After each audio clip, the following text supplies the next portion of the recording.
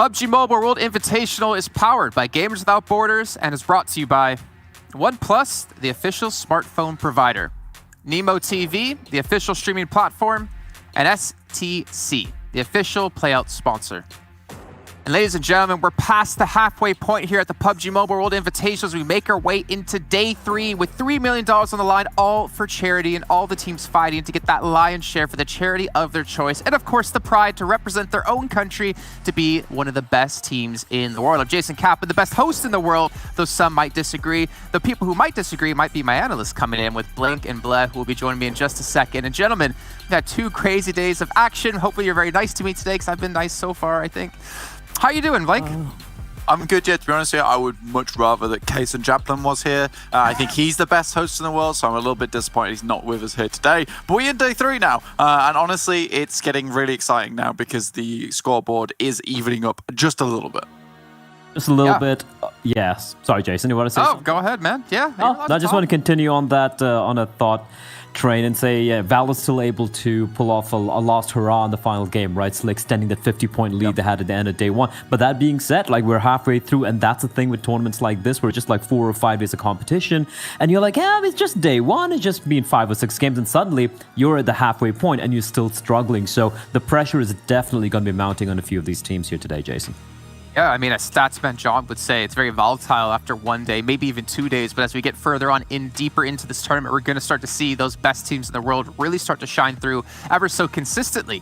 But now we got to take a look at the breakdown of the money they can win. Remember, it's $3 million on the line across 2 different conferences. We're doing East Conference now. Later on today, we'll be doing West. At the end of the entire event, first place will take home $250,000 for the charity of their choice. But there still is even $80,000 for first place at the end of each day of who did the best within that day here. This is a lot of money, Blank, and obviously for such a phenomenal cause.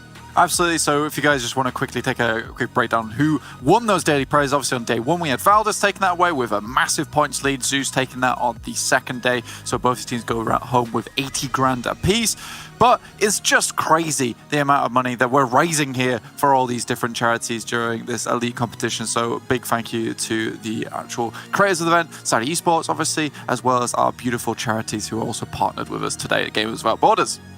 Yeah, UNICEF, Gavi, Direct Relief, International Medical Corps, and King Solomon Humanitarian Aid and Relief, all really making sure Gamers Without Borders can happen. And of course, hopefully helping the world be vaccinated and leaving no one behind.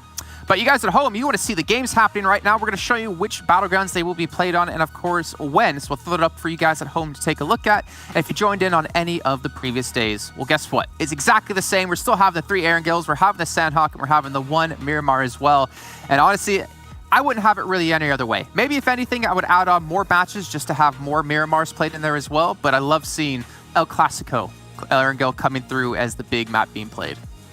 Yeah, for sure. I mean, I guess Bigatron would be very happy with more Miramars coming in as well, Jason. But yeah, I mean, more air angles. I'm very happy about that. Sandhog obviously being a little bit of an agent of chaos, so to speak, amongst the map pool. But yeah, I'm looking to see more maps being played, more games being played. And of course, Zeus especially would be very happy to play more air angles as well, because that's where they had a lot of success yesterday.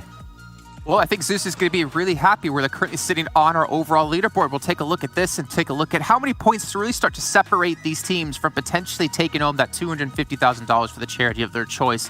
And Valdez, of course, still maintaining that #1 position, coming in from Thailand, 156 points. The funny thing is, they didn't have such a great day yesterday, but Blank, they still extended their lead from day 1. Absolutely. I mean, this is really good from Valdez. I think we'll talk about this a little bit later, but the lead is still there. And although they had an absolutely phenomenal day on day 1, which kind of shadows what they did on day 2, it's still pretty good. Zeus Esports, though, really happy to see these guys back on form. Second place. Took a little bit of warming up. The engine started now. It's good to go. One particular team I want to talk about very quickly, though, Jason, is Yala Esports with 83 points in 6th place, represented by Saudi Arabia. So really, these guys are really doing well. I've seen these players struggle before, but here in this elite competition, I'm really happy with the numbers they're putting up. And with more kill points to placement points, Jason, that really speaks volumes of confidence in this team at the moment. And finally, we're seeing something amazing out of them.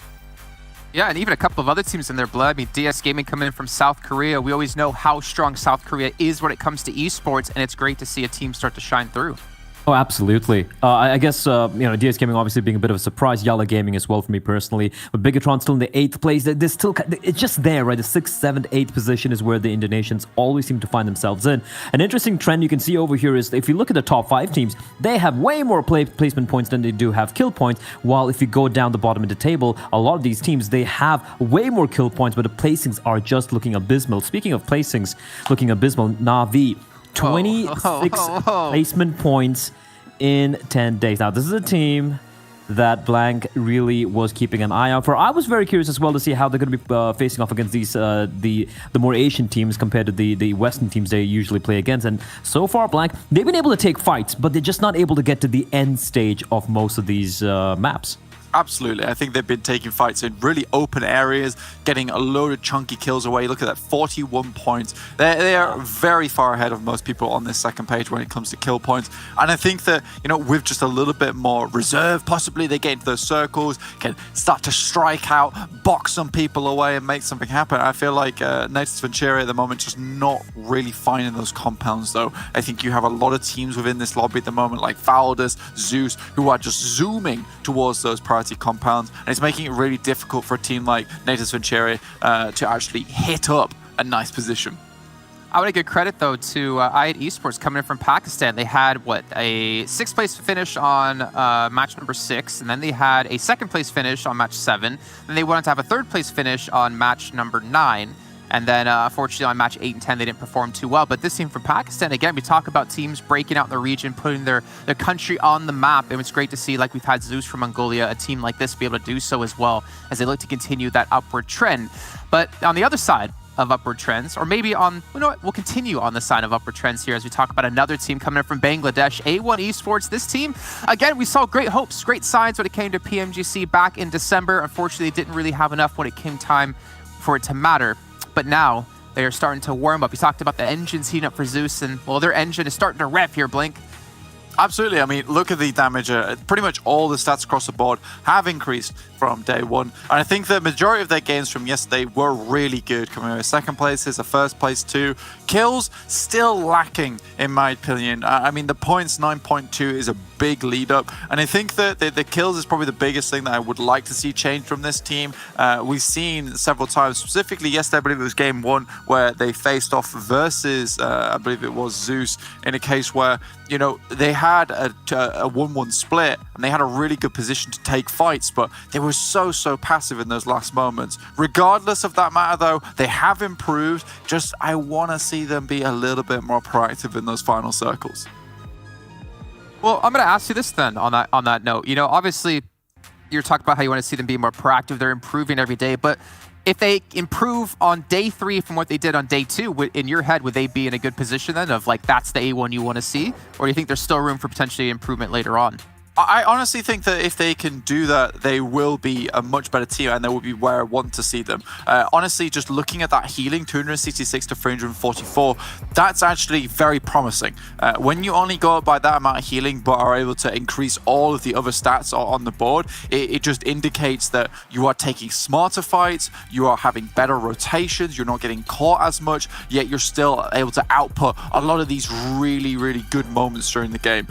So that's very exciting for me. And I do think that we're going to come back to that phrase again. The upwards trend is there for A1.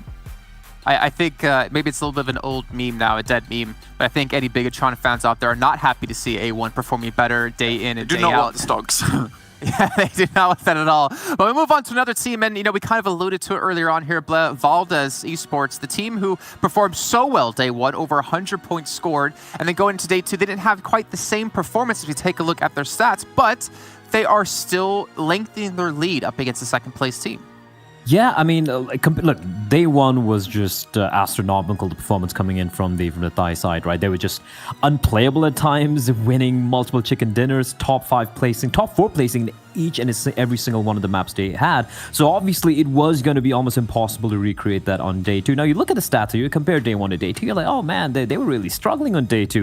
836 as opposed to 1,800 points of damage, 4.2 average kills compared to 9.4, 10.2 points over 21. It's less than half of what they had on day 1. However, I just want to just compare them as well to, let's say, the best team we played yesterday, which was Zeus Esports. Zeus Esports actually had 12.6 average points yesterday. They were the best team yesterday.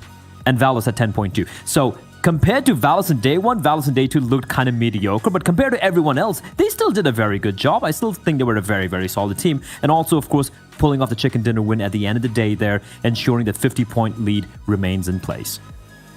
I think, Blake, maybe our worry or comes into if they can't even come close to replicating their performance from day 2. If it's, we talk about upward trends, what about the other side of the coin, right? Downward trends, because Valdes are looking to maintain that #1 position, looking to represent Thailand here.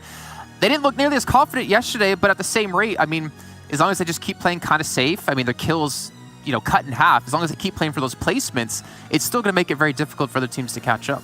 Yeah, 100%. I mean, they hit their 1 rep max on the first day, right?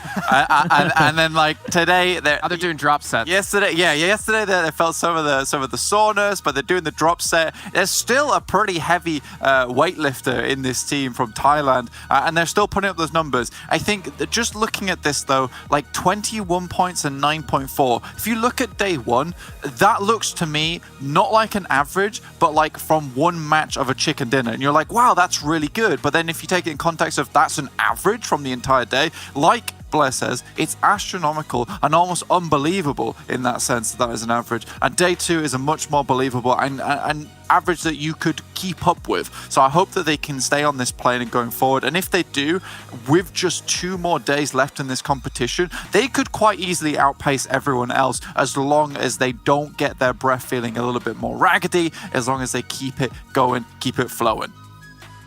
Yeah, and I think one thing that I love to look at is kind of like these dynasties that happen within esports. We've had our Bigatron dynasty happen over the course of like a year and a half, 2 years, where they were dominating every single tournament. And we saw at PMGC that ForeignerMen, well, the China dynasty, I guess I should say, with ForeignerMen and Nova Esports coming into play and really putting everyone else on the back foot. Yeah, mainly 4AM. But I'm curious now, can a team from Thailand, can Valdes be the team to create their own dynasty here if they can close out the entirety of Gamers Without Borders and come into PMGC later on the year, maintain that performance? Maybe we're going to have a new team rising through the ranks. And as we were just talking about dynasties, Bigatron, we're going to take a look at their players and look at their stats individually. Now, in the past year, guys, Ryzen was always the person to look at when it came to kills, came to doing damage, being that Terminator he is. And Microboy, he was always maybe harassed a bit because of his stats. However, the role he played was so key of being a support. We now look at the team of Bigatron, and things have kind of changed a little bit. Their new addition of Liquid is actually the one kind of carrying the team forward.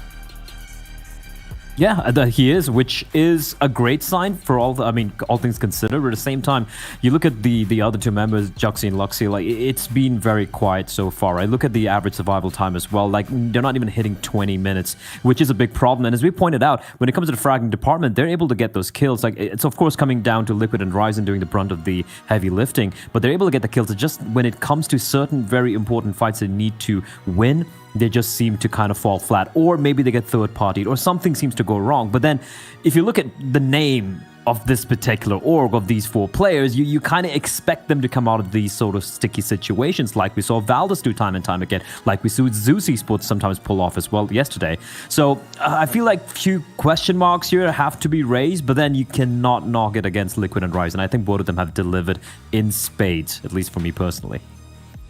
Yeah, I mean, Blake, I think this is something that's been always talked about of like in any esport, right? You can't take the best players in the world, put them on a team and expect them to be the best team in the world. That's not how it works, right? You need the synergy, you need the people to be selfless, you need to have those stars on the team.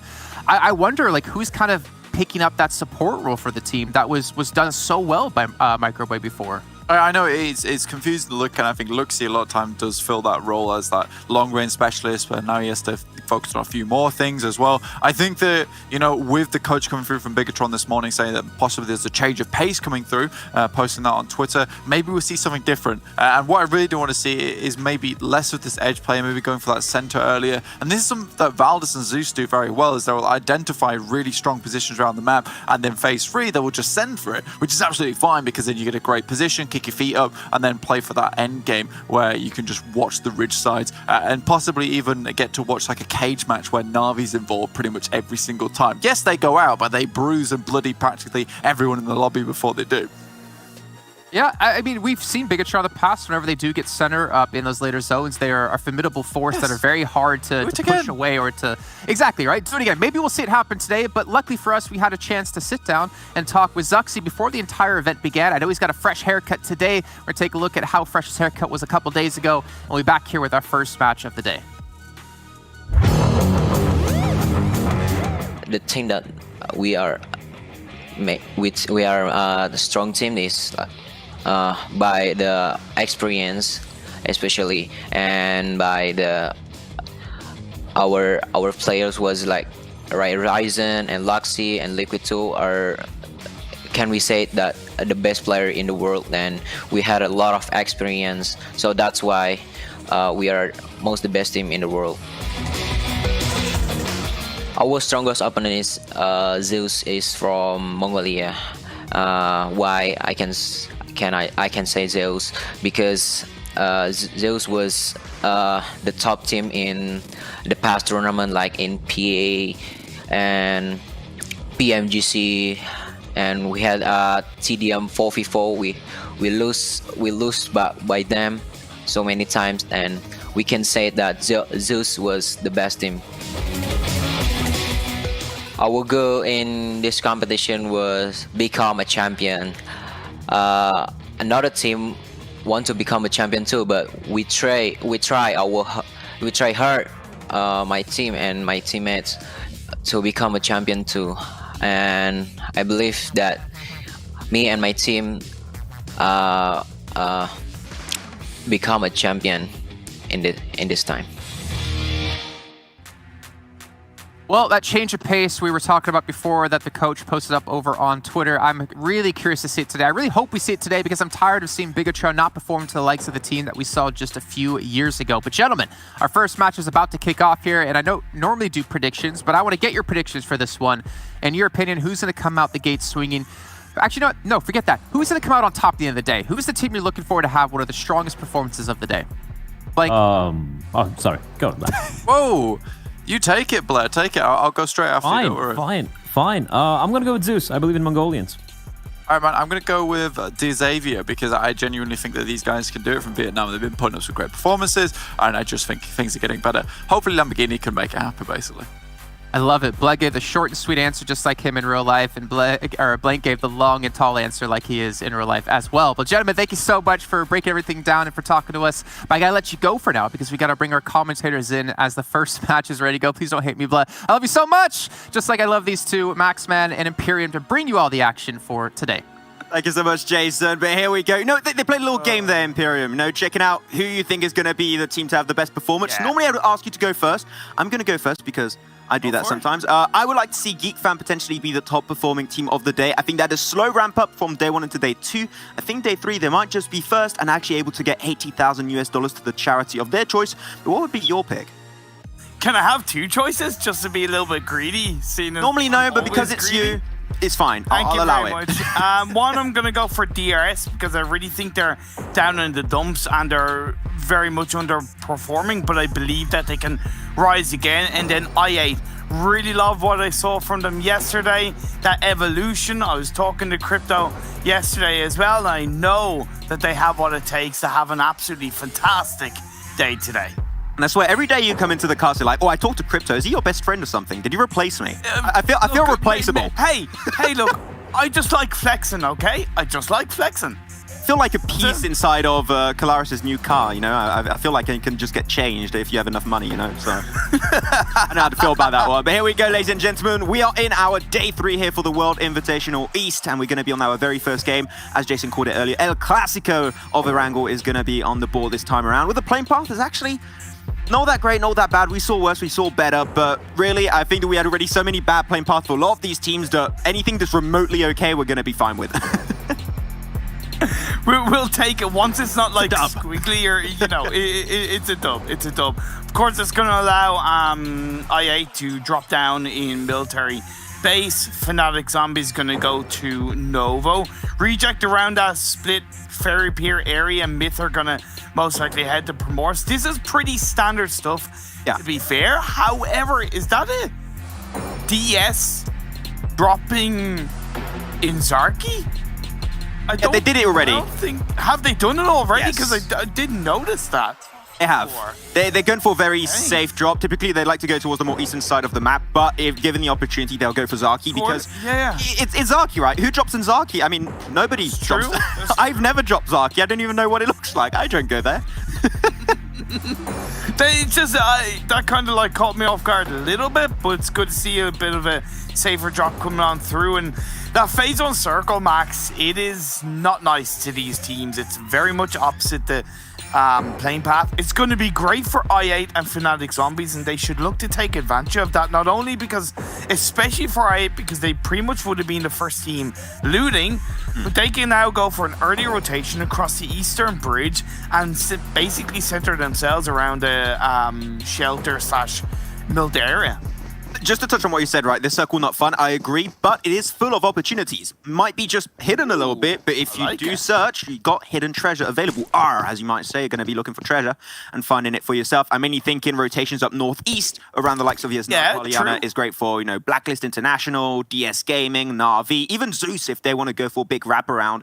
So it is definitely not impossible to get in there, but it would potentially force a few fights. And talking about fights, there was a little bit of an early altercation between TR and A1. A little bit of shots taken on through. Liquid was put extremely low, but they started looting up, so he should be able to heal up if he finds a first aid just in time. But Imperium, we're talking about drops and a few fights happening. Yala changed their drop spot. Now they're in the Gatka fields. They're also going for a split that's very similar to Geek Fam. Yeah. So hopefully two teams are respectful enough to not really get on top of each another.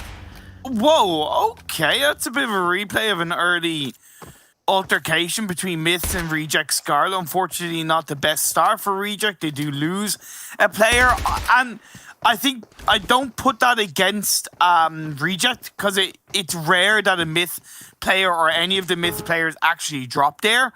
So that's just one of those things that can happen right where you think you have an area to yourself and someone catches you out. It's the way the cookie crumbles sometimes. Good play by Myth, to be fair, to grab an early kill, and Reject will just continue on as a three-man team. I think our next wrangle, maybe Reject and Myth will respect each another's personal space just a tad more, just to be a little bit more careful. But here we go. Finally, we got the spread we were talking about yesterday, Imperium. We wanted a big 2-2.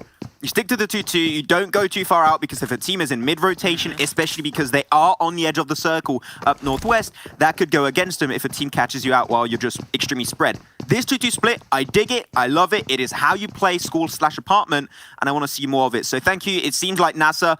They started, well, I'm going to say, right, they started relatively weak this World Invitational, but they have started, and at the end, especially of yesterday, they started taking fights and going for it a little bit more. Same for Myth. And I think there's a great change of mindset that not only NASA, but also Myth need if they want to have a chance to rank relatively high at the end of this World Invitational. Well, to give Nasser credit to them, and I know it's a different map than what we're seeing right now, but they are the third highest point scoring team in Sanhok. It's actually the only map that is realistically giving them any kind of, fight in this tournament. That isn't necessarily a bad thing, but it does show that they can put it together. They can kind of be aggressive. They can get it going. They just need to do it in a wrangle where it matters so much more. Exactly. That's what I was about to say. That is great if they're doing on good on Sanhok. Like, keep it up, boys. That's awesome. But it's only 2 games so far, and you're going to have a third today. It is such a... I'm not going to say insignificant, but it's such a small amount of overall points that could be coming your way on a map like that. You need to perform well on Erangel. Your rotations need to be strong. You need to know how to rotate properly. You need to know the terrain. That is where you're going to get most of your points. If you are one of the strongest teams on this map, you will be in first place without any doubt in my mind. That is what Valdez were able to do yesterday, not yesterday, actually in day one of this World Invitational, being so consistent on that map and actually able to get himself a win yesterday too. They are definitely one of the best teams on Erangel all around, and that puts them in first by a huge margin. So other teams that see Erangel maybe as a weaker spot for themselves, in events like this, you just can't afford to have a weak average. You need to ramp it up and find the issues that are going on your side. Okay, so ants in the dirt just kind of running around as they all kind of rotate past each other. We also saw I8 doing exactly what I kind of wanted to see, which is rotate early away from a military base and go towards a bridge. They stopped close by to the bridge to try and get some information. And one thing that I also noticed with I8, which I knew coming into this day, because I talked to Crypto, my best friend, just saying, Johnny is playing on the team, and I know he's very well loved in the Pakistan region, and he hopefully will have a massive impact. Now, this is going to be his first showing in the PMWI, so I don't know if the nerves might get to him on the first day, but I know with the strong team around him that I8 are, he should be able to shine. Let's hope he's not going to be the EDA 2.0 and just die first all the time. I got to bring it up every single day. Just hey, look at that perfect transition. He's not out just yet. That's an improvement. He's still up, ready to go. No, but they have been able to keep him up alive a little bit longer, and I think that's great. Yeah. We talked about him, especially at the end of day one, how EDA was really the big fragger from Saudi Arabia for Yalla Esports. Definitely. So keeping him alive, relatively important. Is like if you're losing your liquid for BTR, right, in this event, it's just it's not going to make it okay for you. Yeah. And talking about liquid, right, they were talking about it on the desk, and I did see the tweet from Jang, the coach of BTR, and a big change of pace to be apparently expected today. Otherwise, he was talking about something different, but he said change of pace. So I'm intrigued to see what that's going to result into today.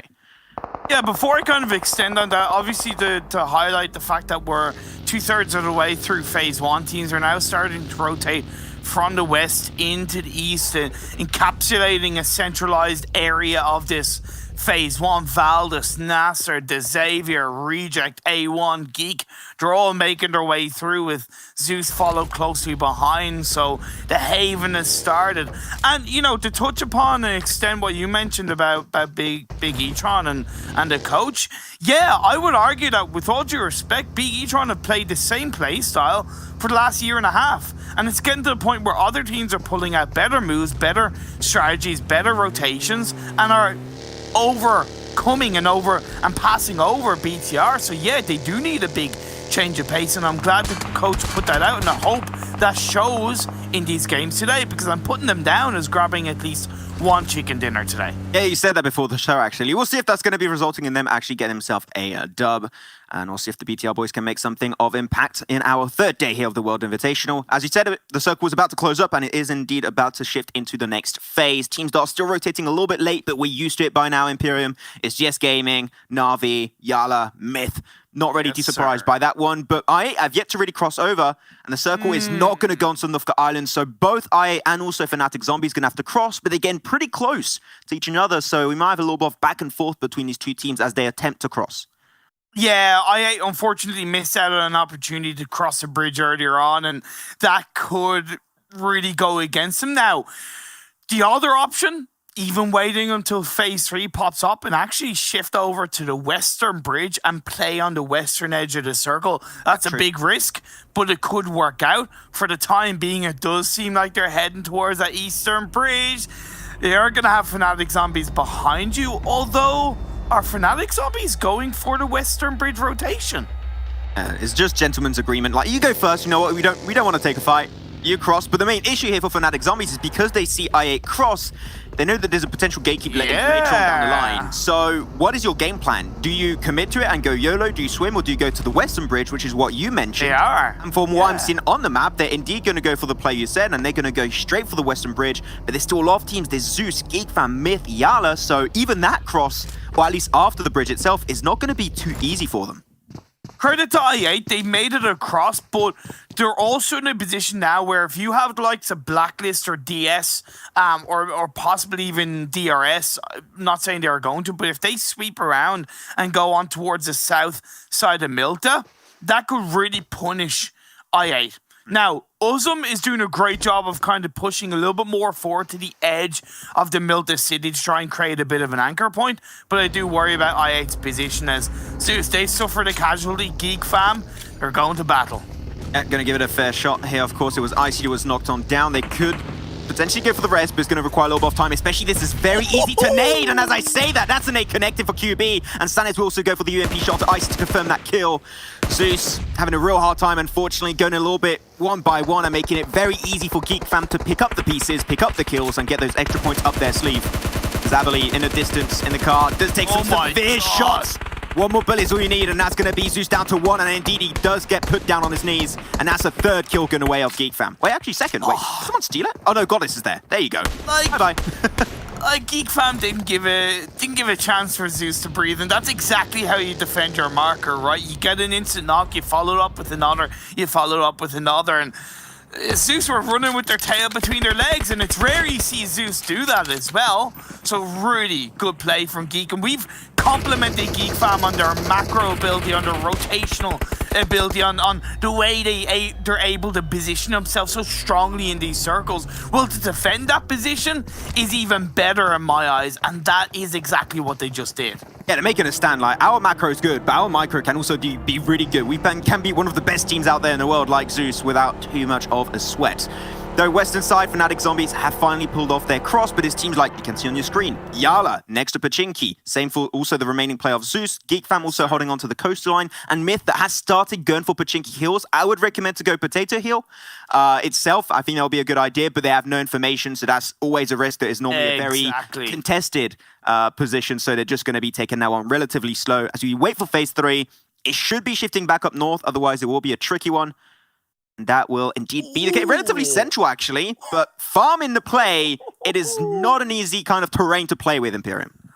Like, that couldn't have been a better circle shift in my eyes, because you have the majority of the teams in the circle. There is still a space on the west for the likes of Geek Fam, Yala, Fnatic Zombies, Myths, and the last player is Zeus. But you're also going to have a bit of contention being played out, as they're seeing right now. Geek Fam continuing to be on the front line of the battle, the heat of the stroke, as they did get a knock onto Itabud. Luckily, the revives being played out, and Fnatic Zombies are going to be able to stick together as a full squad. But it has slowed down their ability to push into the circle, which Geek Fam have taken full advantage of. Yeah, so quickly, so snappy kind of a rotation, and instantly going to be moving in forward. Same for Yala. No, their phase 1 rotation is always typically slow. They put a lot of time on scouting, also putting that loot under their belt, and being fully prepared for the first skirmish they're going to be taking and encountering later on down the line. So that's some great engages coming out from them. But the quicker they move is depending on which circle they're going into. Here's going to be phase 3, and they're already looking for position, but Geek Fam not willing to take that fight, and understandably so. This is not really worth it. You want to find a good position from which can take a fight, as they do have a quick encounter with A1, and that is going to be one of the players of Geek Fam instantly taken down. But Xavier, they're going to be pinned down like absolutely nothing, as Na'Vi are holding onto the entry points down into shelter. And Xavier here having a real hard time to just even survive this fight. Yeah, it's great play by Na'Vi. Encroaching onto the space inside shelter, which Xavier held onto. Frankie's coming in late, but he's looking for the shots. But DS Gaming third-partying from an angle. Matic comes in, he's going to get the revive onto Meku. Na'Vi, it's so important that you stick together as a full squad. Oh man, he just saw his feet for a second too late, and that would have been a kill going away of Kitsune. But we'll go for the res on his fallen teammate of Rabes. The rest of the team taking it relatively slow. Myth does get eliminated then in 16th position. Seemed like the lack of information from their rotation on the west did hinder their chances in the long run. But Na'Vi getting knocked away. And unfortunately, when you're outside of shelter, you are prone to taking damage from teams around you unless you go inside. But if you're inside, you're pinned down. So Xavier just hoping that Na'Vi get wiped out by another team. But unfortunately for them, Na'Vi are going to be able to heal off on the relatively strong spot. Yeah, but it's not going to be easier for them, because with Blacklist International joining in on the mix, a team that, for the most part, being generally quite passive in these games, their balance between kill and placement points does favour placement points, but in the early parts of this game, they do want to get into the thick of the action inside a shelter. DS Gaming also doing what they can. 0 kills so far, but again, full squad up. They do have a bit of control, and they're adding into the mix. I've been really impressed yesterday by DS Gaming's rotations too, and how they took control, especially that Miramar game was the one that really stood out to me the most, and I'm hoping to see a lot more of that. I'm hoping it was just not a big one-hit wonder. I want to see more continuity off the back of that strong Miramar game of yesterday. Though Circle Shift did center up on top of the likes of Valdus, and also got other teams like Reject are going to be inside of it, Na'Vi, and even I8. Though DS Gaming going to spot it out, and it seemed like Blacklist International had no clue who was inside of the shelter position. Going to try and find that kill confirm onto Claire. It was doing great stuff for the Pakistani team yesterday, and we'll see how far they can try and push it to the next level. Na'Vi disengaged, by the way, at least as a 3-man, based off the circle shift. Tixie is still there, and I think Malik is going to look to help pick him up. They've both gotten into a vehicle now, and they are going to join up. So I really respect Na'Vi, right there, team, to have a lot of kill points, and maybe they're recognizing that, okay, if we make a bit of a safer decision, avoid the earlier action, we get into the late stage of the game, have a full squad up, boom, we are instantly complementing what is our strength of kills with high late game placement points. Yeah. I realized I said Pakistan for Blacklist there for a second. No, I meant Philippines. There you go. Fix that one. Frankie going to be jumping on in. Super! As he gets himself the kill done for himself. First kill actually for the Xavier. Rabbis and Frankie still ready to go. But Lamborghini, the clutch man of yesterday, already out of the lobby with his teammate too. So a little bit of a hard early stage for them. Hopefully they can try and make the most out of their 2-player comp. But it seemed like the fact that now they have to move away from Shelter into the circle itself is heavily contested by a lot of teams currently. It is not looking too good for the side of Blacklist International. Let's be fair, it's a very tricky circle because you have the edge of farm, which is great, but you then have that kind of open uphill area. Plateau. Then you have that kind of plateau in play. The Xavier comes in, gonna get another knock onto Blacklist International. Frankie and Rabbits as a duo take out Blacklist International. That is it, 3 kills for the Xavier. Yeah, really good work coming out from Frankie and Rabbis. It really also, when you're looking at Frankie, he was one of the top players, I believe, for some time in the event, and it's just great to see that this player, at least on an individual level, seems to be extremely consistent itself. So I'm hoping to see his professional adventure in PUBG Mobile go even further and beyond. Though DRS Gaming from the POW looking to get a little bit more free will estate, currently contested by the likes of BTR. Esport spotted out by Fnatic Zombies also, and they're going to be picking up the pieces one by one. Yala seem like they are finally going to be encountering some issues to find positions inside the circle itself. Just a little bit too much separation, to be fair. And Jamis is left in the blue with Loga and Ida, who's still alive. Yes! Whoa! In this game in the front line. Also got to credit I8. I don't know exactly when or how they pulled off that rotation, but that rotation, wherever it was, has really put them in a good spot in the circle. Yeah, it put them in a very, very strong spot. I think they just sent it right away, though. That's going to be a really good shot coming on through. And instantly, Luxy put on his knees on the rooftop. We'll have to really drop him down. Now DRS. they lose the information. They do not know exactly how DRS are pushing this kind of location. But I would say, be careful, DRS. Don't put yourself all in that one building. Otherwise, you're prone to taking nade damage. Just be careful. Go for a little bit of a wider spread. Things should be okay as you take that fight versus BTR. Luxy will normally get put back on his 2 feet relatively soon. Now they're trying to move away. BTR cannot hold on to the building, and we're going to wait for the next circle as it shifts, and he goes right on top of Valdus Esports. What? Man, their circle luck recently has been... It's been pretty good, Imperium. Wow, okay. It's Valdus. It's Valdus. Just do Valdus things and position themselves up quite nicely for the circle. It also helps I8 a little bit, but they are at the edge of the circle and kind of on the wrong side of the road. But they are going to be able to avoid a lot of the action that's coming down on our screens right now. BTR, DRS, I was talking to Mafia Ninja as well, and he said that the team still had a lot to work out. He didn't give me specifics, but he was very hopeful that today was going to be a better day. He gets Mafia Ninja a new best friend now. You got too many, man. Feel like you collect them almost. Not Pokemons, I swear. Though, Luxy, Liquid going to be going for the push too. Mafia Ninja, of course, with that smoke. One nade is all you need. You could very easily nade up that one smoked area. Ninja, he understands that. I think that he is potentially going to be taking damage, though. That's going to be Ryzen onto the Earth line very high up north. He's trying to set up the rest of his team for success. What the hell? Maybe they need Ryzen to actually take that fight in the first place because Ida... Oh, no, look, actually, is going to be onto the other side. Oh, my God. Taking some huge shots, and that's going to be it. 3 players off BTR instantly put down, and because Ryzen is so far away from the rest of his squad, there is no chance for Rez to really come through.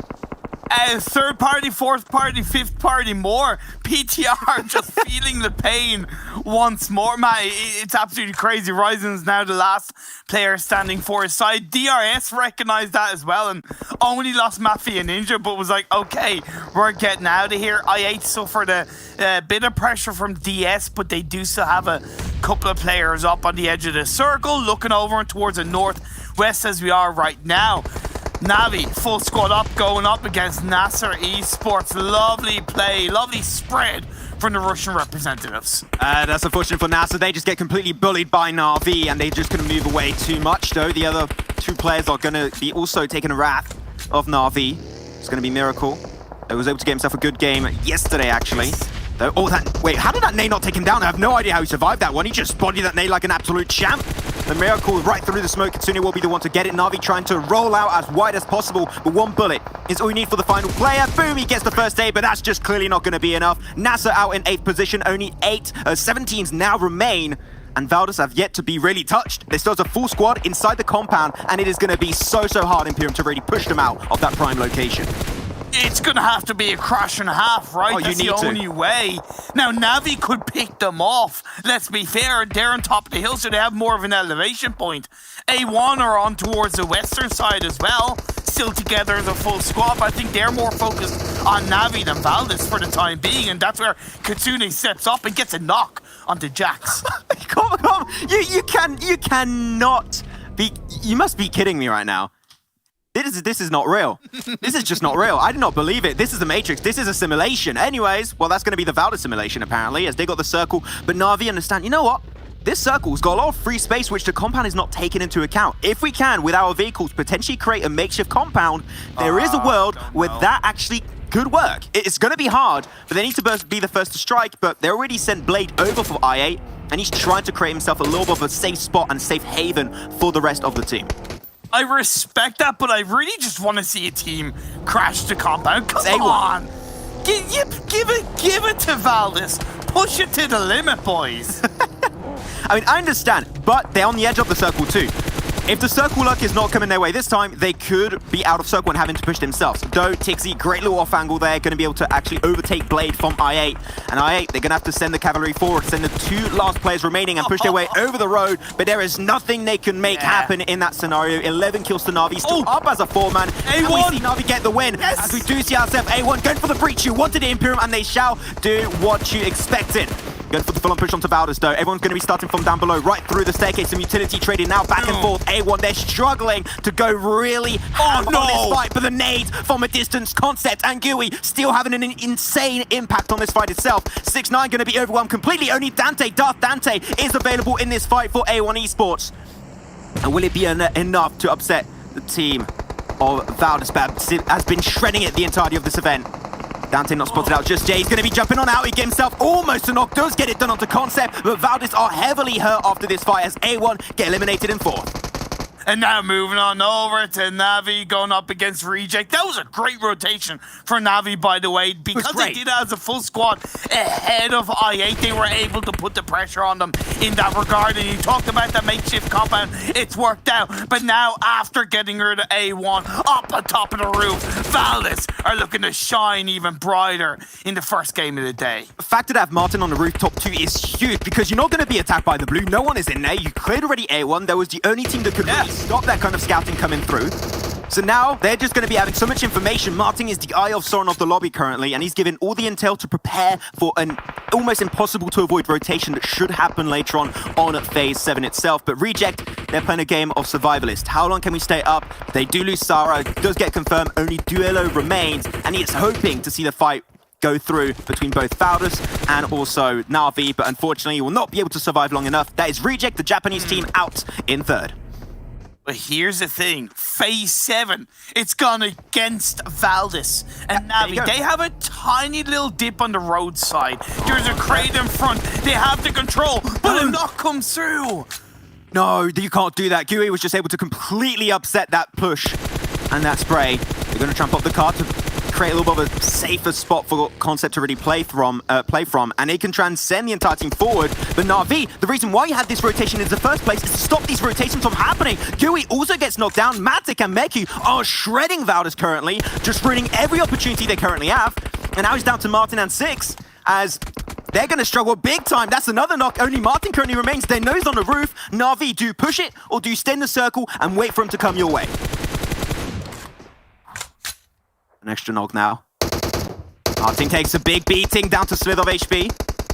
Hopefully still have some first aids. Still got 2 to go. But now that's it. That's the Na'Vi special, Imperium. They're going for the widespread, so Martin has no chance of fighting back. Oh, nice shots. Heads to head, actually, right through the tree. Damn, what an amount of precision coming out from Martin. Soon to get rezzed up 2, he has to drop down. He knows the blue zone is coming his way. Can he go for the res on 6? Actually, he could have got it earlier, but I think the blue zone is just not going to make that res possible. Oh, maybe? Where's the blue? Okay.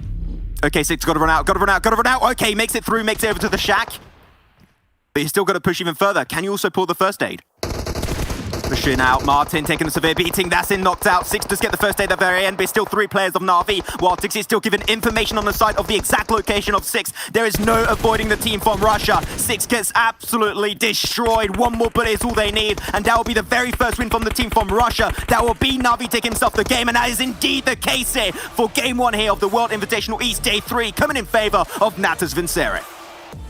Look, intelligent rotations, intelligent decision making, strong, focused aggression more than anything, right? Yeah. You know, we've seen in previous games, they're more than able to take fights, but it would often be that they would take too many fights at once, or they would just spread themselves too thin.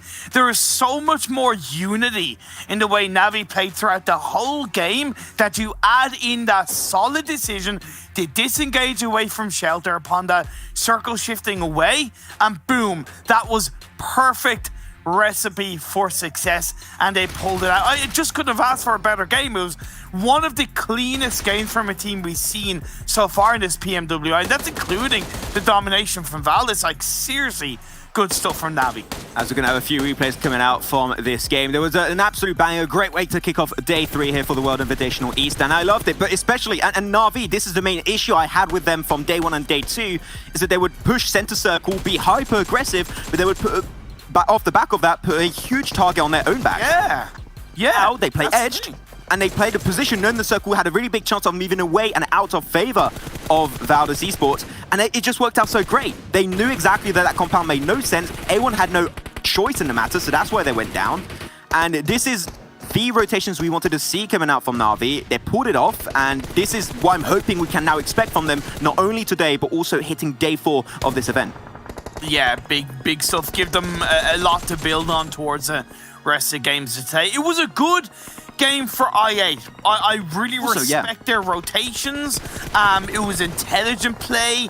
Not really too many like team fights that we saw them play out, and I get why they did send 1 player across the road, Blade, but if you're going to commit to a position at that stage of the game, I feel like you go as a full squad or you don't go at all. Like, it didn't work out for A1, but at least they crashed that compound of Valdez. Navi full sent it into that area as a squad, which meant they were able to take out Blade and then the rest of I8. So just that kind of commit at that stage of the game, I8, or don't go at all. I still can't believe that shot actually connected, the headshot from Martin onto Tixi right through the tree. I believe it was right through some branches too. That was very, very out there. But what a good play from Na'Vi. But still, we have to mention, right, that is another top 3 for Valdez Esports. They gave himself another one. Are we going to see a repeat of day 1? We'll see what's going to be happening from the team from Thailand, crazy. of course. But of course, I have to say, it was somewhat due also to circle luck. Okay, it did go in their favor, but they did play it really well. I have no issue with that one. I think that the execution on how they play that kind of circle was really clean, and I'm hoping to see a lot more of that in the future from them. Strong rotations also from teams like GeekFam, even though they did have a little bit of a hard time into circles. But you know what? I wouldn't have it any other way. This is a great way to kick off day 3 of the gig. Also, Reject. I haven't really mentioned them. It wasn't like the craziest game for them, but at the end of the day, they still got themselves 3rd place. Duello survived until that point in the game, and it's a strong start for the Japanese representatives, so much love to Reject out there, getting themselves in 3rd. And we've got to say, they also lost a player instantly with Myth. So as a 3-man able to get top 3, that is very impressive from the Japanese team. But with that said, that's going to be it for myself and Imperium. We're going to head on over to a very short break, and after that, we'll be back on the desk to break down this first game of the day. When the world has safe and effective COVID-19 vaccines, how can we make sure they reach the people that need them most? Today, there are many vaccines in development. Most will fail. For those that could succeed, governments are under pressure to secure supplies for their populations. If governments compete for vaccines, most countries could miss out. This is not only bad for countries that cannot secure their own supplies. It's bad for us all, as no one is safe until everyone is safe.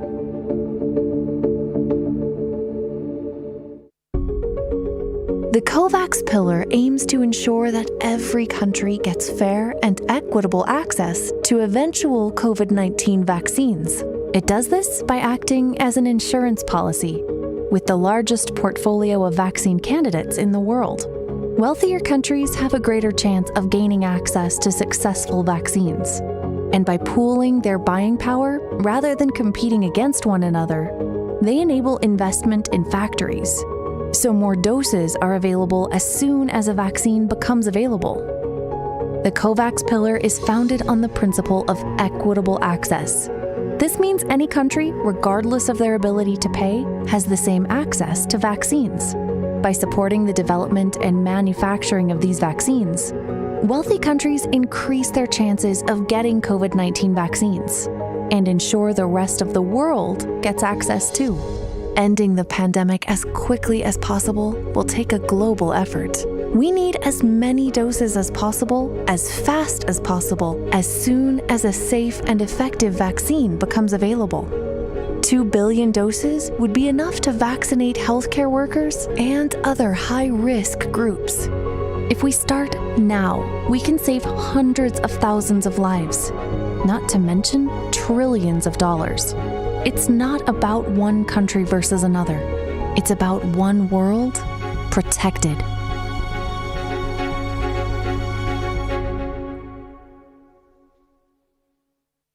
We've got the OnePlus 9 Pro, and it's absolutely gorgeous. Oh my gosh, this display is just out of this world.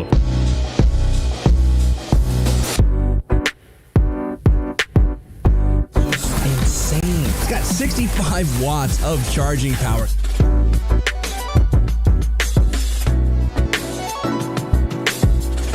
The 9 series is next level.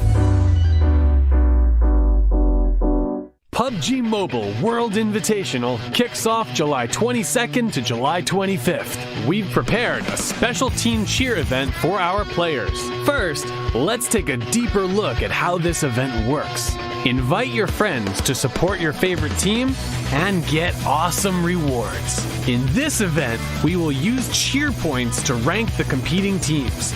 Fans of the team with the most cheer points at the end of the event will have a chance to get a permanent item. The event period is split between the cheer period and the reward period. The cheer period is from July 15th to July 27th. During this period, players have 2 ways of obtaining cheer points. The first method is via daily missions. Log in every day and watch matches for 5 minutes at the Esports Center to get cheer points. The second method is by sharing an invitation code with friends. Inviting friends to participate will also earn cheer points. Every player is limited to linking 1 invite code per day. The more friends that link with you, the more cheer points you can get. Now that you understand cheer points, then it's time to pick out a team that you want to support. Lock in the team and support your team with cheer points during the cheer period to help them reach number 1. If you wish to keep up with the progress of your chosen team, then take a look at the real-time cheer leaderboard. The cheer leaderboard will be locked on the final day of the cheer period on 0 hour of July 27th, after which the rewards period will begin.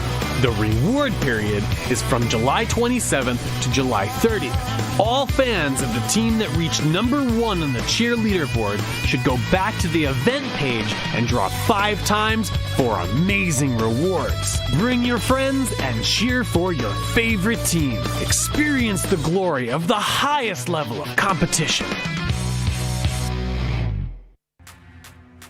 The PUBG Mobile World Invitational is powered by Gamers Without Borders and is brought to you by OnePlus, the official smartphone provider, Nemo TV, the official streaming platform, and STC, the official playout sponsor.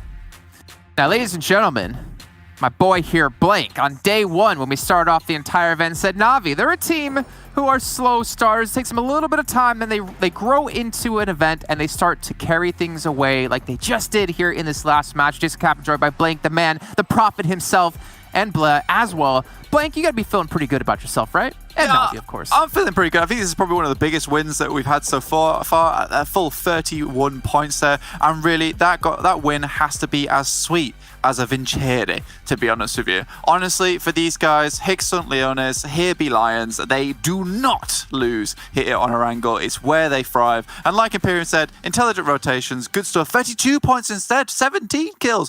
Goodness me, what a great game from them. And this will shoot them up the leaderboard. Absolutely. I mean, the fact that they have the kill points are equal to the total points Valdez had just kind of speaks for itself, right? They have been a pretty good high fragging team, but the fact that they're able to keep all four alive. And the final circle, Blank, we're in the green room, you said, depending on the circle, it's going to be Valdez or Na'Vi. And yes, it did favor Na'Vi, but then it's not like Valdez didn't put up a fight. They were in a very good positions. They were ready for the circle to move away from them. But Na'Vi did a fantastic job picking off all the members of Valdez. And I might say, one of the very few times we've seen where Valdez, where they are in a 4v4 situation, they kind of made a couple of missteps, I might say. I would say they were forced errors. They really didn't have much options available to them. They had to go out into the open, but Na'Vi did a very, very good job punishing them. But also got to give a shout out to A1 and IA. They had a bit of a resurgence yesterday, and looks like they're going to be having a bit of a resurgence today as well. Oh, Blair, look at me. You're getting it right once again. Bigatron Red Aliens, the Indonesians, is 7th or 8th place every single time. Right? And here you got Bigatron in 8th place towards the bottom of our leaderboard. But yeah, it was a really good round from Na'Vi overall. I think that one of my favorite parts was Tixie's push. And I know it might have looked ridiculous at the time, but what it did is it provided additional time for the guys on Na'Vi after they'd already known they'd knocked a player who'd already pushed out, so they were down members. Tixie pushing out just forced Valdez to not be able to push out any further and get any more control over the land that was ahead. So very smart stuff. Here's second page, Zeus Esports down in 16th place. Painful. I just have a tendency, a knack of jinxing them, it looks like. But I'd look to see them bounce back. But because of that, Jason, I feel like there might have been a massive shake-up in the overall leaderboards. Because bear in mind, like, it was a very close battle from, I think, like the second to the 8th, 9th position, with Na'Vi getting 31 points and Zeus being on 0. I feel like things are going to get even more tighter. Although, that being said, Valdez, they had a 50-point lead and they still get second place here, so they're still going to be very comfortable. Why you gotta tease us like that, Blex? We're not gonna look at that until after match 3. Why you gotta do us like that? I'm all excited to look at overalls, but we're not gonna have it happen. You know it. Yes. Anyways, moving on from that, we're going to take a look. Okay, maybe we are going to show overalls. I am being told by production who are listening, they're like, you know what? We're not going to let Blitz tease you. We're just going to give you exactly what you want. We'll take a look here. We do see Valdez still in for, oh my gosh, that lead. Ooh. It was already 50-odd points before him, and now it's 72. But Na'Vi, the Vincere, 3rd place. 7 placings. Oh, you must be feeling really happy right now, Blank. Oh, I really am. I mean, if they can tie the Vincere knot here in this actual game, I reckon they can make it happen. 7 placings upwards. They just need to keep things going here, and potentially they can catch up to Valdez. So Valdez looking slightly worse yesterday. I mean, it still was very good, but you know, that win at the end of yesterday, I mentioned it at the end of the show, which was a case that momentum is going to be really important for them to get some more confidence. And it absolutely was, getting that 2nd place on the first game of today. The one team I'd love to see kind of, I wouldn't say step it up, they've been doing a pretty good job, but I would like to see them a little bit more in the midst of the action would be Blacklist International, right? They're a team who really won this placement points, but, you know, if you're going to keep going for that, like teams like Na'Vi, you have teams like A1, even I8, and of course Valdez and some of the Southeast Asian teams, they're going to leapfrog over you because these teams are looking for kills, and if they get a chicken dinner, they're just going to get a big chunky 25-30 point. So I would love to see Blacklist International actually go for some fights this time around. Well, you know what? Speaking of fights, with fights comes damage and comes kills. We're going to take a look at Na'Vi in this last match with the most kills we've seen in the event so far, including the West Conference as well, putting up 17 big ones. We can see the player in particular stats from the last match. And I'll tell you this, Na'Vi, actually, I'm gonna, before we even move on to the scrap, before we even talk about it here, Blank and Bleh, I want to get your predictions of how much damage you think they did without looking at their numbers here in the last match. Without looking at the data. I mean, can't help it looking at it. So, I think they did around about 3,400. 3,500, I think. Let me change it up then. What do you think the damage was from the second highest damage team? I'm going to say 1,400. 1,200. Okay, it was 1,500 by Valdes. Yes! And Na'Vi put up 3,500 damage. That is ridiculous. That's actually one of the biggest numbers I think I've ever seen. Big number. PUBG Mobile. Since I've worked in with this esport, like over 2 years now, that's one of the highest amounts I've ever seen. It's ridiculous. I like Blank how Jason we obviously saw his stats right on our page, right? We can all see this, and he's like, I'm sure they can't do math that fast. I'm sure they can forget about it. I mean, like 1,900, 700, 700. Like it's already in my mind, Jason. Yeah, it's not American education. Hello, come on. I think you've upset it with that one. Just gonna let you sit there with that one, Blood. Yeah, so one player we did want to focus in on, though, the top performer out of Na'Vi in the last game, Maki, we're going to take a look at his radar and kind of see where his stats kind of lay. I believe overall within, just in the last match. Wow! What? Rectangle! That's a rectangle. I'm so happy I picked this. Me too, yeah. That's so cool. Yeah, I love that. I've never seen this. I've never seen the radar look like this. But yeah, like 1,000 damage, 6 kills, 4 assists, obviously, and then of course, 1 headshot as well. Not bad at all. Like he was. But here's the thing: like he was the pick of the team, but everyone stepped up for Na'Vi here. Look, for Meku, just like the rectangle, this man's got some clean edges to him. He was playing some fantastic off angles during those final fights. And yeah, I think I'm going to repeat it again because Imperium, he said a good point for once, and I really liked it, which was that there were some intelligent rotations from these guys. They were less aggressive. They pulled down from the north side. It was pretty beautiful. And then that final fight was orchestrated very, very nicely. But Valdes, though, Black, because we were talking about in the green room where, you know, obviously during that fight where they were versus A1, where A1 stormed the building. Also, thank you, A1. That was a great play. I know it didn't work out, but that's the kind of aggression I want to see from the team. Unfortunately, Valdes have a really good regroup. Oh yeah, they're so very good. At the moment, it looked like A1, they did have the upper hand. They had controlled the building. They had a couple of players knocked down, but Valdes very, very good in bouncing back. And even Valdes, like the way they approach it, right? They were in the play zone from the beginning itself. They make their own luck, right? And that is something I'd like to see some of these other teams do as well. Like, sure, the circle might screw you over at times, but the majority of the times, it can kind of favor you if you're going to be playing those odds. So they did a very good job at the end there, but yeah, Na'Vi just too good. Well, hopefully all of you at home who were rooting for Na'Vi were making sure to cheer for them while in the game as well, because there's still a contest going on throughout this entire event, and there'll be rewards given out after the event has finished. You got to go cheer for your favorite country out there. Cheer for your favorite team, show that pride, and hopefully your team can rise through the ranks and continue to show some momentum if you're on Na'Vi's side, and hopefully maybe bounce back if you're a Zeus fan from Mongolia. But ladies and gentlemen, it is time to get underway with our second match in just a few seconds. But Blank and Bleh, we talked about predictions throughout the entire day. I'm going to ask you a simple yes or no question. Will Na'Vi come into match 2 and win another chicken dinner? Will they do it back-to-back? Yes. No. Are they the 2-time? No. Yes. I've learned never to doubt Jason. All right. Well, thank you for your responses on this one, Bleh. I agree there's only 1 2-time out there, though it happens a lot in the world. Let's actually bring our commentators in, though, for our second match. It's going to be Maxman and Imperium yet again, this time not looking like waiters, looking like fine gentlemen, refined, ready to go to call all the action for today. I think we're looking good. Thank you very much, Jason. Thank you. Appreciate it. We're not going to be serving you too much today, unfortunately. We'll be back tomorrow, potentially with a tie and like with a white top, and we'll look like the PUBG main character. Imperium, here we go. Our second game, and it's going to be our very third Sanhok game actually happening this time. And you said it was one team earlier that's actually really good on Sanhok. I'll see if they can try and potentially get himself some extra points on this map. Yeah, Nasser Esports, as I said in the first game, top 3 turns of points secured in this map. 13.5 per game so far. Valdes are in second, and DRS, the Nepal team that I really want to see step up today across all 5 games, are the highest scoring team in Sanhok. So let's see if they can repeat it. But one also interesting fact about that last game, which I really have to bring up, Navi's 32-point win was the first game that we've had over 30 points and the highest scoring individual game so far in the PMWI. Big points, big pointers. I mean, that's what Blank said right the other day. Is now if it's or they get 0 or they get 35 points, right? He hit the nail on the head on that one. Yep. Except when you said that you called the rotation win. That was me, Blank. I said they were going to do the rotation. Was it you? You sure? It was me. Yes, it was me. Don't steal my things away, okay? We're not going to do a Kalash 2.0 when he steals my predictions when I was right, okay?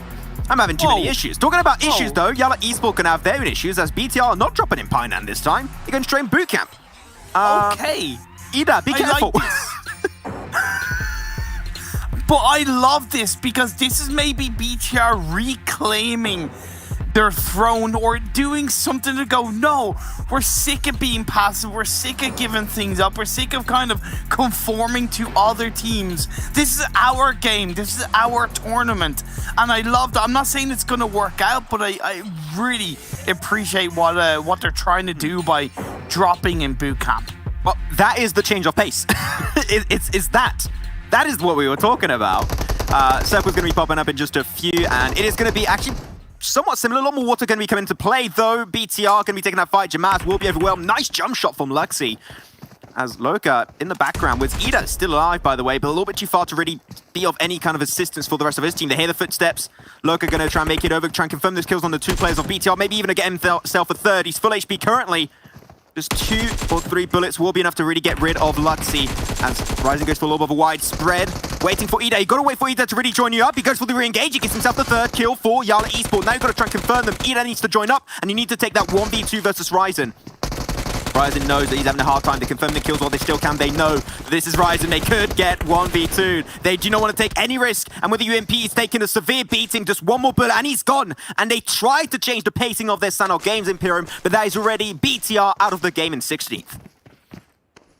Man, look, I love and appreciate that BTR pulled it off, but credit to Yala as well. You know, it's a significant sign that Yala are here to stay, right? They're not here to step down and let another team take over. They performed so well in this tournament so far. Coming into today's games, they were 6th overall. And that speaks for itself. Respect them. And Yala, they showed in this game so far, wiping out BTR in boot camp. As that went on, phase 1 popped up. It has gone up north, mostly encapsulating the mainland, but there is a good chunk of that northwest island in play, which could threaten a few of the teams if it does shift over to the west on phase 2. And I'm interested to see how Navi and Fnatic Zombies are going to pull out the rotations. Based on what we saw yesterday, both teams should be okay, because remember, Navi pulled out pretty solid rotation in yesterday's Soundhound game, as did Fnatic Zombies. But with more of the Northwest Island in play, I'm curious if they're both going to commit to that side of the map. There are also some very notable changes that happened throughout our last 2 games of Sanok, and this one, where I'm looking at it, we got Zoostar not dropping on the southern side of Paradise Resort anymore. They're going for the higher ground position, is right down south over that road, and I think it's way stronger for them to actually play in that position, because you're not going to get overwhelmed by Valdis if they try and rotate early, which I love. But not only that, GeekFam is another team that changed their drop. Typically, they would go more towards the more western side of the map, and they used to have a little bit of a point of contestment with the likes of Na'Vi. No, this time they're going for Kampong. They're taking things very slow in a similar fashion to the likes of IA, to the likes of, for example, even DRS, and they just want to avoid the fights early game entirely, which I'm okay with. I think that's a great change of pacing coming out from GeekFam. It is a good change of pace. Let's see if it works out. Little bit of time now to settle as we get into this game 2. Blacklist are holding down the trifecta compound and blowing down Reject. On their rotation, Reject are opting to go more for that main road on the Northwest Island. The Xavier once again going for that spread across the coastline of the mainland. It didn't work out for them in yesterday's games. I hope they've learned from what was a couple of obvious mistakes that allowed them to get then backstabbed by Navi in yesterday's game. But with more of that kind of north coastline in this third Sanhok game of the PMWI. I think it's important for the Xavier to stick more closely as a 2-2-2 split rather than 2-1-1 split, because there's most obviously going to be a lot more teams hovering around their area. That split is actually the reason how they lost players to Na'Vi. That's exactly what happened yesterday. So I'm okay if they're staying with the 2-2 split, but as long as you're prepared that there's a chance the team will be able to get behind you and slap you right through the face, then that's fine. They just need to be aware that that is something that could happen, and you must be fully prepared for it. Have you ever been slapped in the face? I would say so, yeah. Who hasn't, right? True. I get slapped through across the face by bots every day, in PUBG, so that's fine, though. 6ix9ine might just get slapped a little bit here by DS Gaming. And jump on over. They spotted him out. He's going to try and get up. Unfortunately, starts praying a little bit too late. Now A1 going to try and fight back, but 6ix9ine is just impossible to give him back. He is going to be lost to the tides. As that's going to be the first kill going over to the side of DS Gaming. They're going to be able to start it off really well. Satan going to be knocked down too, but on the position they currently are, A1 is clearly not going to push it, so they can go for the res and or go for the push or just leave. I respect that from DS Gaming because it's a fantastic hill to control, and they recognize that by going up there as a full squad. Whereas A1 split is quite weird and a bit disconnected.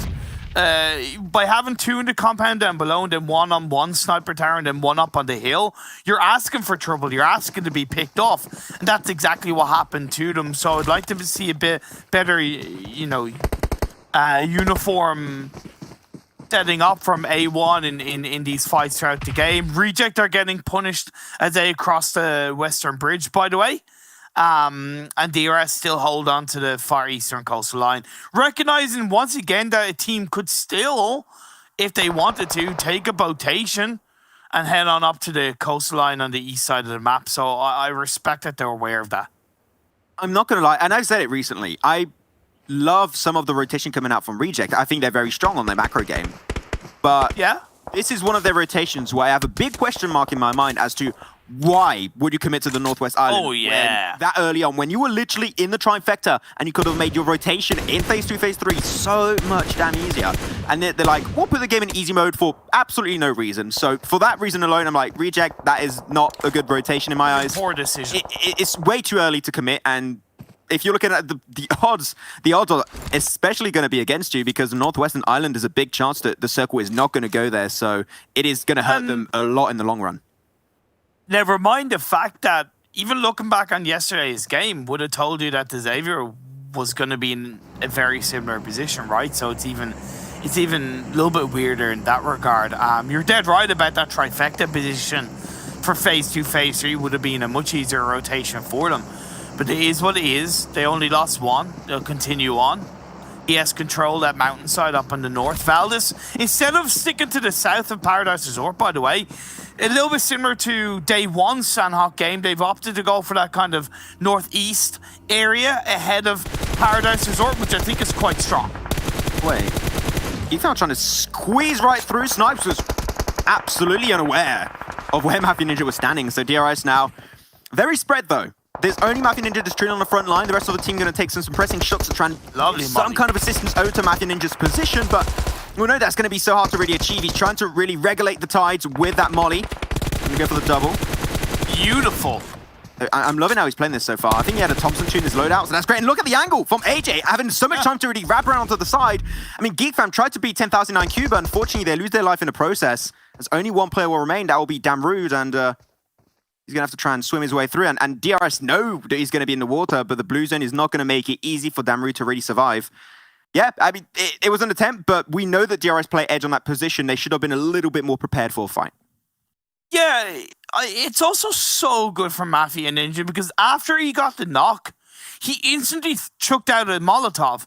What did that do? It separated the GeekFam members, it slowed them down while the rest of his team was supporting him. So really well played, and we move over to IA going up against Yala Esports Crypto, making that work. Blade lost his life.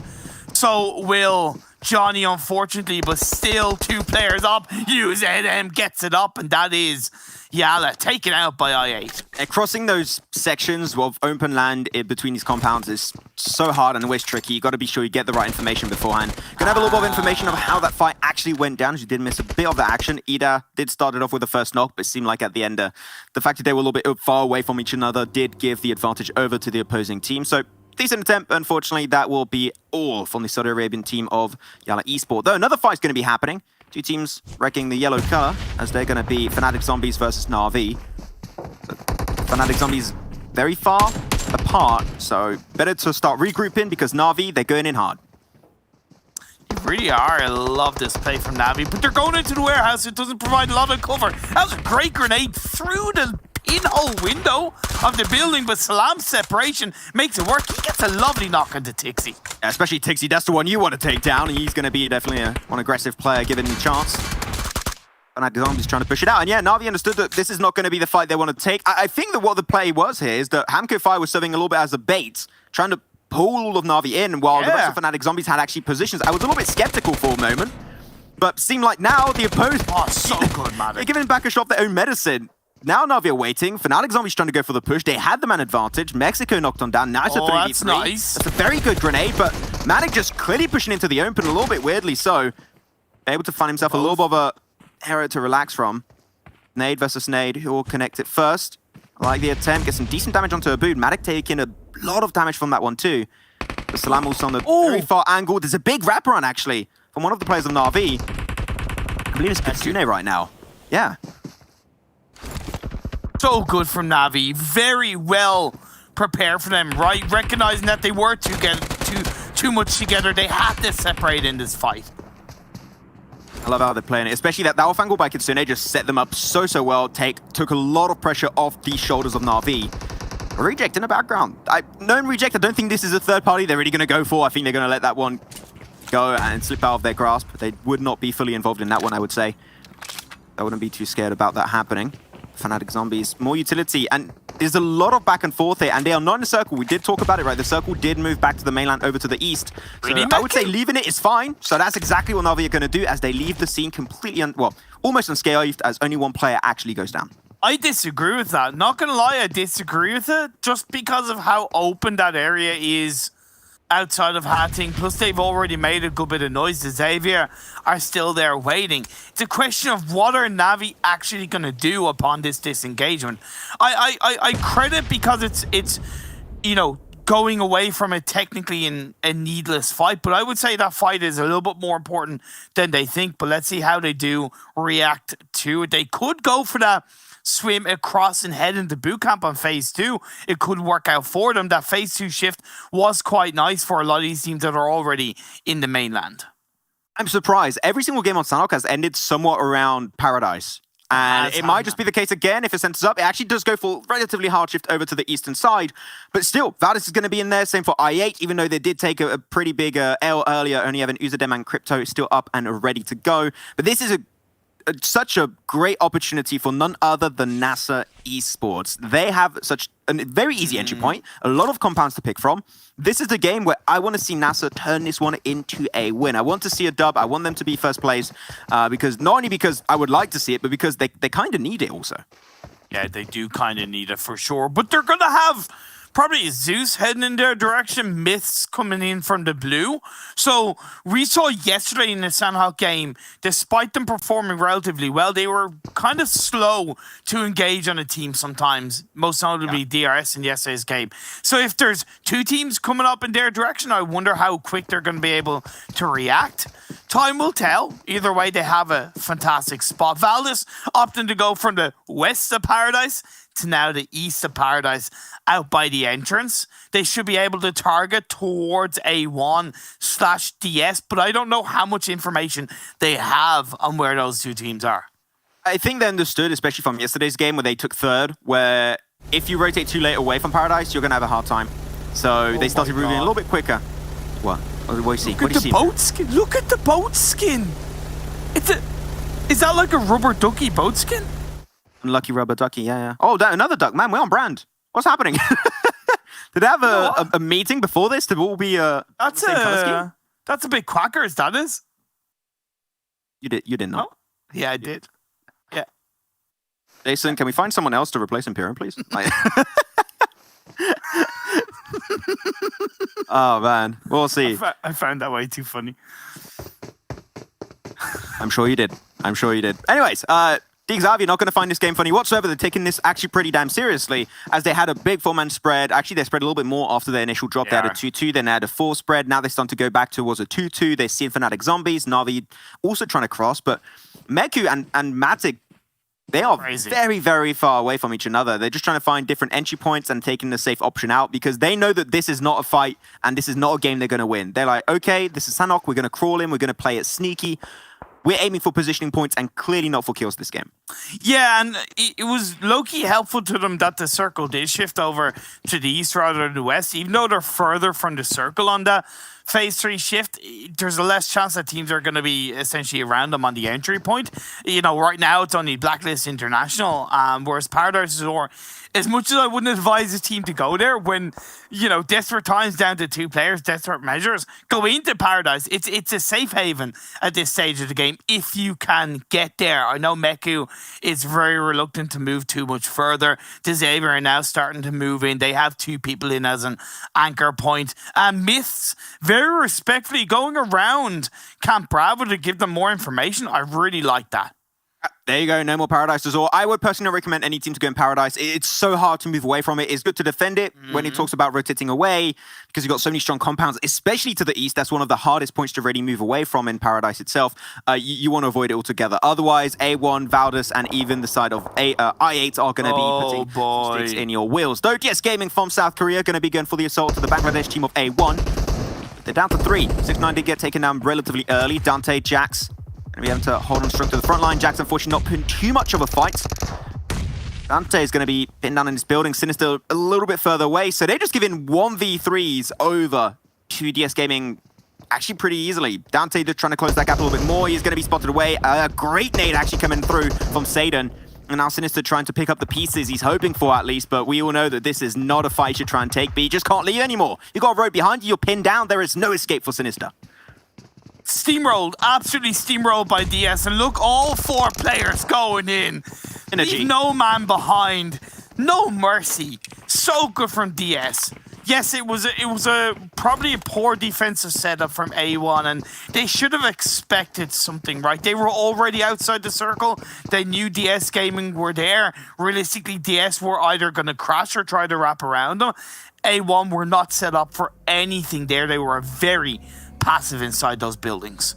I thought that was the 100-meter Olympics for a second. Like they like 1, 2, 3, and they all pushed at the exact same time. That is what we call synergy and good communication executed by DS Gaming, and it worked out great to overcome the likes of Sinister. Now coming into this game, of course, it did shift away to the now southeast position.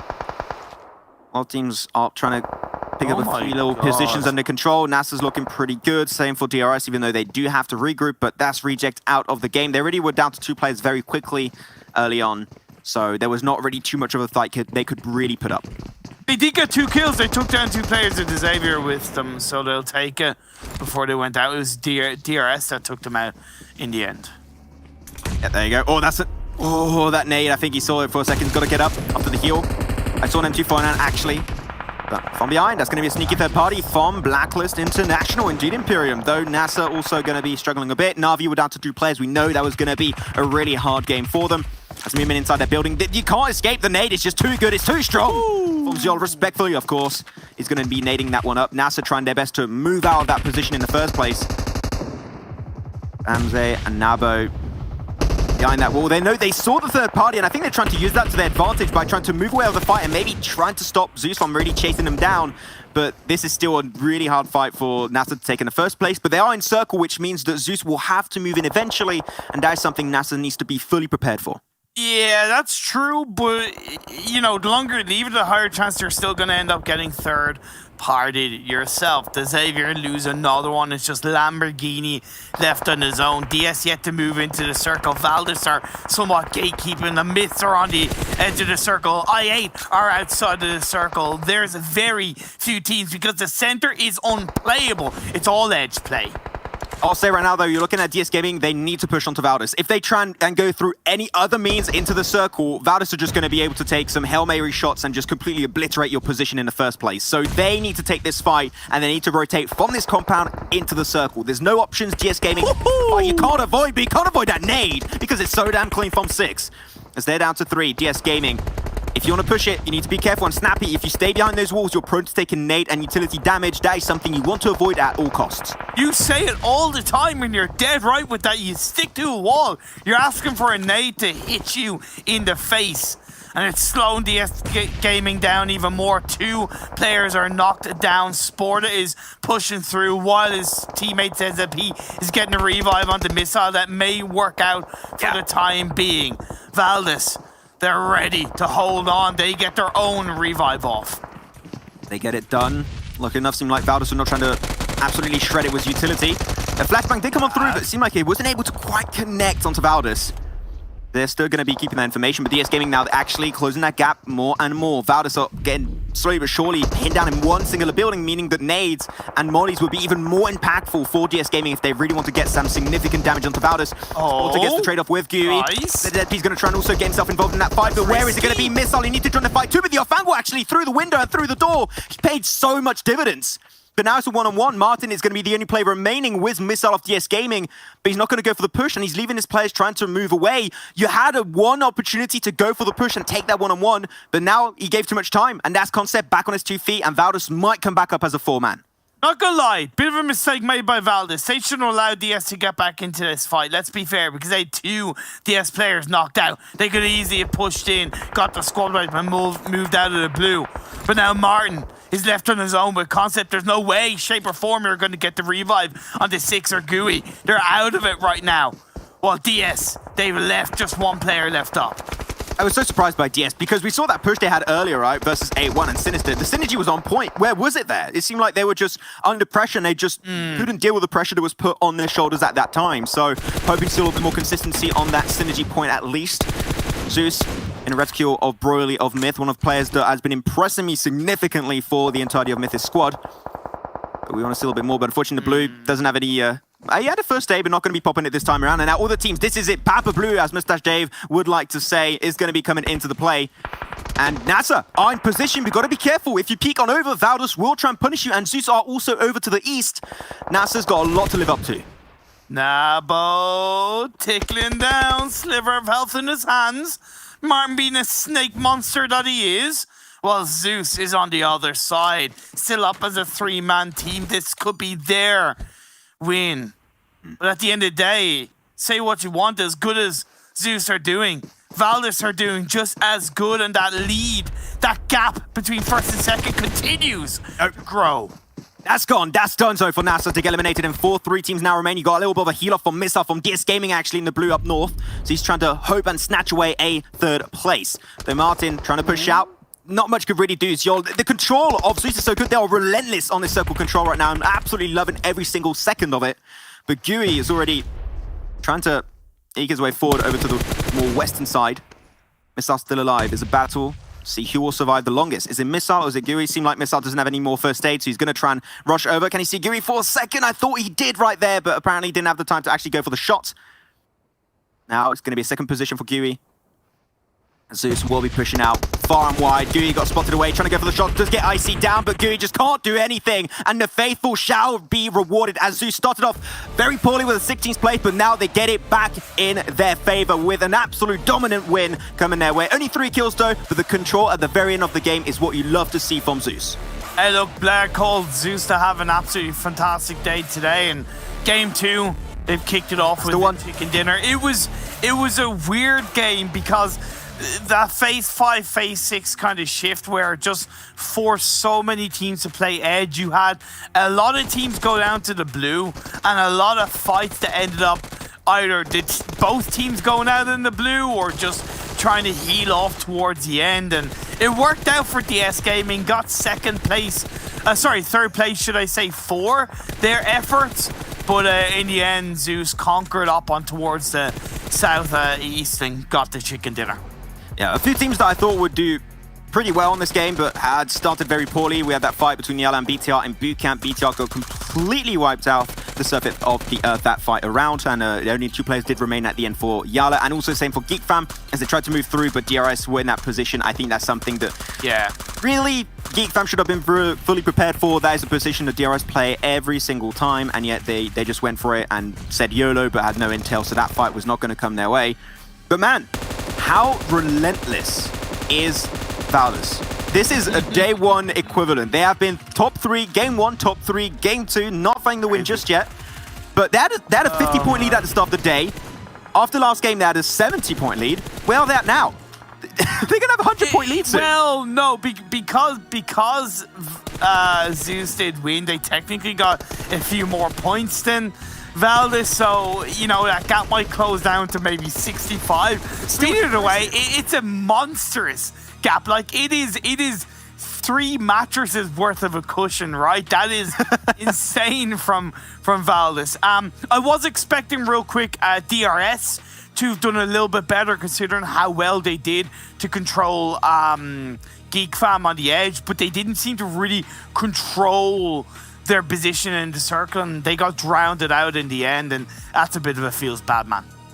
Well, there you go. Huge cushion being built up right now for the side of Valdes. They're going to sleep very comfortably tonight, that is for sure. But what I can tell you also for sure is that we're going to head on over to a break, and after that, we'll be back on the desk to break down this Sandhog game.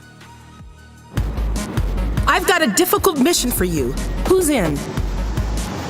Close to 1 billion people from 92 of the world's poorest countries need to be vaccinated.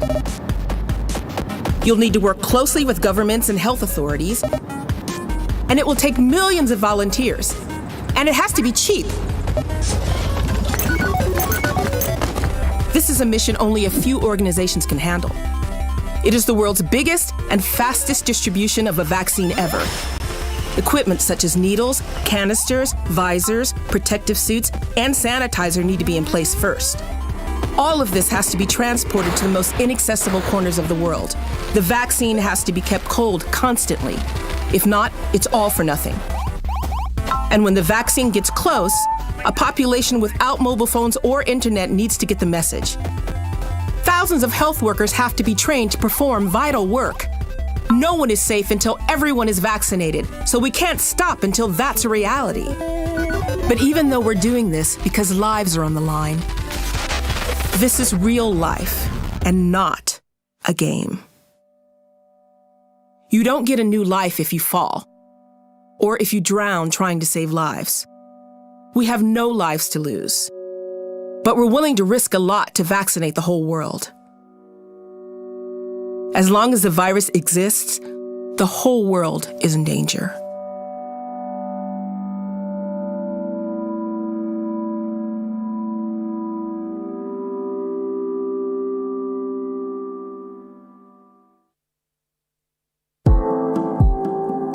Before we were anywhere near the extent we're at now, Alicia and her team were working tremendously hard to address perceived future drug shortages. The idea with the ICU kit at the beginning was trying to think of a way that we could help these patients that are critical in ICU settings. In this case, it was kind of the next layer of protection for this response. In the kit, we have a few different types of medications, antibiotics for secondary bacterial infections, as well as blood pressure support, so vasopressors. Things like albuterol inhalers, we were learning were highly requested in hospitals. Medications that are used for intubation and sedation that help with that process. Each one of these kits is designed to have about 100 courses of antibiotics and supportive medications. The first 2 are headed up to Northern California in the Bay Area, which is especially hard hit, and the next 11 are going to hospitals across New Jersey, and we'll have about 80 of them going to New York City.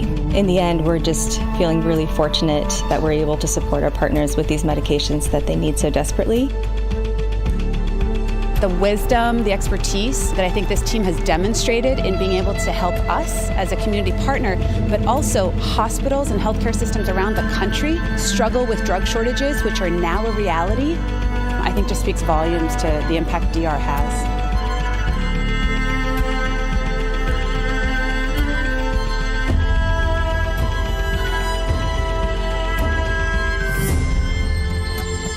We've got the OnePlus 9 Pro, and it's absolutely gorgeous. Oh my gosh, this display is just out of this world.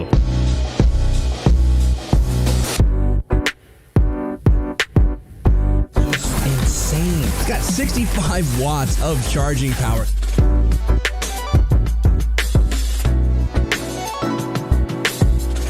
The 9 series is next level. The PUBG MOBILE World Invitational is powered by Gamers Without Borders and is brought to you by OnePlus, the official smartphone provider, Nemo TV, the official streaming platform, and STC, the official playout sponsor. And Zeus, they were playing out every other team at the end of this match here in our second match of our third day as they take themselves a chicken dinner off the back of a 0-point finish in our first match of the day. Gentlemen, Jason Kaplan, Blank, Blep, all to break things down for you guys at home, but hey, what's up? I didn't know you were in the studio yet. I was just kind of assuming you were there. But this is a great game by Zeus. Again, a team you've been talking about, Blah, as maybe taking a little bit of time to ramp up into an event, but once they start to take holds of the reign, they do start to run away with this one. And for them, it was much needed considering they were starting to slip away potentially from that second place position. Yeah, I guess it's a good performance, especially coming out in Sandhawk, a map where generally they're not that very comfortable on, but they were able to play the circle very well, not really having to take too many fights either. I think it was a very low fragging game overall for the side of Zeus Esports, which is very uncharacteristic. You usually see them dropping at least 8 to 9 to maybe 10 plus kills when they get a chicken dinner. But despite getting the chicken dinner, Valus Esports will wrest a crown away from Zeus because of those 7 kill points. A blank. Honestly, Valdez are very, very good at this. Go on, Jason, what did you want to say? You just called me and then you were like, get out. Well, I was going to talk to you because I wanted to bring up something particular. Yes, do it. Missile from DS Gaming was just homing his way into a third place finish with the heal off.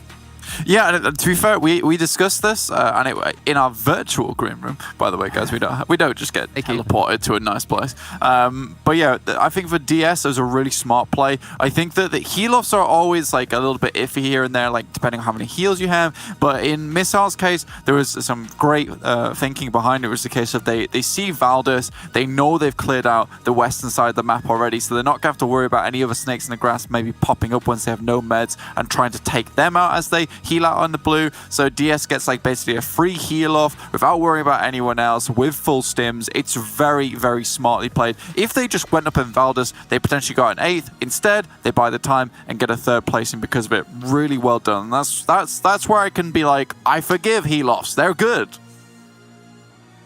Yeah, I think we're seeing the experience out of Missile and his team. Obviously, you know, like you said, backing away from the fight, going for the heal for the extra points. We're going to take a quick look, though, at the second page to see how the other teams did place in this one. Because, again, as we talk about a team doing exceptionally well in one match, they go into the next one and seem to have a rough time. Navi off the back of 30-plus points in our first match of the day, only come out with 3 here.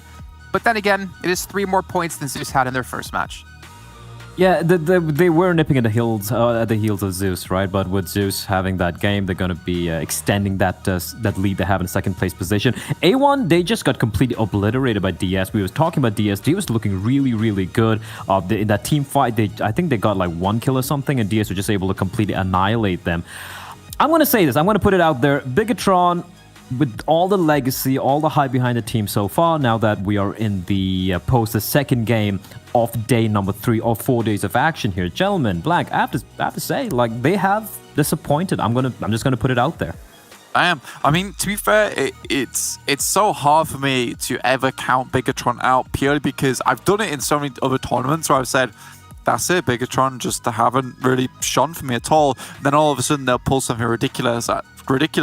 But I am just worried at this point in time. And I think disappointing is a great way to put it, Blair, because, you know, I am used to so much greatness from this team. And I think that's why I feel slightly bad saying that is because we put so much pressure on this team to do so well because of the stuff we've seen from before. And maybe we just can't do that anymore. Yeah, exactly. Like, I feel kind of bad because we were so used to seeing them being at #1 placing for events. Their reign of supreme they did have back in 2018, 2019. But it is, unfortunate to see them not be able to continue to do that. But then again, and maybe that's just us being too harsh, like you're kind of mentioning. But let's take a look, though, at our total damage in the last match. First time we're going to see this lovely little graphic so far within the event. We're going to start to break down how much damage and, of course, kills teams did do. And DRS actually coming through with the most kills, but it's DS Gaming coming in with the most damage. Yeah, DRS actually had a very good game here. They've been a team who I won't lie, they have disappointed me so far in this tournament. They were a team who were looking amazing in the PMPL South Asia Championship, where they were going up against the likes of Zeus Esports and Astro Academy, the two Mongolian star teams in the region, and putting up a fantastic fight. And they're a team who they like playing the edge of the circle, staying around in the blue, going for this late rotations. But they are able to take fights, and it's good to see that. Yes, it's still not too late. They're able to have a little bit of a resurgence coming in. But for me, it has to be a DS Gaming, and I have to touch upon Yala as well. Like if you look at the difference, it's not too much damage wise, but I feel like Yala have looked fantastic so far. They were I think they have the third or fourth highest number of kills so far in this tournament as well. Not quite getting the placement points, but they're looking very, very solid. Okay, well, I think we're going to maybe start to talk about Zeus here, because this team, while they do take some time to ramp up in an event, I still want to call them such a hot and cold team for the results we've seen over this course of this event. I think even the events we've seen in the past as well out of them here, Blink. True. 100%. It's kind of like your weird uncle when you take him to the bar to play darts, and either he hits a bullseye or he hits the guy at the table itself in the back of the head. Here for Zeus, you can see it right there. You got the bullseye on the right, and you've got the bald man's head on the left there. 211 damage, 0 kills, 0 knockouts to 23 minutes, 857, 413. They are so hit and miss, and this is not just something that's isolated over match 11 and 12. This has happened throughout the entirety of the 3 days that we've currently seen from Zeus. So I think that I would like to see them hit a few more, maybe not bullseyes, or maybe go for some 20s. Just go for something middling. I want to see some Indonesian play right now. I want a 7 or 8th. Okay, that's what I want. That's what I want, Zeus. So can I actually then bring some numbers in here that we were talking about in our bring some numbers in. So Zeus, over the course of the event, they had 3 16th place finishes with 0 points. They had 2 15th place finishes with 1 kill. And then they've had a 4th, a 3rd, a 1st, a 2nd, a 4th, another 1st, and then they had 1 11 placing game with 8 kills. Like, again, that is the... Yeah, exactly. That's outlier, right? That's like the epitome of kind of how the team has been, where when they're hot, they're really good, and they put up some big numbers. I mean, they had a 4th place with 8 kills, they had a 1st place with 13 kills, they had a 4th placing with 5 kills. Like, they put up some really big numbers when they do show up. But this reminds me of even a team we were talking about on PMPL Western Europe. Like, I can't remember the team off the top of my head, but they were so consistent whenever they got the wins, but they were just so hot and cold. The volatility that's involved with them when it comes to short-form tournaments and long-form tournaments, where the volatility is going to work in your favor in a long-form tournament, whereas short, it can work against you if you have all those bad games in the beginning or throughout the event. Yeah, for sure, man. I can't remember off the top of my head. I love that you used me as like kind of a human. I was hoping. Unfortunately, I am not all-knowing. Sadly, I wish I was, but I am Panda. After all, it's okay. I want to say Panda. It wasn't Panda. Panda was basically just good throughout, and then suddenly they fell off. Anyway, we're not talking about that right now. We're in the East Side, right? Okay, East Side is the best, and this tournament has been very, very fun to watch. I think that we have had a lot of hit and misses though throughout, and then consistency has been lacking for a fair few teams. Volatility of the leaderboard has been less so right now, even though we do have that huge points punch at the top. It's not a huge amount of points that is like leading between those bottom points. It's not going to lock you in to a first place finish. It's not going to lock you in. $50,000, which will be the prize, obviously, for the charities and the teams, obviously, when we do finish this off. There's still prizes for you guys to get at home as well. We still have our milestone event going on throughout this entire event. Make sure to tell your friends. Make sure you tell your family. Just go on any website and tell people to start to tune in, because when we hit those milestones, you guys will be getting rewards for yourselves at home. But it's time to get things ready for our third match of the day here. We got to bring our commentators back in for another time. We got Max Spam, we got Imperium to come back in here and join us once again and grace us with their lovely voices and all of their phenomenal words. Thank you, Jason. It's so weird. Now I'm a caster. I don't get attacked by Jason anymore. He's actually being nice from time to time. This is so weird.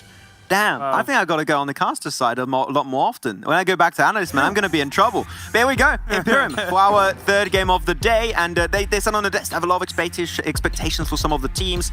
Are there some teams now you're looking at this third game and you're like, okay, now they need to start popping off. Like, you need to get good games here. You know what? I'm actually going to say no, Max. The reason why I'm going to say no is because there's only 10 points dividing third and ninth. Only 10 points. So you got Navi in third right now, Reject in ninth. 10 points divide those two teams.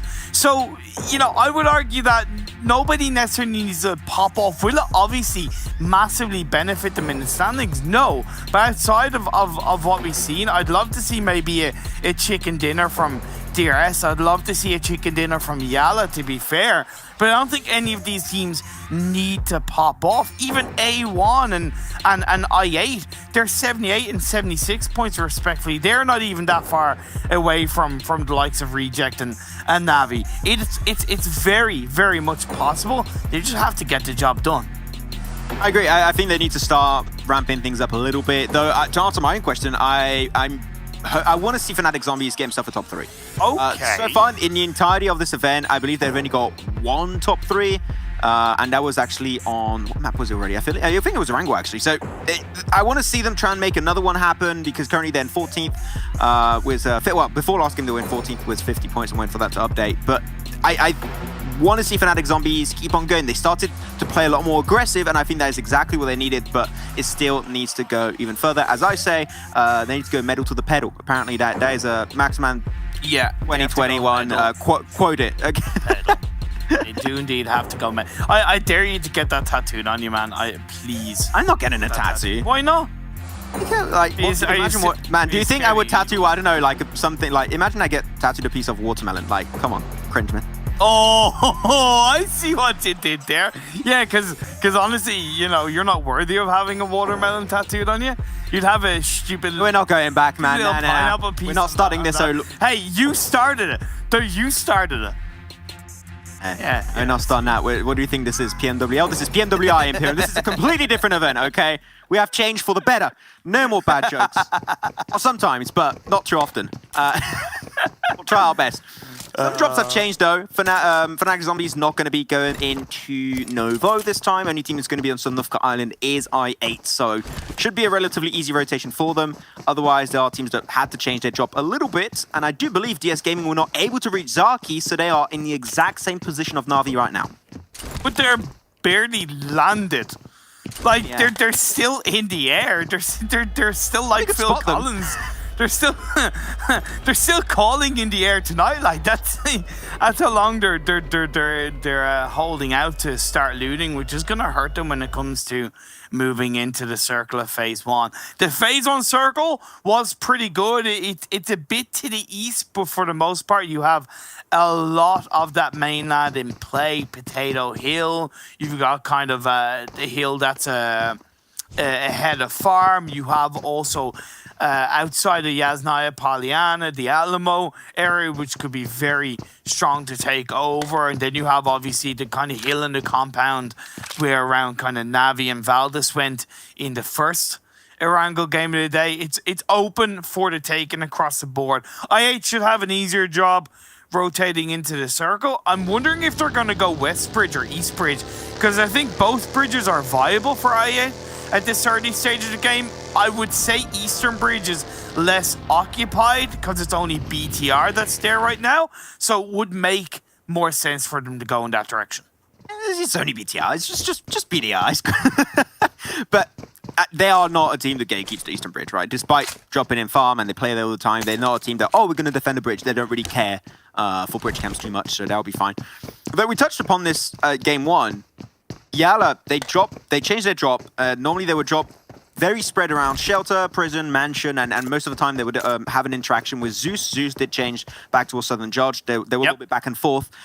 I think this is a change for the better for Yala, very clearly, because they knew that it was not working. I think they could have made that change even earlier, personally. I think day 2 they should have started applying that change. They took a little bit slow, but it doesn't matter how, at what point you start doing it, as long as they make it happen now and it works out for them. I'm happy chappy. So really good change from the Saudi Arabian team that has been really stepping up. I believe Blair said on the desk that they're one of the top teams in terms of kills, which is the case right now. And they are definitely living up to the expectations I think a lot of people had for them, because this is one of the first times they're playing at this level, and even though a little bit of a hard start at the kickoff of the event, they're actually looking very comfortable in this lobby, like they've already done this before. Yeah, honestly, I have so much love to give. Yeah, also even as an organization, they've been a pleasure to talk to in the past. I know Kevin, known him for new best friends for quite a while. Okay. Doug, that's like such a jealous ex-girlfriend response right there. I'm a tsundere, okay? I'm a tsundere. I'm like in your favorite anime series. Oh my God! God! Like, past is Imperium. How dare you? No. I love it. Like, you pull it off beautifully. But yeah, really happy to see them perform in this tournament for sure. As A1, they're out for blood. They find BTR, and the kryptonite of BTR strikes once again, glowing brightly. It's not green, it's purple this time. It's A1, and they're representing Bangladesh. Oh my Lord! I think he's dead. I think it's fine. The kryptonite. What is this? PMGC, man? We're going back to 2020 right now. Going down memory lane. But A1 still get himself the kill. They know, right, the BTR are going for a little bit of a better big spread, right? And if they want to pick themselves one kill, this is a rotation that could work out. Though that rotation, in my eyes, doesn't make a huge amount of sense because you're putting yourself in between the river and the rest of BTR. I think that they came into this fight with a plan. They said, we want to rim BTR. We do not want to catch up. That might be something because when you're looking at the circle, I don't think this makes a huge amount of sense. I disagree. I think it makes great sense because unlike other games where they maybe I wouldn't say got caught out, but maybe got put under a little bit of pressure from teams coming in from the west.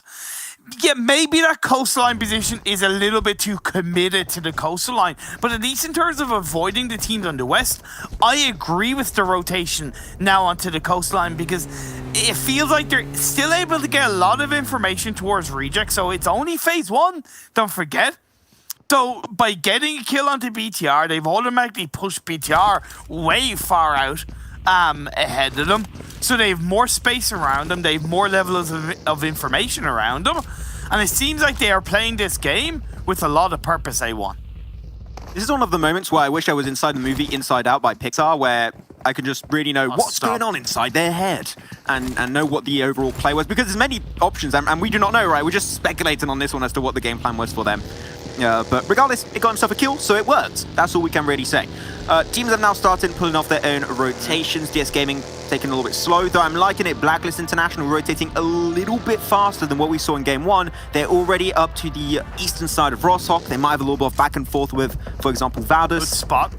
It's a good spot right now. There's a God Plateau. In terms of scouting and looking inside the circle, coming in from the north, I think that's one of the best spots Blacklist International could have really took for themselves. It's a beautiful spread. It's a fantastic spread for this phase 1 because you have a couple on the open hill up above. You have a 1-in-1 compound and then you have 2 in another compound. It's a real great stranglehold and it takes a lot away from another team pushing close, even though it's only phase 1. So Valdez have gone further down south into a more central phase 1 position. NASA are still in apartments, but they've joined back up as a full squad ready to react to this phase 2, which I'm totally okay with. Zeus may be rotating a little bit too slowly, where they could come into a little bit of contact with Navi, and DRS disengaging away from Yasnaya pretty nicely as phase 2 pops up north. Yep, there you go. And now, you talked about Alamo being really powerful to play around. Now the value of that position, like the free real estate is booming right now. You got to invest in that compound right now. Buy it if you can, put a mortgage down. You should be happy about that investment. Valdez is going to be one of the first teams ready on the move. That is what Valdez does. If it ain't broken, don't fix it. They're going to continuously try and aim at being the most central they possibly can be in any circle that comes their way. Other than that, other teams are going to try and do something relatively similar, and that is going to be exactly what Yellow is doing. Already left Gatka, and already ahead of the, for example, Geek Fam that drops in a very similar position. Yala are starting playing very aggressive, and playing center is there to reward their aggressiveness. This is a beautiful spot they're holding on to as well, because it's just down the hill of Potato Hill, but you get a lot of information up that hill area, and then you're able to look down on towards the rest of Potato Hill downhill area towards Valdez and Nassar. So really good play from Yala. Very surprised to see I8 have gone across the Western Bridge, but they should be okay. Maybe it's more comfortable for them, and that's okay, while DRS are looking to punish Fnatic Zombie Salam for encroaching anywhere near the space held onto by DRS. I'm so surprised to see so many M249 still. I think that's something I'm never going to be used to. Everyone just rocking the M249. Yeah. Going to try and go for the rollover. See you later, Salam. We'll send you back to the lobby. Play a few TDMs while you wait. Next map is going to be on Miramar for you, so you better get prepared. But yeah, I'm liking this DRS. We said maybe not the most aggressive team. I think they showed some really good moments of greatness in terms of how they take fights last time versus Geek Fam on Sanhok, and I want to see more of that. I want to see the controlling DRS where if you try and contest their position, they will come at you and they will try and smite you down. That is what I want to see from DRS. They started doing it more and more. I'm hoping that this is going to be something they're going to lean into even more in the near future. That's a spot of trouble for DS Gaming as Satan goes down. Tixie finds that one. Lovely spread by Navi. They're still in the blue phase 2, but I think they're okay with that. It's kind of how Navi are comfortable playing this game, sticking to the edge, playing with confidence, and even grabbing a couple of early kills will be good for them. Kitsune, the IGL will be able to play. It's one tree. I didn't want to talk about it because I was trying to give him a compliment, but yes, indeed, that was one tree that he hit. Seems like me and Imperium when we're driving in the game, man. Jeez, that's fine. I'll make it out. That's me driving in real life, for God's sake, you know. I'm scared of going to Ireland now, man. I don't know how to feel about that one. I don't have a car at the moment. It's fine. Imperium, I'll come pick you up. No thanks. I'll walk. It's 2 hours now. No, it's fine. Don't worry about it. I'd make sure you'd have a level 3 helmet so you'd be fine. I'll need a level 3 vest too, man. I need everything. I need the med kits. I need to survive. True battle royale in real life. I know. With Imperium. DS Gaming though, they're welcome. DS Gaming trying to go for their wide rotation up north. Relatively slow as we expect from DS Gaming by now. But otherwise, everyone's pretty central. I'm not expecting too much to change. If the circle goes towards Yasnaya Field, now that's going to be a hilarious game. Did you notice that rotation from Reject? Oh, yeah. Brain rotation. They were on that coastal line position, like outside the farm. They wrapped around the south of A1, all the way around, and they are on the east side of the map. Fantastic rotation. As IA getting caught out because they opted to go for that western bridge instead of the eastern bridge. Ooh, that circle. I'm getting heated up. I'm getting pumped up right now. That's what I'm talking about. And also going to be talking about this fight between IA and Na'Vi as IA, a little bit of a tricky one. Pretty spread, but that's also a somewhat similar situation for Na'Vi. Not right on top of each another, but do you want to take this fight when it's still known to the blue? Know Na'Vi and how they played Sanhok. If they did the same strat, they're just going to take as many kills as they can and leave, which seems like that is exactly what they're going to do. Cross the bridge, and later on, you can try and gatekeep IA if they try and cross the river later on down the line. Navi are just now full sending across the bridge in towards the edge of Yasnaya. By the way, did you see the PMWI yesterday? They had 2 games back to back with 2 city sorry, the PMWI West. Oh, the back to sorry, I meant the West. Apologies. They had 2 games, 2 back-to-back city finishes, and one of them was a Yasnaya finish in Erangel. It was wild. So I kind of hope we get the same again. I was a little bit jealous watching it, as much as I was loving it. Dave and Inverum did a fantastic job. But man, I want to witness it. I want to be a part of a city finish, and Yasnaya, bring it to us in this game 3. Yeah, they're pretty rare. I think that PMPL Western Europe, when we were covering it with the entire crew here, we had very little amounts of city finishes. I mean, the odds are definitely not in favor of those actually happening, but some teams are already trying to set themselves up in the eventuality where that will come to become a reality. Na'Vi are going to be there. DRS also going to be in a position right down south, but the thing is, and this is something that you and Kalar say a lot, Imperium, so I'm going to quote you on that, do not go center. Go on the outskirts of Yasnaya, only commit to the center of the city if the circle ends on top of it. Xavier is in the compound that's in the field. BTR in the divots that's by the field, but it's a pretty big divot, so, you know, you're able to avoid quite a few grenades, so it's a good spot for them to hold on to. Yala are in the Alamo, which I think is great for them, controlling this south, but they will need to think about the fact that as they get into the next circle, they're not going to have much info. Yeah. Seems like you're having a hard time breathing there. You good, man? Okay. I was scared for Imperium there for a second. Hopefully he's fine. Yeah, Yala, got to make sure they get the intel. So they're going to be able to try and push out. NASA also avoiding the fight with I-8, so they're just going to go for the big wide rotate up north. Might have a little bit of a back and forth with Valdis, but knowing, of course, what's going to happen, it shouldn't really result in too much happening just yet. But yeah, a lot of teams are committing Ryan to Yasnaya. They're more focused on the northern edge of that compound. Oh, that city, should I even say, not the compound. That's way too big for a compound. As Reject also got a widespread. There you go, you're good. I was like, I was about to message you. Swear to God, I was a little bit worried for a sec, but it's good. Yeah, I know the rotation of Reject is too good. Oh, there you go. I know you there you go. You had a hard time breathing because you knew it was going to be Yasnaya Poliana potential finish, and it is. Right on top of it, your wish becomes reality, Imperium. Here we go. And look, I'm okay now with teams full sending into this year. I think it's such a strong Yasnaya finish that it makes sense. But in the meantime, on the outskirts, you have Zeus taking a fight against Myth. A couple of good, clean shots and knocks have been laid out. Leaves Myth with just a couple of players left. Yeah, BTR also, we saw in the kill feed, taking a few casualties, so not going to be starting off too well. Believe versus DRS as they're trying to just quickly but surely push himself inside the compound of Yasnaya. Now some nade, some utility. What a nade onto Faroki. And that's also Rio getting picked up. Broly, though, I say, I love the guy, clutch master for Myth, but you are talking about taking a 1v4 versus Zeus, and I think that by default, even though I'm not too good at math, the odds are definitely not in your favor. They're looking for the final player. They think there's still one player in the building currently. Broly trying to remain completely undetected, but I think it's just a question of time where this game of hide and seek truly ends. Valdez in the kill feed also taking a couple of shots onto Fnatic Zombies, and I8 went for like a really deep central Yasnaya position and kind of got caught out.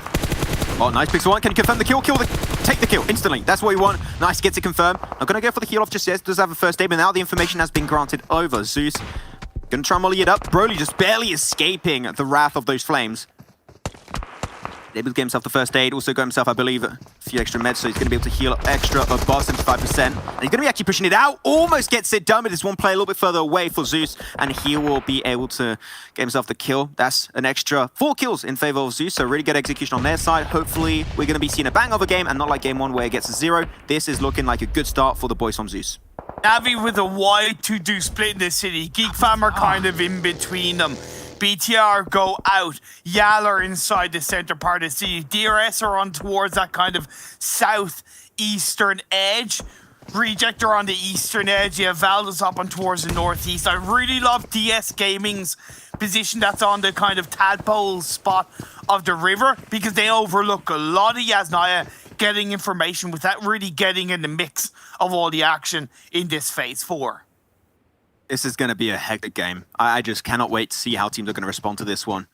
Zeus has already had Godless actually into the field, so he's going to be moving over there. This could still not be a city finish, by the way. There's a chance where it could go to the west, the north, or the south, and it does not end in the city. And if that's the case, you're going to see one of the most epic unravelings of a city finish I've seen. Teams are going to struggle to move out, and only a few will really be able to remain up and ready to go. So yeah, it was all depending on where Phase 5 goes. If it goes onto the city, teams are going to commit to it. If it doesn't, things are going to start getting very, very dicey for a lot of these squads. At the end of the day, this is the calm before the storm, Max, right? Yep. All of these teams are just hoping and praying that the circle in some way favors them. If you're in the center of the city, you're hoping that it shifts and centralizes towards the city, and at the end of the day, all hell is going to break loose. If it shifts over towards Reject, they're going to be laughing, but they're going to have 5, 6, 7 teams heading in their direction. That's why I love DS Gaming's position, because they're out of the firing line while still getting information on that said firing line as the circle shifts down south. And they've been debated to all high hell. There is still the southern part of Yasnaya, but that is all field outside of it. And this is taking me down memory lane. This reminds me of the clutch play from Jonathan, if you remember back in PMWI. Yes, I do. Exact circle, man. Well, it might see something similar from Zeus. We'll have to wait and see. Good. Oh, teams are going to have to commit, and you said it. It was the calm before the storm. Now you need to weather the storm. That is what we're going to be hoping to see from all of these teams. Teams that have to cross over the road is going to be I8. DS Gaming going to have to do similar, but same for Valdez, A1, NASA, and even Blacklist International. But DS Gaming already committed in. They moved inside the compound, but crossing that road is not going to be easy. But it seemed like teams like Yala and Geek Fam are not focused on the road. They're focused more on the teams down south of their location, which is a little bit unusual from what I was expecting in this.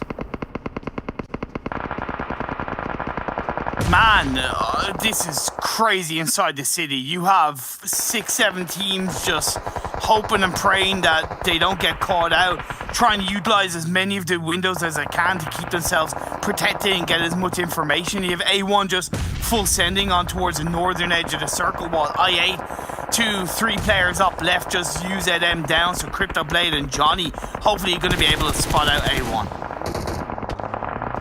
They trying to stop down A1 currently. Valdez and NASA and Blacklist International, they're just wrapping around. And even same for Reject. They just want nothing to do. And understandably so. Who would want to get involved in the Yasnar Poliana fight up north?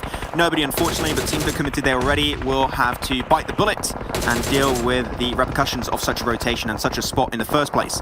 Nade still change back and forth. The mollies. What a shot from Frankie, by the way. To Sinister. A1 thinking, how are we going to execute this one? Because this is some of the hardest rotations to pull in the entire game in competitive. And if you want to make it work out, not only must you have great synergy and also great gunplay, you must have an insane amount of utility to just even cross that road in the first place.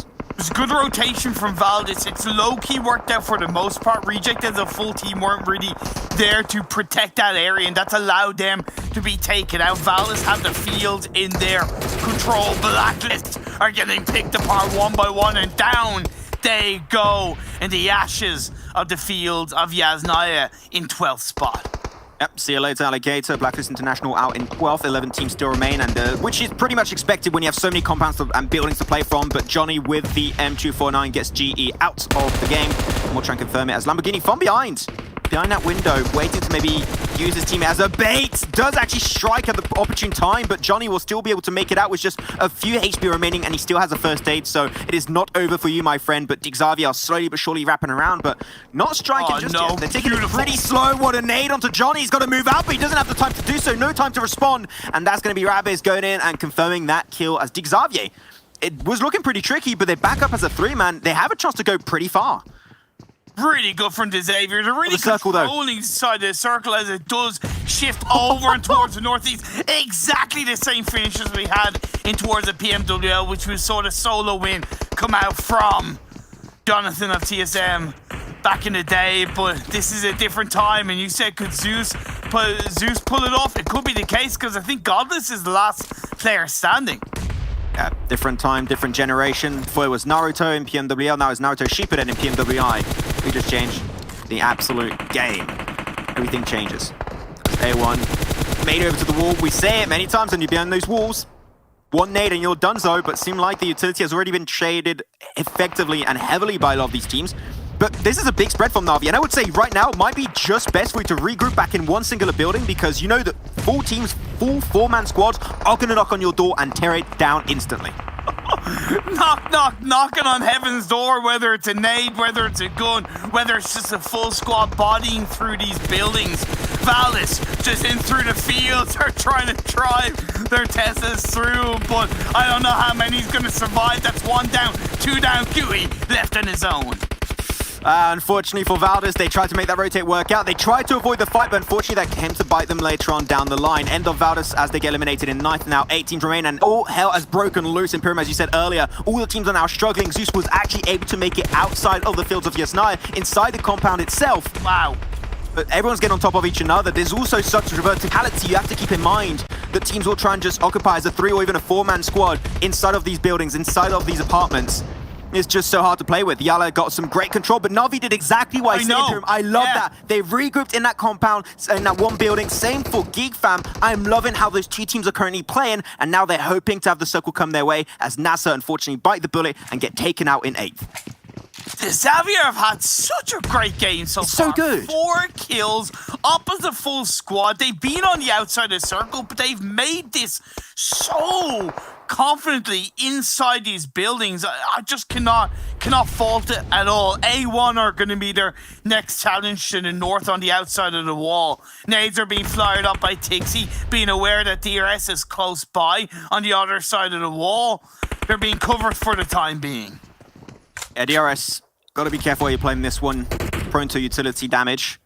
Ante gets naded up by Rabbiz of Xavier. Love to see that, but we said it right. Those walls are just a double-edged sword. If teams know you're there, you're done. And that's exactly what happened to Dante. Darth Dante might get put back up on his 2 feet by 6ix9ine if he does get a little bit closer But if 6ix9ine gets up, he could be prone to taking some headshots against himself and instantly going down. Xavier is still taking full control of that one building. Now you have 4 teams. Yala, Xavier, GeekFam, and Na'Vi. They're looking so confident, but the circle over to Na'Vi right on top of their building. Now the waiting game for Na'Vi starts. You just got to make sure no teams make it nowhere near close of your building. Well, can they deal with all of the pressure that's going to be dealt upon them? Or can they just survive? Because all the other teams are probably going to take each other out on the incoming area of the circle. Yala has 3 players up. Godless from Zeus, just hoping that nobody spots him. The 2 players from A1 snaking across the wall. The Xavier, they know that they're there. They don't know. They see the smokes coming on the right side. They're trying to pre-fire. Dante is going to be instantly taking a really big beating. But 6ix9ine is still there to keep the hope alive for the Bangladesh team of A1. Another play comes on out, but that's going to be it for A1. A lot of kills over to Xavier. They are absolutely shredding the competition on this game, up to already 6 kills. But they're looking for more. They are hungry for blood, and they want sustenance on this game. Yeah, that has a player knocked out. GeekFam also going to be another team that's going to be looking to rack up the kills already on 6 as we are getting a Yasnaya finish inside the buildings, either side of the road. Na'Vi already up to 2.3k damage, and they are looking to increase that a huge amount. They want the 3k point. Oh no! Once again, but no, Rapids comes from behind, and he ruins everything for Na'Vi. You must be kidding me. How are you all in one position? You're going to get denied that game so quickly. Meku is trying to keep the hope alive for the Russian team, trying to drop on down. The Xavier still have Lamborghini, but he's nowhere to be seen currently. The molly comes on through. Rabbis have to go into another building, but Na'Vi are getting picked up. Matic and Tixi could still be brought back into this game. But it was looking so good, but everything went wrong at the snap of a finger. Oh no, he's going for the revive. It could work out. Great play by Meku, by the way. He actually jumped out the window of a higher floor and went down in the bottom, but Rabbits is there. Oh, he's trying to pre-fire it, and he gets put down. What a play from Meku, able to potentially get his 2 teammates back on their feet if they can make it happen. This is still Na'Vi's game to win. 11 kills and looking to get so much more, but Lamborghini is not going to try and go for the kill. He's going for the raise as Zeus do get taken out in 4th. Only 3 teams remain, and GeekFam saw all of this unfold in front of their very eyes, and they're going to be third party in this fight the moment all hell breaks loose. Meku's actually gone on the outside of the building, so is Tixi. What they could do is they could wait for GeekFam, take down the Xavier, and then Na'Vi could pick apart GeekFam. A double win for Na'Vi today would be huge. We'll see if they can bring it home. GeekFam, got to be careful. And you got now a few seconds, 10 seconds left, and you're going to have to jump on over. They got a lot of smokes. I do not feel okay. Snoop Dogg would be really happy about that one. Going to still have to jump on over. Hopefully not going to be spotted out by Lamborghini. He's going to be playing on the more higher ground position. As Na'Vi actually puts himself out of the building itself. They're actually towards the walls inside. I love that play, actually. It's so good. They're leaving Xavier fight versus GeekFam. They're just going to be picking up the pieces after. Exactly. They're just waiting. They're holding out. They're thinking one step ahead of their opponents. That's spread as well, covering all angles. They have it covered. But can they deal with the remaining 5 players around them, looking for the third-person perspective, being aware that QB is close by? It could all go wrong for any of these teams right now. Whichever team takes the fight first, could have all the shots coming their way, all the utility coming their way. QB, I think he knows maybe someone's peeking around the side. That's a great nade if he can just connect. Get some big damage onto Meku. Oh, Meku just barely escaped with his life. We'll have another first aid. That's his last first aid. You have no second chance now, Meku. You have to make this count, or you still have the chance of doing so. Oh my God. The circle's ending right on top of it. It's going to end. We're going to go right to the last phase, and it's so rare for that to happen. One nade from Meku. Yes. See the whole of GeekFam go out. But the nades in return are putting Meku under pressure. I think he still had 2 or 3 bandages, so Meku can heal a little bit more, get himself back to 75% health. And now there's this verticality that you have to take into account. He gets information with that third-person perspective. He heard Damru down below. He's going to jump. Oh, a little bit hard, actually. I think they heard him. Yeah, they hear the footsteps. They're going to try and hide inside. He could get a double. They're so well aligned. Oh, look at him! Look at him! Strike. Oh, he's going to jump on over. There you go, the off angle. He's just so sneaky. But unfortunately, does not work out. They weren't prepared. And that is going to be Lamborghini down. Rabbi still up and ready to go for Xavier, but he's just remaining undetected. As now Na'Vi see this as an opportunity to strike. There's still one player up top they do not seem aware of. QB's going to bite the bullet. Tixi instantly gets off the first knock. Meku is there to back it up. And now they're down to 1 player onto the side of both Xavier and also for GeekFam.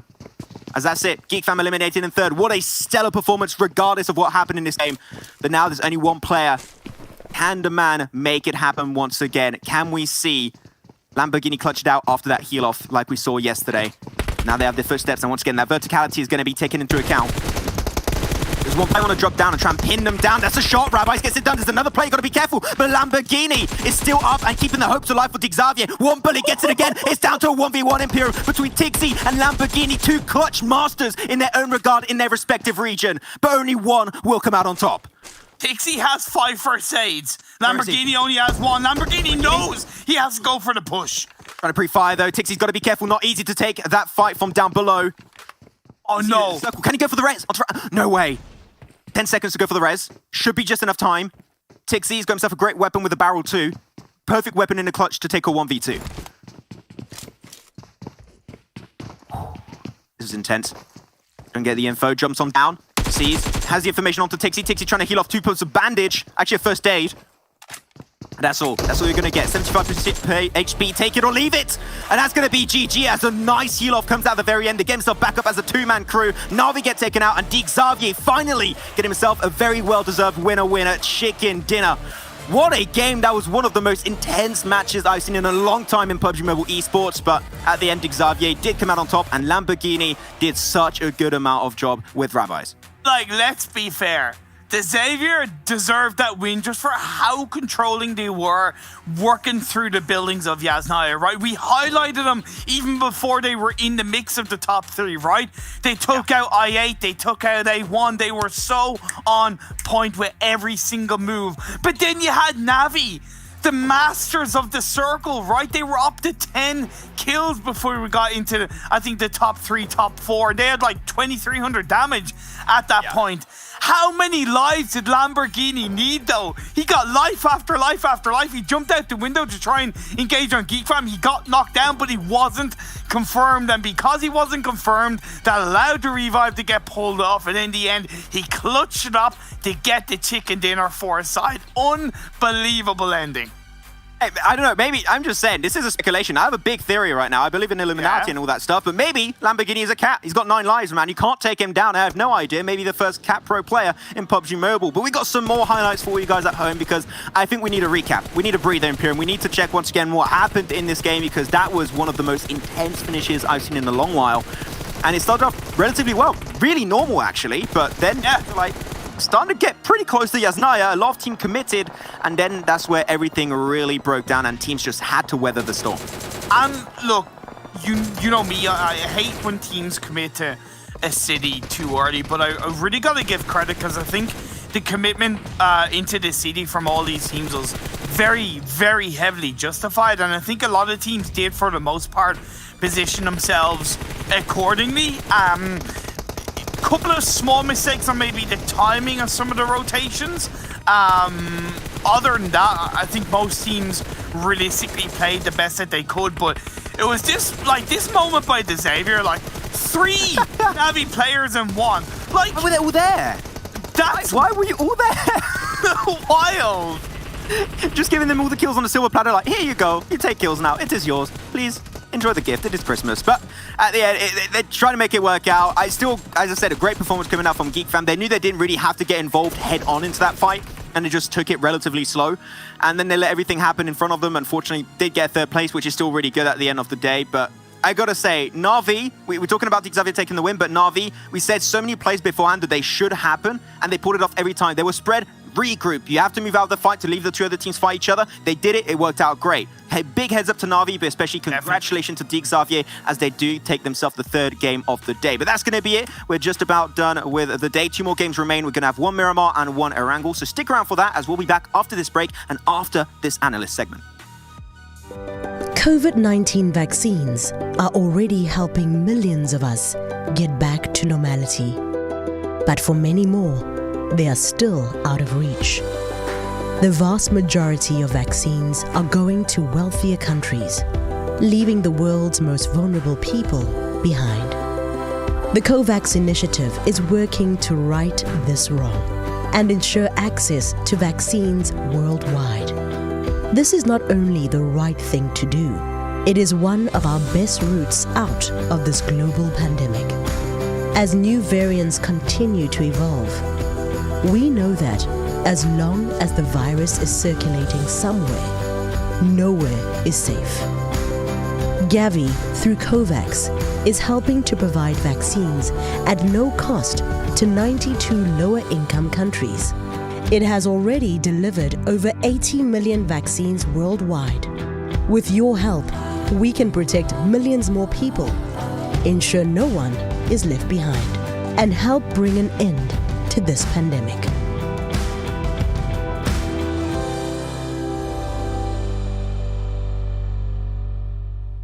We've got the OnePlus 9 Pro, and it's absolutely gorgeous. Oh my gosh, this display is just out of this world.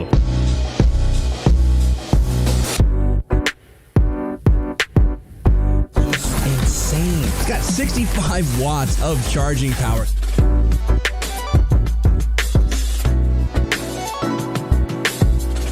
The 9 series is next level.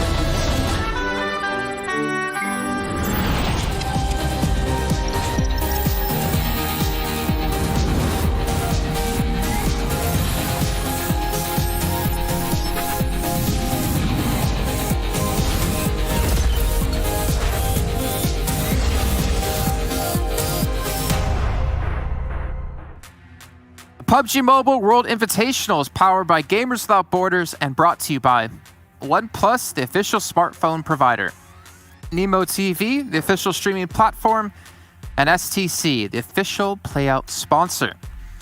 We passed the halfway point here of our third day of the PUBG Mobile World Invitational, and what a match it was indeed. Probably one of the hypest and craziest finishes we've had happen here in the entirety of PUBG Mobile as an esport. I'm Jason Kaplan, joined by Blank and Blen. I'm going to throw it to you two right away. That was ridiculous of a finish. That was like the last 5 to 10 minutes of that match. I could watch again and again and again and again and again and again and again and again and again and again and again.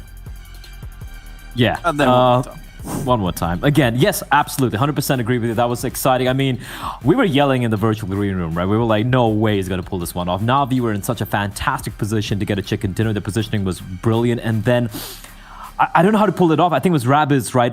He almost got all four of them, but the way they were able to come back again and again, even when things were looking grim for them, even when they were sandwiched, taking the chicken dinner away.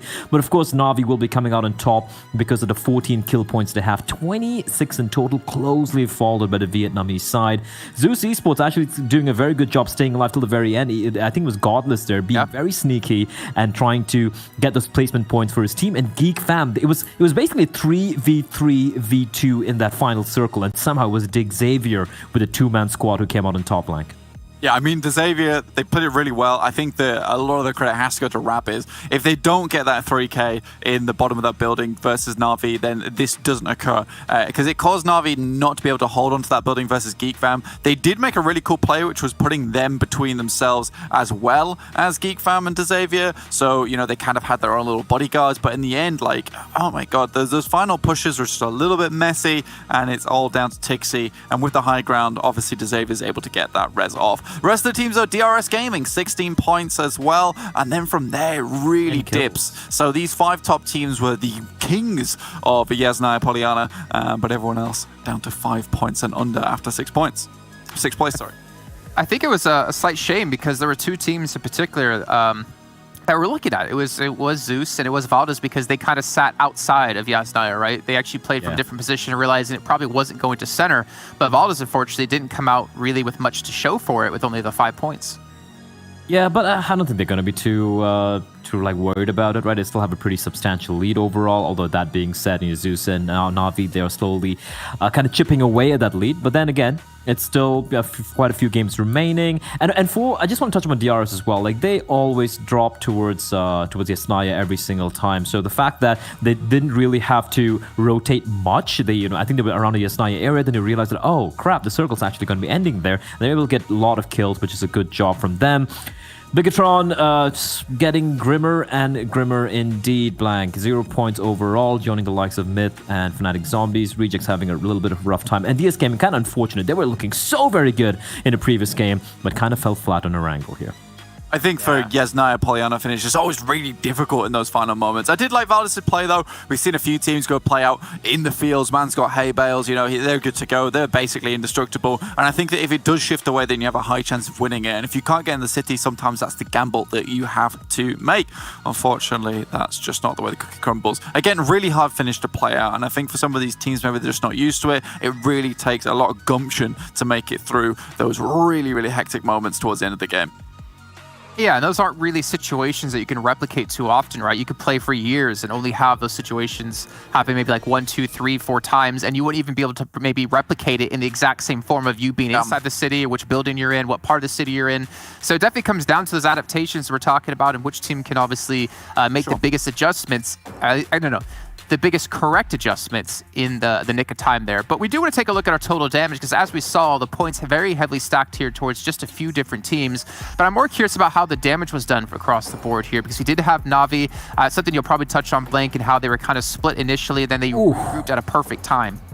Yeah, another 3k game here, which is absolutely insane from Na'Vi. So if we just look at this, they've already put about 6,500 damage a day on Erangel alone, which is absolutely insanity. But yeah, the split there was really interesting, and I think the major reason they did it is because they wanted to control as much of the circle as possible so they could head center and give themselves the highest statistical chance of getting a building that was still within the circle itself. They were able to regroup during all the messy action that was going on. Great play from Kitsune to drop the smokes and then basically kind of Tokyo drift his way around the side of the building and get in. But this is something I wanted to see. It was an adaptation that I mentioned a lot earlier, which is I want to see them come together a lot quicker and safer, and they're able to do it today in one of the most hectic positions, one of the most chaotic positions as well. I was really happy with the way Na'Vi played.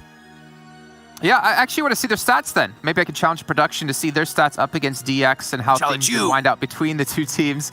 I think there was a part of it where you were talking about, I'm sorry if you just mentioned it before, where we saw Na'Vi be kind of pushed out of the building, but Na'Vi kind of did it willingly at the same time because DX charged through, and they tried to put, I think you said, Blake, DX between them and Geek Fam. Yeah, 100%. I think Blair noticed this as well, and I think these stats say a lot. Oh yeah, for sure. 16 knockouts, just unfortunate they're not able to get a few more kills there. I feel the only mistake, I know we've been praising them a lot, but the only mistake Na'Vi made where they had control of that compound, that building for such a long time, and they didn't keep an eye out on the potential of a player having snuck into the ground floor and listening to all the commotion and lying in wait. And that's exactly what Raptors did, right? And it kind of screwed everything. And even though they were able to bounce back from them and just lose one player, in the end, they weren't able to snatch a chicken dinner. Because I felt at one point in time, Jason, that they're going to be probably cracking the 31 record they set just earlier in the day. It could have been a 32, 33 point game for Na'Vi, but a small little mistake, and that's all it takes for the cookie to crumble. Well, they still get a lot of points for themselves, and they were already pushed up, was it 8 placings after the first match of the day? They should have surpassed Zeus now, solidifying them at the moment as our second place team, but we'll see if they can catch up to Valdez, obviously, as we still have more games to come up today, and of course, another 5 matches to happen tomorrow. But for you guys at home, we talked about what you can win when it comes to Milestone. We talked about, you cheering for your country, cheering for your teams, but there's also another thing going on for you coming up in the very near future. You can support your teams or your players in particular with some sweet little cards going on within the game. You can support those off as well. Make sure you just keep checking it out and stay tuned for more details on that at a later date. But of a later date, we have a 4th match coming up, and we got a romantic date here with our 2 commentators of Maxman Imperium to serenade all of you at home of all the action going down. It's true. No, how this relation works is I'm the tsundere and Imperium is the senpai. That's how it's going to be working out over here. But Imperium, no stackers over here. We got some more games to come up. We got 1 Miramar, we got 1 Erangel. We're getting back into it, but of course, when we talk about Miramar, the thing we say all the time is BTR, where are you? We need to see a BTR win on this map. I think it's starting to get late for the Comeback Kings to actually pull off a comeback, That's true. It's getting past the point where how many chances should they be given? I still have hope for them, 110%, but I also want to touch upon a couple of positives that we've seen today, and I think DRS are a team that deserve a little bit more credit than they've been given up until now, because in the first 3 games so far today, they've scored a total of 35 points. That's equaling their highest total day in the PMWI so far, so there's still 2 more games to go. The Nepal representatives have certainly stepped it up today, and I just really wanted to point that out. Maybe they've been outshined by the might of Navi, the strength of Zeus jumping up the second, and of course Valdez being Valdez, but I think DRS really deserve to be highlighted. Yeah. We are checking our top player rankings currently. We don't see that graphic too often, so I think it's important to mention that we now seeing a player of Zeus in there. We're seeing Godless, which we haven't seen them too often. Dixie's going to be up there too with 5,082 damage and 25 kills total. But I've especially been impressed with Frankie. I think that I have too. He has been the individual player that has surprised me the most in this event. One of the players that surprised me the most. I cannot wait to see where this guy's going to be in 6 months or a year's time, because this was a team that we didn't know too much of coming into the gig. But they've put their name on the map in big ways. It's like in big capital letters. So I'm hoping to see Xavier and the individual players go so further in the future. So not small, not medium, big, yeah? It's just big. You can put it in italic, like, in big, like, I don't know what font you can take. Would you do it in bold as well? Probably. I'll put it in bold, like everything you can add, underline, everything. But text color. Why are you gonna? I don't spend all my day on Microsoft, Word. I don't. Excel sheets maybe, but I salute you. It was good seeing you, man. But the curse is back. The Maxman curse hit you hard. No, it's not the Maxman curse. That's that curse. He's doing it to himself. Okay. Okay. He's doing it to himself. We also saw a little bit of an engagement with Fnatic Zombies and Myths. Myths coming out on top of that one for the time being, and another one is being played out. Return fire as Mexico steps it up and picks up a kill. Returned quite nicely. You sounded like Mario there. Mexico. It's like, I don't know. Like, what's happening? I was kind of inspired by that, but anyway. Yeah, good return to form. Plus another Myths player is knocked down, so it's just 2 players left up. And in this kind of high ground of Chumasera, where it's a uncertain mix of open and protection, you really got to navigate yourself quite carefully. As Imperium would say, let's go into Picardo. Picardo, talking about that position, BTR went finally back there. They used to drop in Puerto Pariso for the short period of time at the start of this event. And now, seem like for the 3rd game on Miramar for the World Invitational, they are going to go back as Ryzen's right on top of the roof of the arena, and he's just chilling there, hoping to give some information. And as they fight versus Zeus, Tooth and Nail are going into this fight. But so far, we haven't seen any team eliminated, so still a chance. BTR can make it happen. Yeah, they do have a player down, and it's only 1 player knocked down from Zeus, so without a confirmation, the body advantage for the most part still goes over to Zeus in that fight.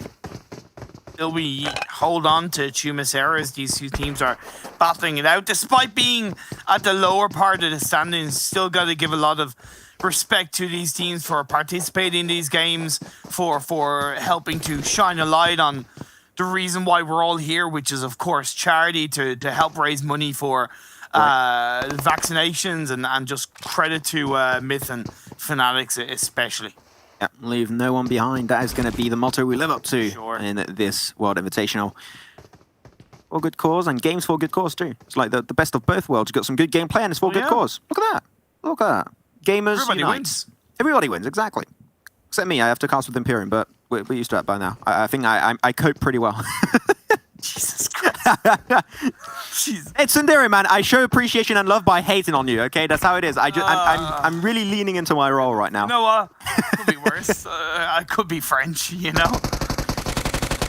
Hey, you know what? Fair enough. We got some sick baguettes over there. That's all I'll tell you. Though, Liquid is going to have some 6 shots coming his way, as he's going to be absolutely roasted to a crisp. And Liquid, one of the top fraggers, no, actually not one, the top fragger for BTR is instantly going to be losing his life. So now they're down to 2. And that is something that Zeus, when they have a hold on the team, they don't let them go that easily. So what's the game plan? Can't he see Ryzen there? He must have seen his head top of the roof. whether or not he sees him, he's not really going to be specifically looking up there, right? Because you never expect to see someone up there. Now, for Ryzen, I'm a little bit surprised that he's not crawling down to at least... I know what you're thinking. You're like, we see him, but we know he's there. See, you know, you always got to think that, like, God doesn't have an idea. But I'm a little bit surprised that Ryzen isn't, like, moving at least down to one side so that he's protected a little bit. But he has nothing. He hasn't been able to pick up a gun. Obviously, he hasn't been able to pick up anything. He is a bit of a... What's Baby Godzilla doing? He's like a roof tile up there. He's, you know... Oh, man. I feel sorry for him because, knowing that he can do nothing to help the rest of his team, it makes it even harder, right? You know, it's one thing...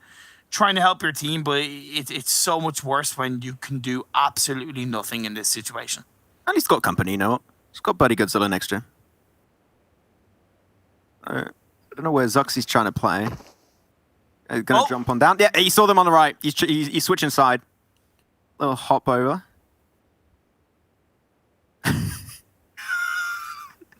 I know. What the dog doing? Oh, my Lord. Oh, man. But Zeus will be able to move forward. Let's have a little bit of a talk on where other teams are though around the map. DS Gaming looting up Minas Generalis. They're gonna have an easy rotation, which they already have a couple of players towards the north side of Lambedita. The phase 1 circle was a little bit on towards the southeastern side of the map, but for the most part, a lot of strong areas to contend with. The fact that Los Leones is really a core part of this phase 1 is going to make it quite tricky because no team is really going to want to actually rotate in there. So it's going to be kind of wrapping around the north, the south, the east, and west. The Xavier on the western edge. I8 are still looting up, but they have 1 or 2 players more by the southwestern side of the city. So they kind of have the anchor point. Because what you would usually see is these teams drop in there, getting their loot, and because it's such a wide compound, they would instantly move. But because it's in a circle, they just remain in their quarters and don't move too much. Except for A1, they have been a little bit more proactive than the rest of the bunch, like Xavier and even... Actually, IA are pretty proactive themselves, going for a pretty big spread. I think they're just trying to widen up, just spread their wings and get a little bit more for themselves. But A1 actually taking control of the northern side to see the incoming teams, and one of those incoming teams actually is NASA Esports, and also Reject is very close and nearby of this current location. So A1 be, in terms of the information game, they are winning by a huge margin. But it's also more important that they make more noise because they're more centralized in circle compared to Xavier and I8, right? So it is so important that A1 look to push teams back, such as Nasser, such as possibly Reject, and maybe Xavier should they get closer to A1's area. I'm also liking the rotation that's being pulled out from Geek Fam. As per usual, it's kind of one of the massive strengths of Geek Fam is their ability to rotate so nicely into these circles, much quicker than the likes of Navi. They went into El Pozo, they're sweeping down, and they're going to take that main road outside of Picado. Yeah, it's a good spot to enter from. I literally have no issue with that whatsoever, so hopefully they can just keep this one ramping up. Yes, sir. What else? Extremely polite of you to say yes, sir to me. Wow. Would you rather me say yes, ma'am? Yeah. I mean, you just hey, that's fine. I was just like, wow, that's surprising. You know what? Hey, okay, are we gonna get a back-to-back city finish? Are we gonna go for it? Los Leones right in the dead center of this circle. A lot of little hilltops to play from the east and especially on the south. I think that's where IA are currently going. Reject 2 to have information on what teams are doing inside the compound of Los Leones itself. I think that is a great spot, and Reject Scarlet instantly gonna pull the trigger and make that rotation happen. I really love this kind of circle, Max. Good, yeah. That high ground that's in between Puerto Paraiso and Los Leones provides a lot of valuable control, but because the circle doesn't often end around there too much, it may not be as familiar to these teams, but if IA can grab a hold of it, maybe a Reject, it could prove very worthwhile for them. Blacklist are going to be rotating in from the southeast. Myth are a little bit behind them, but that's because Myth are down to 2 players. Geek Fam going to have that kind of central shift. Still a good few kind of containers and smaller little compound areas on the outside of Los Leones to the west, which are very much accessible for Geek Fam. So I think they're going to head in that direction. They are indeed going to be going in that direction. They actually have themselves a loot crate that just dropped from the sky, so they're going to be able to even pick better. that one up and see if they're going to get the new weapon that got added or if they can get themselves an orb. In this kind of game, especially if you get access to a high ground, the orb would be great to have under control. As Godless, Abily, taken a few shots by Zuxi, and I think that they might expect this to be another team. They think BTR just completely left, so they just don't really want to take their shot. They don't there. care, basically. They don't care. They need to rotate. It's 9 circle. Is that worth it? Clearly not. No, they weren't phased by those shots at all. Like, that's nothing against Zuxi in that moment, but yeah, it is but a scratch. But it's like Zeus were just like, yeah, we'll get the vehicle, we rotate in, doesn't matter if we take a couple of shots. Now they can focus on what's in front of them, which is right now Valdez, possibly A9. They're going in somewhat blind, so they need to try and grab a bit of information. A1 taking those pop shots towards Valdez, very valuable, and I8, the high ground is so good from them. I'm loving it. From a lot of the teams that are playing the high ground, they are so set on what they want to try and how they want to perform this game, especially. I'm really intrigued with how this game is going to be ramping up for them. A lot of teams are going for the late rotation, but I think that they know a lot of teams are going to try and get themselves around the likes of, the hilltops, or potentially even the compound early on if you want. That is something that we could be seeing some teams trying to do.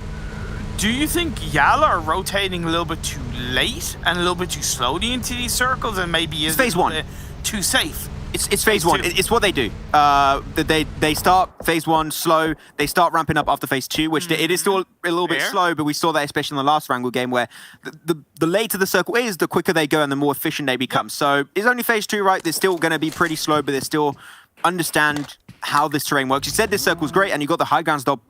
Pretty scary. They don't want to enter straight up north. They want to enter from a little bit of a more unorthodox position. So the east is a great option, but it takes a little bit more time to set up. It's a good point you make. Navi now rotating in, coming through the La Bandita area. They're going to be obviously pretty well positioned depending on where this phase 3 does shift, which we're getting into very soon. DRS in a bit of action on the outside of the circle, but that's going to be a massive south shift, very much into the advantage point of Geek Fam, and plus with the Los Leones on kind of the northern half of this phase 3, nobody really wants to go through Los Leones, so everybody's going to be going either to the west or the east of the city. They're going to try and tiptoe their way around this one. It's very clearly what game plan you want to go for. Do you want to go YOLO, send into the buildings and of the compound? I would recommend them to not do so. You want to avoid the city at all costs. But playing on the outskirts of the city over to the west or to the south is extremely valuable. I think currently, actually, the most valuable position in this entire circle is where Xavier currently stand. Not only are they going to be able to get intel to the center and down south, but also, if they wanted to, they could get information in Los Leones, which is not what they're doing, but they could have. And actually leaving, I find very surprising. I would have stuck there the entire way. I would have committed, but Xavier's got another plan in mind.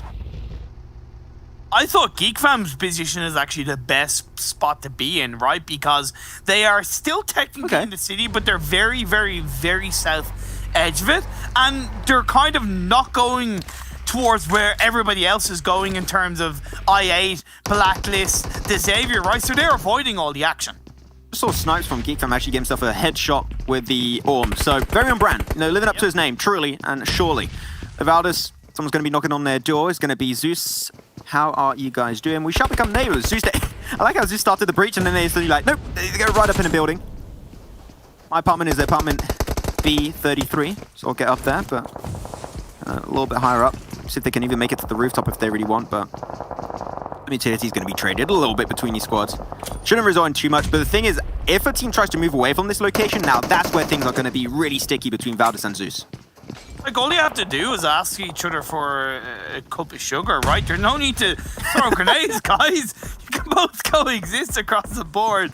But I like the aggression from Zeus. They do have the body disadvantage, though, as they only have Ziol and Abli left standing. Once a revive is pulled out onto 6, Valdez have a 3-man play in their hands. Blacklists are being put under a decent bit of pressure inside this game. as Geek Fam are waiting in the wings to punish both of these teams fighting in Los Leones. And he got so much action, but you just saw actually one of the players just getting actually a huge knock, and he was down to what, 2-3 HP? What a play, trying to go for the first aid kit and will not be able to get it, and that is the game done for I8, unfortunately. So we'll see you guys into the next game out in 16th place. Not many, I believe they got 0 kills, and they might have had 1. But regardless, there's not a lot of points coming their way, that's for sure. So we'll have to see I8 in the last game on Erangel. That's a fact. As Circle's about to shift once again. And they should be going away from Los Angeles, technically. But whoa. Oh, that's huge. That is the biggest upset you could have hoped for. That is a hard shift and a half, Imperium. Oh my god. Oh my god. Is this going to be another city Back to back, baby. PMWI West, eat your heart out. We've got it going as well. Anything you can do, we can do just as good, boys. Absolutely love it. You know, as I said in the last game, 2 games of the PMWI West were back-to-back city finishes. Seems like we're going to have it now. DS Gaming, full sending it from the east into the city. A1 are looking pretty, while Martin looks to hold on to Zeus. That's a really strong angle Martin just tried to take for himself, and actually it will result in a kill coming out. Aberly, last player remaining, and he's going to try and go straight for the roof, which I love. I mean, you know the circle's coming your way. Stick to the roof, that's fine, and you know that if the rest of Valdez are going to try and push that, you can pick them potentially one by one, and you're going to get pinned down, right? You're going to get anchored down into a really hard spot to hold on to. I think Aberly maybe flashed himself for a second there. But yeah, just hold on to the staircase, and no one in their right mind would push that, so Valdez are just going to avoid it as much as possible. And I do get that, but Aberly could get third party by GeekFam, by maybe BTR, by DRS, right? That roof position does expose you out into the open air of what can be a toxic Los Leones, Miramar area. And man, I definitely respect what Aberly has done. Other teams that have moved in have been kind of DRS on the edge. DS have been the only team to massively commit for the time being, but Yala are getting there despite losing 2 players. It's powerful, and Jaman's to full send it in. Navi are kind of a little bit behind them, but they're trying to deal with Reject on the southeastern edge of the circle. Yeah, relatively big cluster of teams down southeast. You're going to have Navi, Reject, and also a few players of Yala, I do believe. One of those actually being knocked, so really Yala's not going to be really involved and get a hands-down influence on this fight. Reject, if I were them, not a fight I would want to take. You're seeing Navi, you can go to the west of your current location. I think that would be one of the best. Go towards the water silos, or just silos. I don't know what they put in there. They put stuff, I don't know. Is it water? It's water. Is it water? Yeah. Go there then. Go to the water, water. We're in a desert, man. You need many water silos to try and keep everybody parched. I do think that water is pretty important. You know, H2O, learns in class, pretty cool. Like what about a water? It's Tuesday, isn't it? No, okay, it's not even Tuesday, but whatever. Now we're going to try and wrap around, take a little bit more control. We've got to be careful. Tixie's a little bit, not actually a little bit. He's very far in a distance. I'm skeptical of the amount of influence he can really have on this fight, but it seemed like he's into the buggy, ready to join up. He wants to have a big impact on this fight versus the Japanese team of Reject. Nice. Nades being traded up. Right on top of Lapis. Huge chunkaroonie of damage, as Giorgio is going to be really serving as the front line for the team. So Navi just going to be lasering down those little ridge lines, trying to find maybe a sneaky headshot. But Tixie, that is the flank that we want to see. And they just completely pinned them down. There's no escape for Reject, but Fnatic Zombies, they see that. Oh, that is looking like a yummy bunch of kills. We want those points. Yoink! They're ours. Thank you so much. That was great doing business with you. And I get why Tixie wrapped around. I really do get that, because one of the Reject players were knocked out. But unless you are sure it's you got to know that a third party is there, so you really can't overextend. Yes. Awareness by Fnatic Zombies. Let's go. Back-to-back city finish confirmed, ladies and gentlemen. You can post it on social media, because we are having one hell of a nutty day, that's for sure. That's how we're going to begin with this one.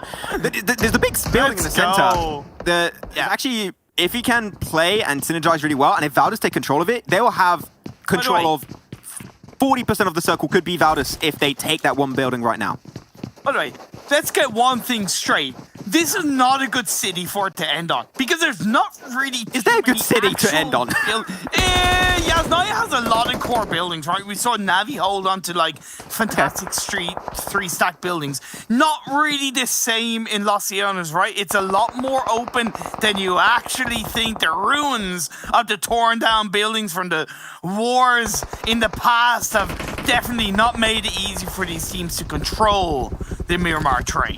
This is the tipping point. This is where the teams are going to slowly but surely start whittling down. And we're going to be losing them by the buckets. A1 still got Dante, Jax. Rez could be relatively hard to pull off, so I would not recommend that to really come through. But at least most of the teams are currently in there. Yellow have yet to still push a few extra meters. They're going to make it happen. Lamborghini taking some good shots, but DS... Now that's the thing. You take any fire and try and peek out the window. Another team has the angle. Peeking is just extremely risky and almost illegal right now. You want to make sure that if you take the shot, you get it in 2 seconds tops, and then you instantly go back in hiding. Big brain rotation for Navi. Look at him on towards the northeastern side. Out of sight, out of mind. Well, the Xavier, DS, Fnatic among towards the southwestern side. Yeah, Valdez trying to hold on to Geek Fam, Myth, and not quite sure who else that is. I think it was the last player of Blacklist International. Either way, this is crazy in Los Leones. This is the moment where gear second is not enough. You need to go gear third, even gear fourth, because this is not going to be a fun one for a lot of these teams and players. Though BTR, completely undetected. No teams is paying very close attention to their current location. There's no one currently in the northern side except for BTR and Na'Vi. All the teams are locked on top of each other. If you dare move, 3 teams are going to laser you down instantly, and there's no escape.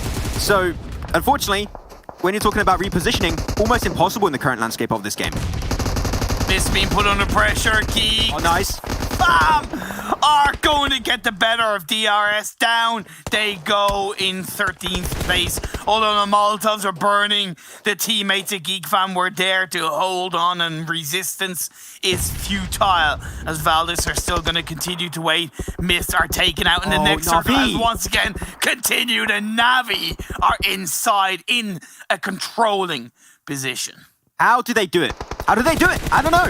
It's a question that we'll have answered hopefully in the near future. But these guys got himself a 3-man control on this building that's so far centralized into the circle itself. DS Gaming trying to also be a little bit more proactive in their own position, trying to reposition into the circle, which they were able to do. But now all the teams are going to be chasing right after them. It's a race for the finish.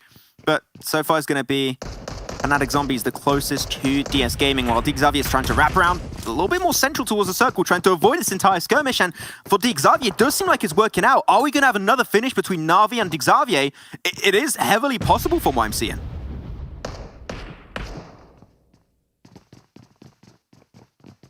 NASA trying to move into. Smoke Raider is going to start to get used up. The utility is going to have to get popped out. The A1 onto the side. Can't really get the intel onto NASA. Miracle. There you go. That's... Whoa, okay, Geek Fam. You guys got to chill out for a second. Everyone gets destroyed. NASA seem a little bit more prepared, apparently. And Geek Fam are going to get eliminated instantly. They tried to full send it over the road, and nothing came of it. That drive-by just had a complete opposite effect. What a nade. Oh, that's a big nade actually coming out. What a play from Rabbis. And Miracle, Hamzy are both going to be biting the bullet, or biting the nade, should I say. Nabo is going to have to try and cross over. Nabo and Moomen could potentially get the rest on their teammate. But there you go, you peek over the wall. Another team is going to be able to find that off angle. That's Lamborghini joining into the kill feed once more. Well, A1 is just looking at that happen from a distance and waiting for the opportune time to strike. Things are getting dicey. Imperium is gone. He was too much pressure for Imperium. He'll be back eventually, that's for sure. Mornay is getting exchanged back and forth, but still Na'Vi into the circle itself. They're high up north. They're having a real good old time. And while Valdez is getting closer and closer to BTR, there's a fight for the north currently between 3 teams. There's a 3-way fight. As though the feet's going to be actually going over underneath that car. They couldn't get the shots. NASA going to have to go for the full send it, trying to cross over one by one. Only movement now remains for NASA Esports.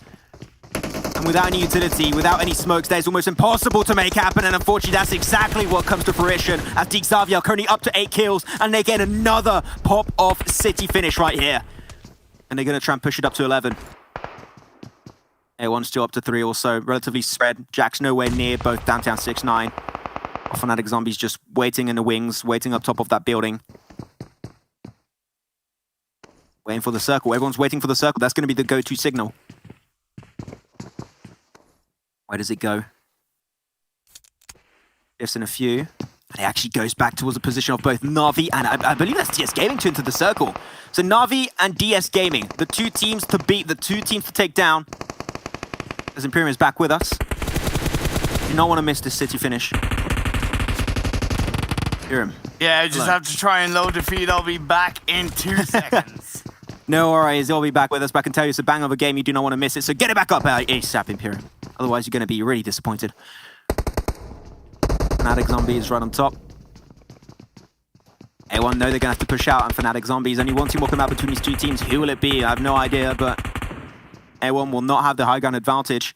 And the smoker is going to slowly but surely get put together by Fnatic Zombies. Jax is going to be the first one to make the race, and he actually makes it to the other side. Makes it to the building. That one smoke is so valuable. And all of A1 makes it out unscathed. That's a 3-man team cross. That was clutch. What the hell has happened? Phase 7 and we still have 8 teams, 22 players. DS Gaming are still in the mix. Navi are up in the north. They are in the circle. Valus are close by as RX Jax does get a knock on the powerful. Actually, a kill as Yala are out. Yep, Yala tried to enter through the east, unfortunately, to no avail. No rest for the Wicked. No rest for all of these teams in the city finish. You made it this far. That is already huge, but now you've got to push yourself to your limits. Great nade onto Abu. Dante also able to join up into the kill feed. A1 are just shredding it with Xavier. These teams are just taking so much control and allowing no teams to have a breathing moment. Xavier so good in these city finishes, up as a full squad as well. Inside this phase 7, so looking very healthy as they hold onto the Ivan. Unfortunately, Frankie misses those shots, but can the rest of the team shine through? Oh, he misses it. That's going to be the full-on send it for Xavier. They pull the signal, they pull the trigger, and that's going to be it for Fnatic Zombies out in 7. 6 teams now are still up and ready to go. But Xavier, what an aggressive team. I'm just loving this team from the start. From day one, they have just been impressing me time and time and time again, especially Frankie. Now, they still got a lot more fight coming their way, especially Valdez. That is the next team on their radar that they need to take down Imperium. Frankie goes to Hollywood, more like Frankie goes to Los Leones and slays the beasts around them. But A1 going to be going up against DS Gaming. DS from South Korea, they have the buildings in their control. And A1, they know they're going out in the open and they can get third party, fourth party the second they step out. The circle actually went over to Na'Vi again, on top of the road, so they can just stay there. Kitsune currently on the rooftop. This could be another huge game for Na'Vi and Xavier if they play their cards correctly. How has BTR been able to stay alive, right? They got 2 players down at the start of the game. They've just been untouched, unfazed as they survived until the end of this game. 27.5 minutes in, phase 8.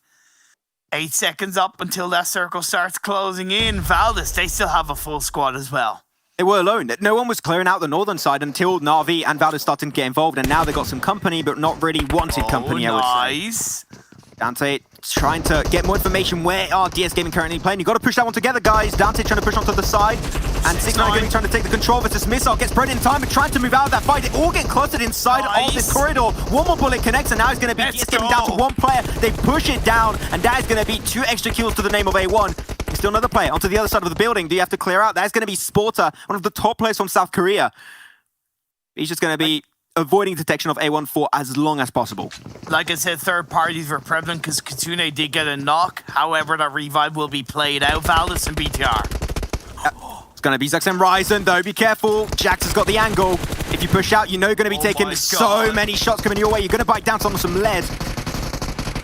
On set, Dante, the blue zone takes him down. A1 struggling with the blue, apparently. BTR down to 1. Where is he? We have no idea. Zuxi got spotted out. He's just cornered up. 1 nade. Could it be the clutch nade? He gets flashbanged away. It's just so close. What's happening? I have no idea. And the nade actually connects. That's going to be Concept going down.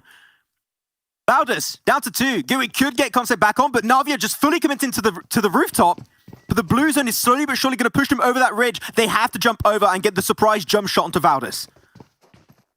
Let's not forget about the Xavier. Let's not forget about the Xavier. He's through the windows. Oh, the play! Goes for a push, but it doesn't work out. Oh, Zuxi, I see what you were doing there, pal, but unfortunately it does not come out as you were initially expecting, but still I respect the attempt. That's going to be BTR in 5th position. What a game. We said we wanted to see a strong performance from them, and they do make it happen. Top 5 for BTR on this Miramar game. The Kitsune will be taking a beating to the hands of Martin. Still 1 player remaining that's still on the roof. Are they going to go for the heal-off? I don't know, but Valdez tried to push it out. They are out in 4th, and now only 3 teams remain. It's going to be Na'Vi with A1 and Xavier. They push it out. They clear out Na'Vi, and Xavier might just get himself a back-to-back city finish. Xavier are playing out of their mind today, Imperium. What is going on for this team? Xavier, man, they just do it, man. They just do it in the city finishes. They sweep from building to building. It doesn't matter if it's in the ruins or if it's in the crux of a city. They will control it like it's their own child. So strongly performed from them.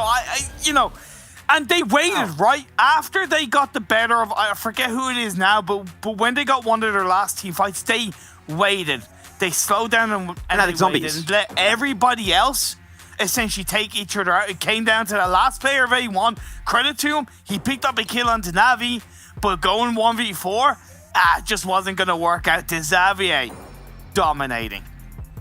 We had a back-to-back city finish. Yes, Nai Paliano lost Leones, which is, I think we can both agree, Imperium, one of the finishes which is so hard to remain consistent into. Like, no one is known as the city finish expert that dominates. This might be the first team that becomes the city expert. Back-to-back city finish, back-to-back first place, and not only that, they get an insane amount of kills. I didn't see exactly how many that was, but that's minimum double digits for Xavier, as you can have a few little replays to go through, because we need to be taken through the motions again, because that was too much for my simple mind to really analyze and take in. Like, this team, man, they shone already throughout the PMWI. Let's be fair. They very much came on our radar. But man, they've low-key started to just seep even further and further into my heart, into my mind with the way they perform. It is, we know it is so difficult to control a game when it's an urban finish. So hard. But man, I don't know how they do it so easy, but they just do it. It's their communication and their synergy. You saw that fight versus Fnatic Zombies, right? They surrounded Fnatic Zombies. There was no escape. I hope we'll see in the replays very soon. I think we will. There you go, that's the one. They just, okay, we know where they are. 3, 2, 1.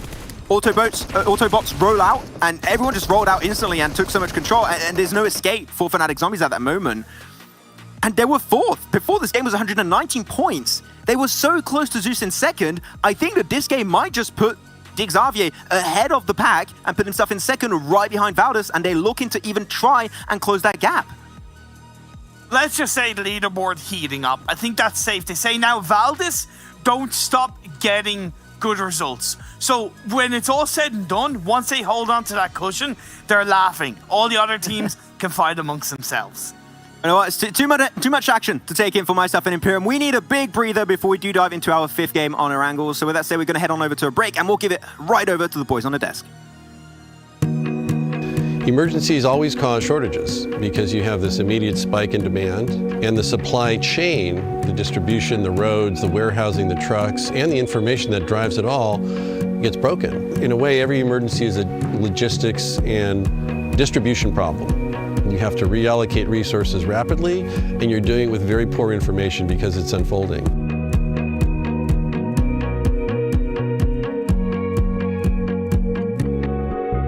Direct Relief's been around 72 years. I don't think anyone's seen where you have a simultaneous emergency everywhere. So the demand spike for medical material, PPE and ventilators and masks and gloves and gowns and goggles expands overnight.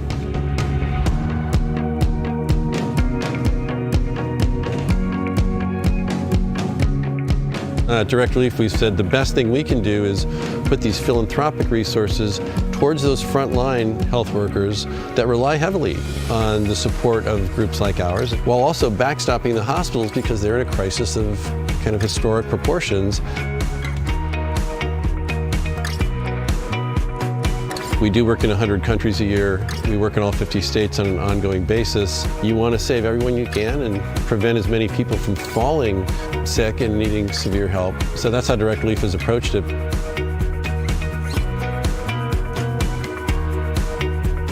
This is one that is an equal opportunity threat to everybody. So we're trying to do our best in a fair, equitable, thoughtful way, doing whatever we can to get help to people where they need it, when they need it, as fast and efficiently as it can be done.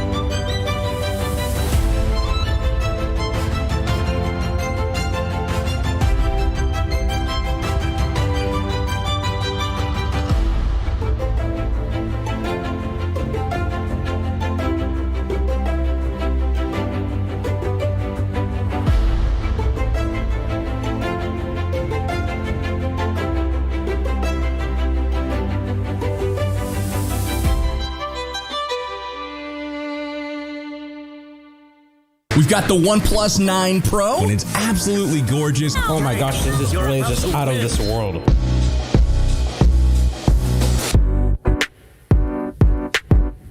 Insane. It's got 65 watts of charging power.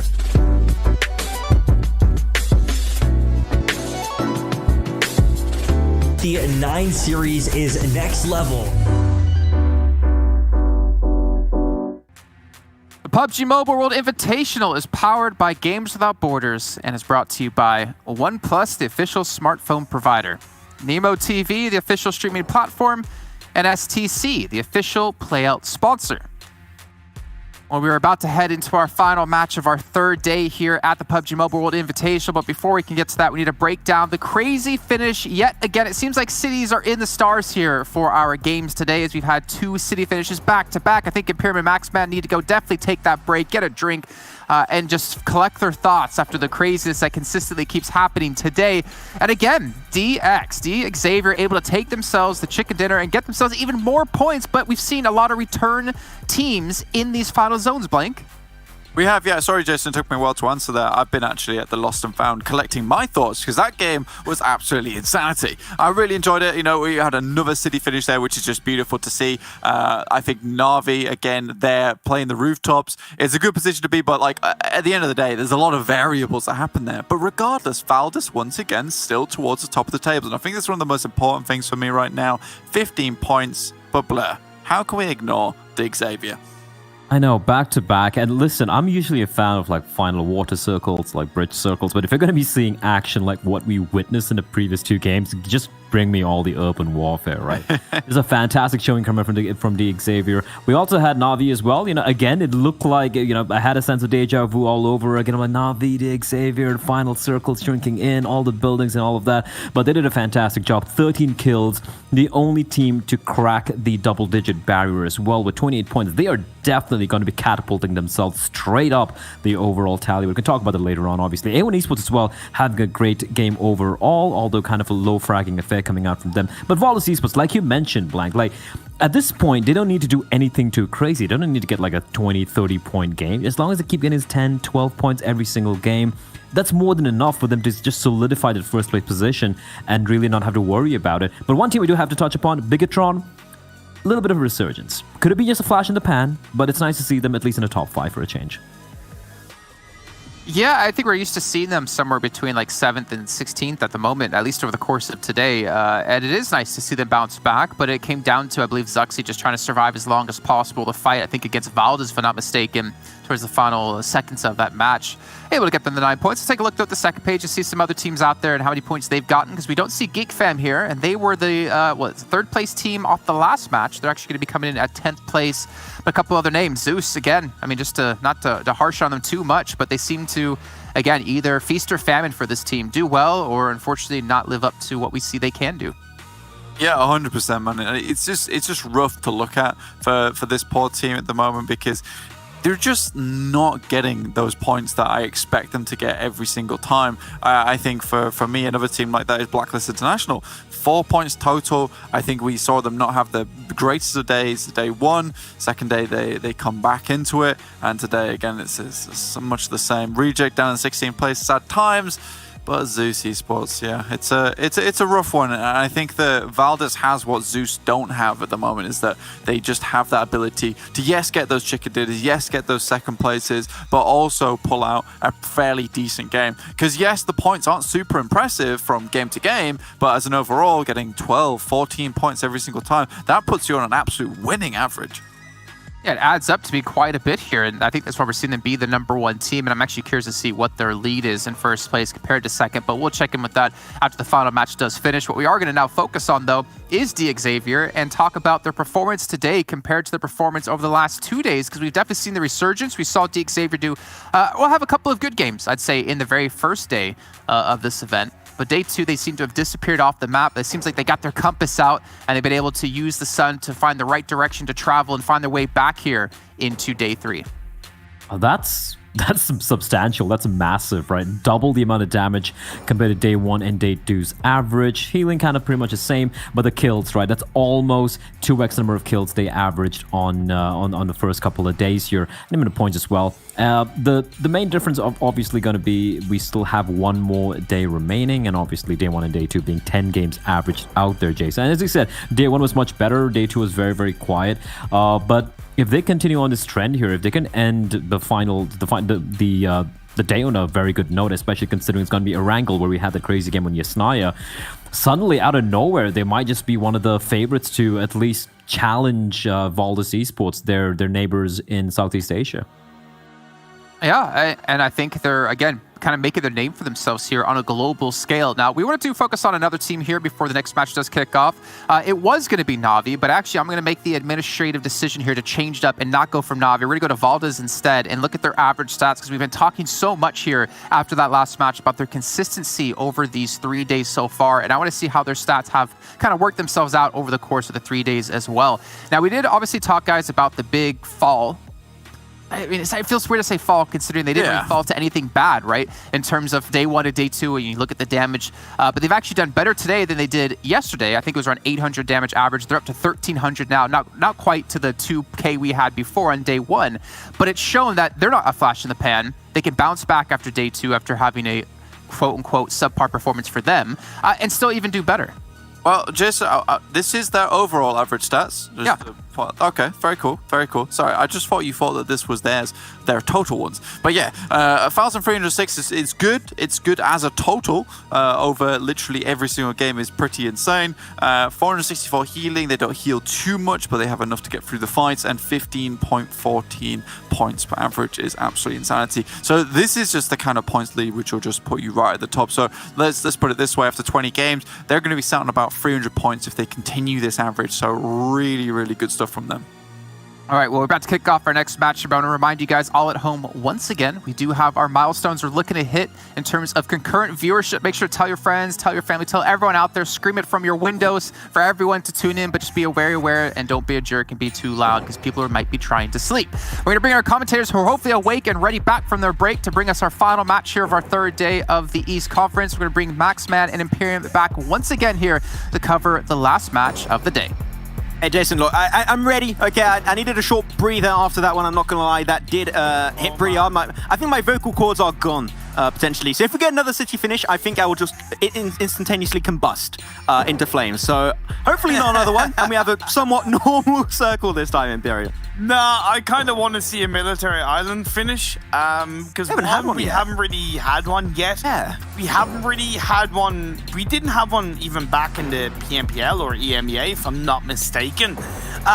So it's been a while since I've cast a military island finish, and I also think it's a really big test for a lot of teams in terms of their ability to rotate. So let's see if that comes through. But for the final game of the day, Na'Vi are just killing it.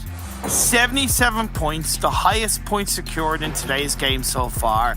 In 4 games is a stonkingly good average. And they've got a chicken dinner with it. Like, you know, it is really such a big turnaround for the Russian representatives. It's not just a jump in overall points and averages. It's a huge leap forward. It's insane how good they have been able to perform today. And I thought if other teams like Zeus or Na'Vi were not going to be able to get good result after good result, which they are known to be a little bit up and down, I thought Valdez would have a even bigger lead at the end of the day, showing how they were consistent, especially in the first 3 games of today.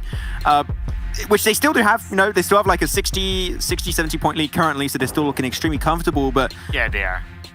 If they stay on this kind of initial launch and stay on this in that direction, Xavier might be the one to take down the Kings. Not today, but tomorrow, for sure. There's a world where that happens. Look, you know, teams like Na'Vi and Xavier, like, look, they can't really control what results Valdez have, and they shouldn't even be caring about what results Valdez get. Be aware of it, but they shouldn't care. The only thing they should be worrying about, which is I think exactly what they're doing right now, is their own results, their own control, their own ability to extract as many points as they can from these games. And we're seeing it right here. The Xavier with the back-to-back chicken dinner across the last 2 games. Navi with the win as well. It speaks for itself, and Zeus have been overshadowed by those teams as well because they've had a little bit of a shaky day themselves. Still good, still a high amount of points scored today, and they've got 37 in 4 games.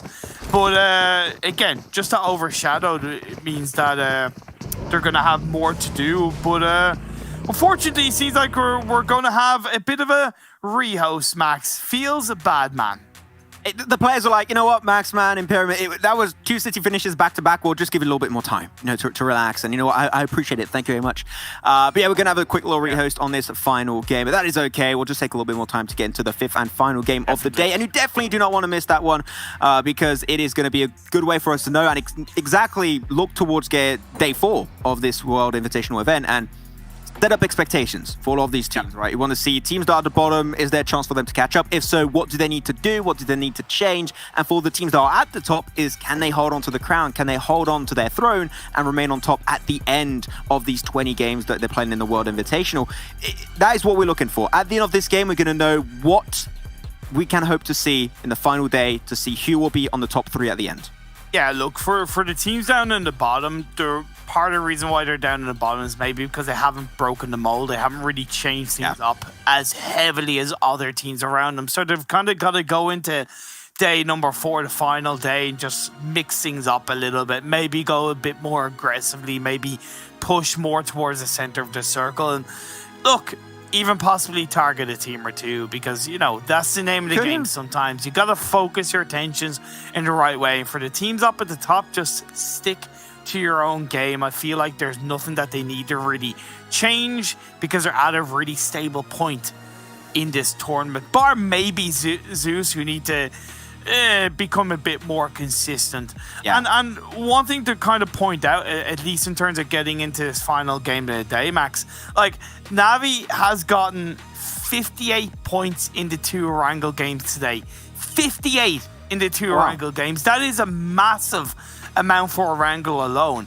When you got 3 more Wrangle games tomorrow and this final one again, that really puts him even in a better light to challenge Xavier, of course, for that 2nd spot and maybe possibly get up to Valdez's point in the standings and overtake first in the final day.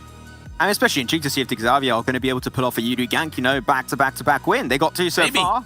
Maybe get himself a 3rd to close off day 3. That would be the best way to do so. But with that said, we're going to head on over to a very short break. We've got a really fun video for you guys at home to check out. And after that, we will be ready to jump into Game 5 of day 3 of the World Invitational East. So don't go anywhere. Difference between PUBG and other games such as Free Fire is still the same battleground game. I think the PUBG more compatible, more strong. I mean, on for the strategies, on the visual, the quality of the graphic, and it's more like easy to understand the game, and yeah, it's more like realistic. Yeah, more realistic for PUBG between the Free Fire. What makes PUBG different from other games is that it's more realistic. My opinion, PUBG was different when another game was.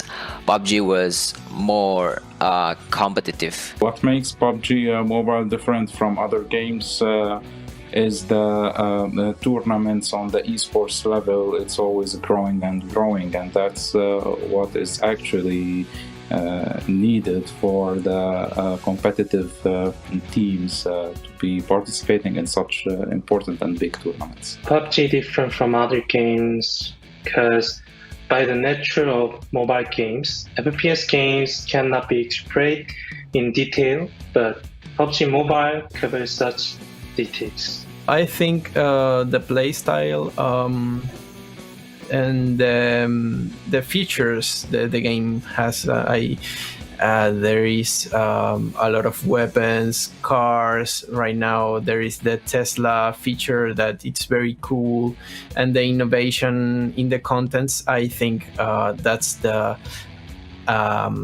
special and the difference in this game, that make us play. PUBG Mobile is different from other games because it covers all, like for playing for fun, competitive, streaming, enjoying the game, and you can also earn money from the streams and stuff like that. So I think it's really good in this. PUBG Mobile gets updated in a short time, and it's getting better and better in a quick time, but not like the other mobile games. And for me, it is the most enjoyable competitive game. That's why I like it the most.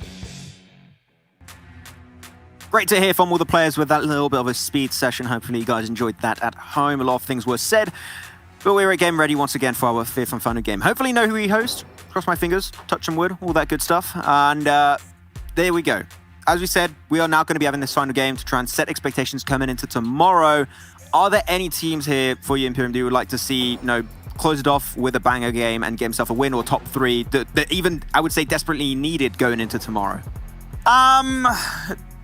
Desperately need and kind of wanting are two different things. Obviously, when you're looking in the overall standings, I think Yala are probably a team that desperately need a win. They're slightly slipping down the chart, and they haven't really had the massive result even across the whole PMWI, as much as they've surprised us in a good way, but they haven't really had that kind of whole all four-man strong second, third place result, and I would really love to see the Saudi representatives pull that off in the final game of the day, because again, setting it up for tomorrow would give them a lot of confidence and a lot of momentum. Yeah. Personally, I have one team that I very clearly, coming into this, want them to find good closure to this day 3. And that is going to be, in my eyes, Reject. They're currently with 90 points in 10th position, and they had a lot of top 3s and top 2s. I think they've got 4 or 5 coming their way throughout these 15 games.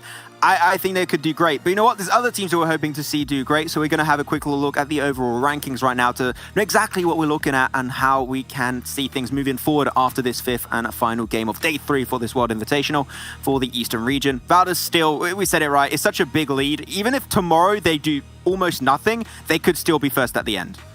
Yeah, exactly. All they need to do is just chill, get 5 to 10 points a game, and they are sorted. But we all know that they're going to go for the 15-20 point games.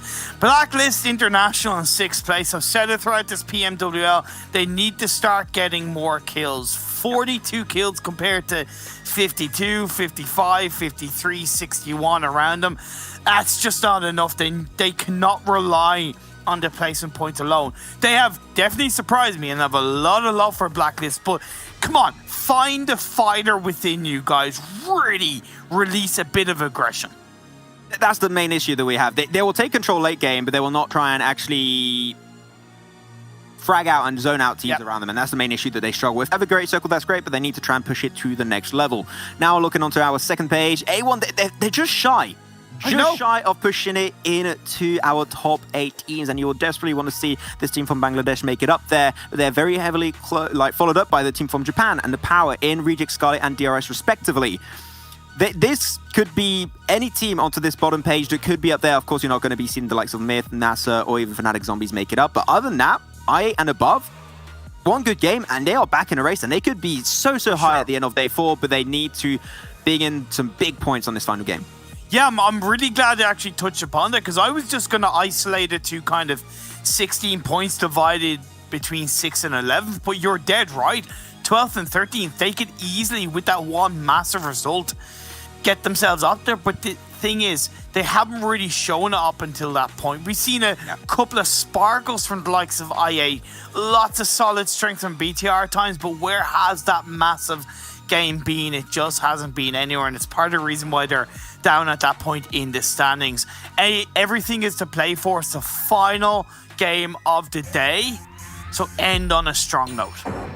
Yeah, and on a strong note, we'll see exactly what's going to happen. I saw Sinister on Instagram. He was not happy with their drop being contested a little bit, I think, by BTR. They were a little bit mad, last Angle game. So they're not too happy about that one. So maybe things are going to change a little bit with how BTR decide to go for their own split too.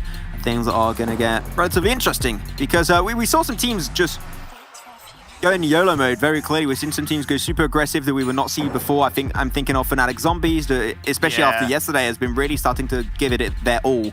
And I think that's especially what they need if you want to have a long and impact and to catch up a little bit towards the end of the gig. But here we go. Plane path is going to be high in the sky, and it's going to be from the more southern eastern edge towards the northwest. So, not that bad. It's not the best, of course. If you have teams that like dropping Yasnaya or Severny, which there are quite a few, you will have to or go for a secondary drop or pick up a car and try and drive as far as possible. Yeah, DRS going to Yasnaya will probably have to drop around the kind of shelter area, grab a couple of vehicles and head on up. Blacklist side to go to Severny. It's not going to be too hard for them. If they wanted to, but see, here's the thing. Yeah, if they wanted to now, but I don't think they know this, they could technically go towards the Zarki area and then grab a couple of vehicles and go to Severny. But the fear is that DS have gone to Zarki a couple of times, so they might be reluctant to not, to go so close to Zarki in case they get picked off by a team. So there is a level of unknownness about how they do fly out. Trying to get as much awareness when you exit that plane is important. And phase one, it's a little bit normal. It's down on the southwest. Decent bit of water in place, so it does remove a good chunk of that landmass available for a lot of these teams.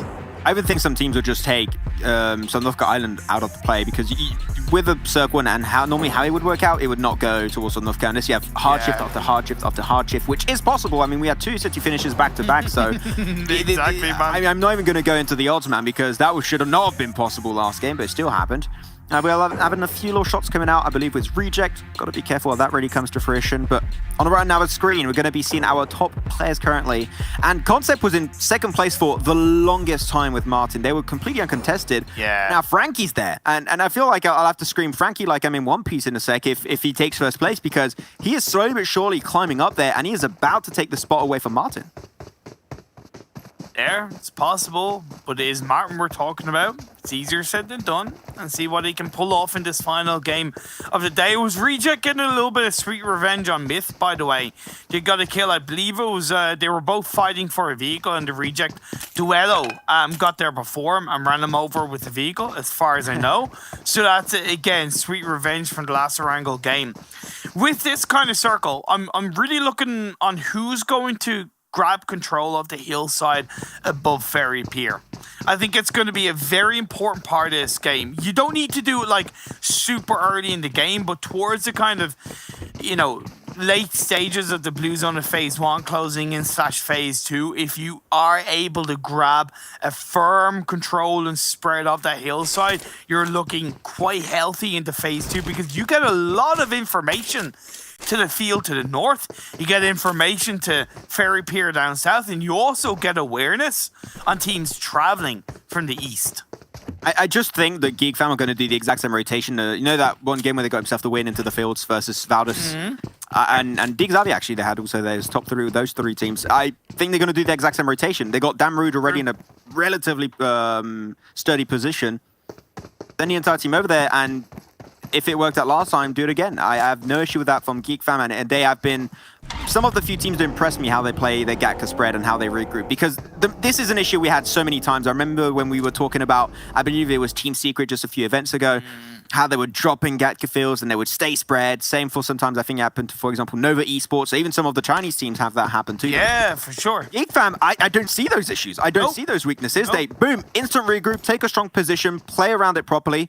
I'm loving it. Keep it going. I was going to ask the question, I wonder what I8 are going to be doing, but it seems like they're going for a very early rotation towards the western bridge. I do it. And I don't know the answer, but okay. But I kind of really like the timing of their rotation. I've complimented on their rotation timing away from Military Island in the past. I think this is still a lot trickier with how the Phase 1 is, but I still have to respect that compared to a lot of other teams that drop in Military Island. I8 rotate extremely early. Yeah, that's what we like to see coming out from them. Hopefully they'll not be the only one. I would like to see Blacklist International do something in similar fashion. Cross over the bridge over to the east of George Pole. that'll be great because you're not going to have to cross eventually, right? Or you do it early, or you just wait for teams to start moving out, and then you then pull off your own rotation. I think that's something that's very by the book and that we can expect from Blacklist International for them to do. Other than that, really nothing out of the ordinary. We did have just 2 players actually did go out. We had one then for Myth. There was Broly actually losing his life, and another one which is who's the other one? We're down to 62. No, you're just missing the fact that the Xavier, unfortunately, only starting as a 3-man team in this final game of the day. That's what I didn't see that has happened. It's okay, man. You just need to go to an eye specialist and get some glasses. But weird, you would say that. I'm going there in like a month, so that's. Are you? Yes, I am. No joke. Cool. No, it's good because I know that you have kind of mentioned it to me in conversation that your eyesight is. It's just my excuse for missing my shots. I just say, my eyes are messed up, but not really. Fair enough. Now when we're gaming later on, I know what you're going to be blaming when you miss your shots. It's okay. It's fine. I'll let you out of it. I'm in danger. Who's going to be also in danger is going to be IA as they just cross them on over. And one player leading the pack. I like it. Johnny. Yeah, that works out just fine. And they know there's been very small amount of bridge camps in these entire games. So they're just going to be cruising on forward, go towards where Johnny currently stands. So, yeah, I mean, it's never happened in the past, or at least very rarely. So they're just used to having no teams really holding on to that Western Bridge.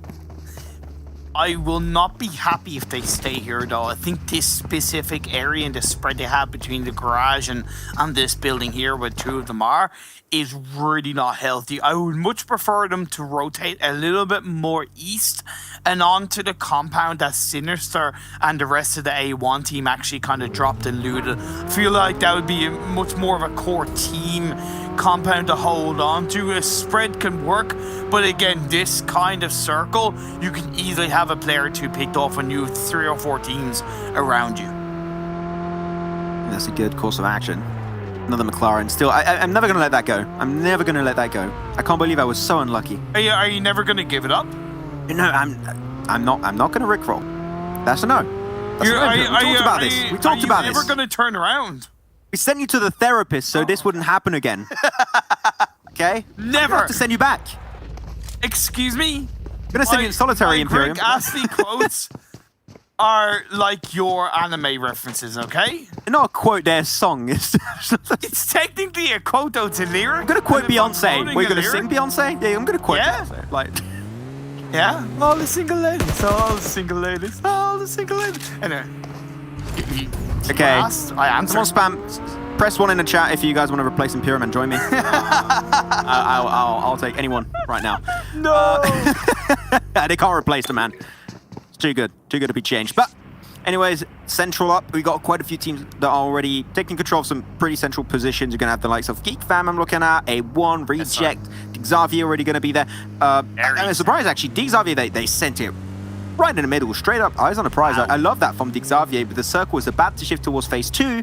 There's a lot of water in place, so we could have a very unfortunate circle depending on where it goes. Like, I feel like that's too much of a commitment from Xavier and Geek Fam. Because look at that gap between A1 and like Valdez on the edge of circle. There's nobody else there. And I think you always have to leave a little bit of variable for a circle shift up north. Let's see where it goes. It's a little bit of a shift up north, but it's kind of northeast with still Military Island in play. Will Fnatic Zombie stay there? Will IH shift back down to the island? Either way, I still think IH should now go to where A1 dropped, but because it's phase 2, they've left it too late and they might get pinched apart by a few teams around them. I'm worried about it, but let's see what happens. There's a realm of possibilities where Sovnovka is still possible. It's possible. I would not really lean into it too much. I don't think you should assume that will be the case unless you're already rotating late, which is the case for Fnatic Zombies. I mean, it's Fnatic Zombies. They always try to rotate as late as possible away from Sovnovka. But you said you weren't happy if they really dropped the Imperium. I think personally it's fine because Fnatic Zombies always rotate so late, and it is the bridge that makes the most sense to cross for Fnatic Zombies. So, hey, if you can have 4 kills that just come your way and you pick them up for free on a silver platter, I think that if that is at least a thought process they went for, I think that's great. But look at Geek Fam. They just basically kind of pushed A1 out of that compound. Dante's the only one that's left in there. He chucks out a molly and nearly connects onto one of the Geek Fam players, but his position has been exposed. Now, it's not the worst thing in the world for Dante because the rest of the A1 team are actually on the hillside overlooking Geek Fam, so it could be a bit of a bait. However, the second they enter that building, there's really not much Dante can do other than maybe jump out, try and get to those containers down by the side, and let Sinister, Jax, and 6ix9ine do the rest of the work. Oh, no. Oh, that molly was a lob of an L for Dante. That's exactly what I was going to say. That if you want to go onto the side, that's great because exactly now the rest of your team can have a hands-down experience on this fight. Perfect. Dante, go to the more southern wing of this building, and then your team can join up, or they can just breach it. That works too. They got themselves a knock. You got the man advantage. Full send it. That's what you love to see from A1. Taking a little bit slow. Geek Fam trying to extract himself away from that kind of overall ordeal, which is easier said than done.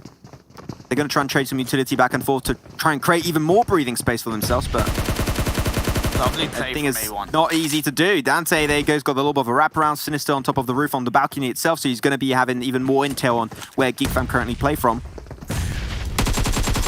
Taking it to the warehouse. There you go, gets up, and that's one. Damarud actually, really good pressure from Damarud. That actually stopped the flush from coming out onto Sanes. He does take a little bit more of a beating, down to 50%. He will get rezzed up, but now you got to think about it. A1, this is a 4v2. This is a fight you cannot afford to lose. The full send it. That nade looks big onto Sanis. Boom goes the dynamite and boom goes the nade. That's going to be another knock coming on through right after the res. And now Geek Fam is a 2v4. Beautiful. Can you take that fight for yourself? He gets completely jumped on, and there's only one player remaining. That's going to be Damarud. And we'll see if the damn good players are going to come out from him once again.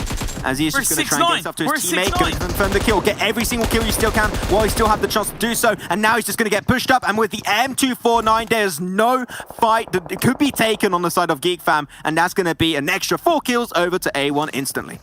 Joy Bangla, fantastic team fight from A1 in that moment. It's just a celebration. Joy Bangla is enjoy to Bangladesh. Oh, I thought yeah, it's okay, man. I'll educate you slowly but surely. But just to kind of break down that team fight a little bit more, 6ix9ine was a bit too late joining in on the fight with the rest of the team. It was a great play by A1 to push them back into the warehouse, but at that point, you can't presume that just because you have a one-body advantage that you've automatically won. If 6ix9ine had joined up a little bit quicker, it would have been 2v4 in the favor of A1, and that would have more likely have secured a full squad being left up for A1 rather than losing a player. We didn't talk too much about this circle. It did up for a few seconds. It did move away from Sunlufka Island and is actually going to be towards the plateau/fields right down southwest of Pachinki Hill. Pachinki Hill, talking about that position, Valdus are currently there. They're going to be just eyeing out the entirety of the circle, eyeing out the fields. There's a big chance that this is going to be a field finish Imperium or a plateau finish where currently Reject and A1 currently stand. So there's a lot of things to keep into account. Every few buildings you can control right now could be extremely valuable, and the value of them can just rocket up given the opportunity to go there if the circle is in your favor. To the moon, baby, as I8 are gatekeeping Fnatic zombies really well on the military bridge. BTR rotated to the compound that I recommended for BTR. But it's a 2-2 split for the time being. It's a pretty chunky 2-2 split, but I appreciate it.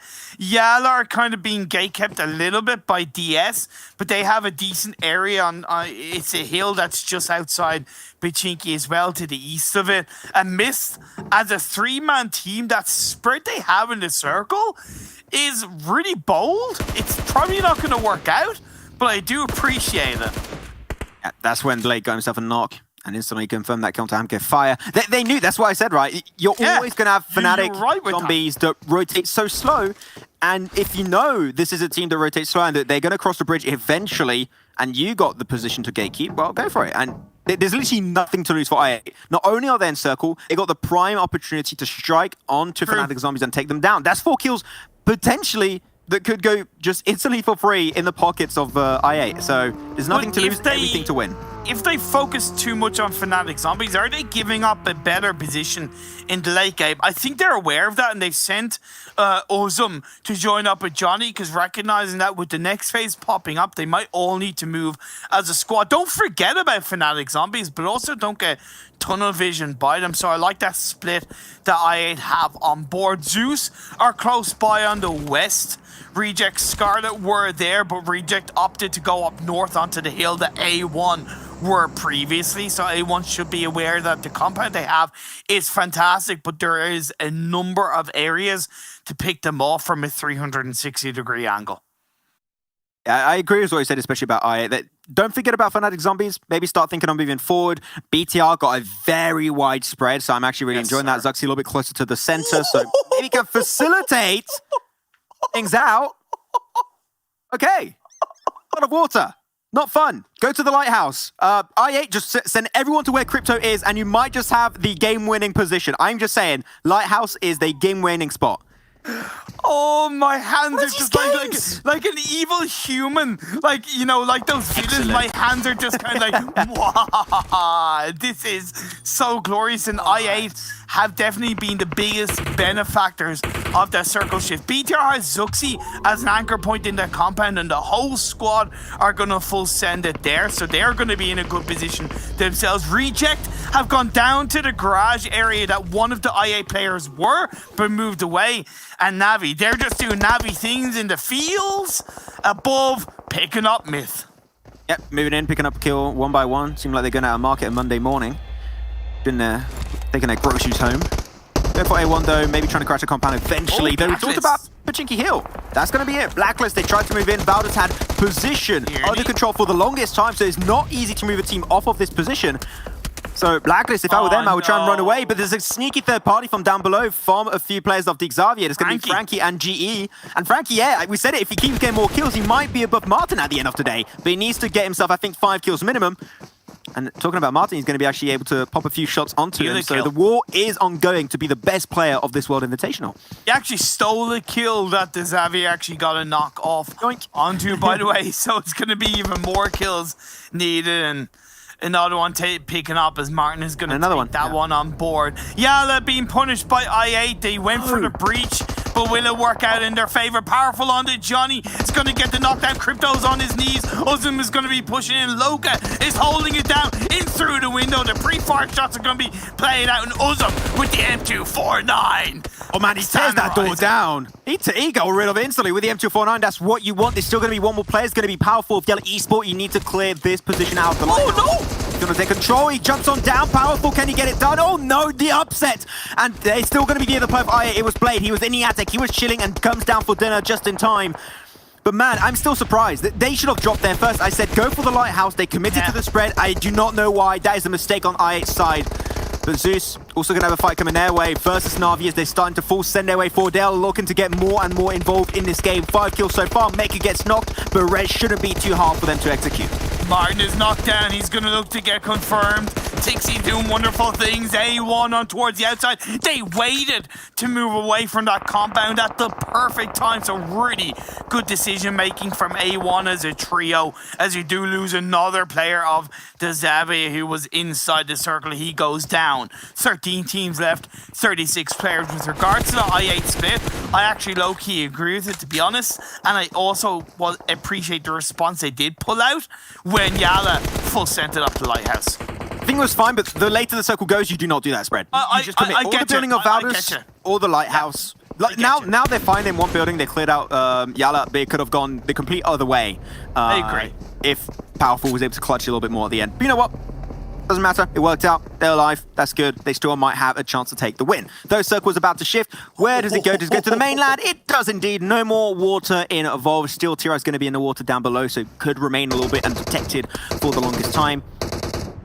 Everyone's going to have to move in, and Fnatic Zombies now, there's no more waiting. You need to push your way into the circle while Na'Vi will get approached slowly but surely by NASA Esports.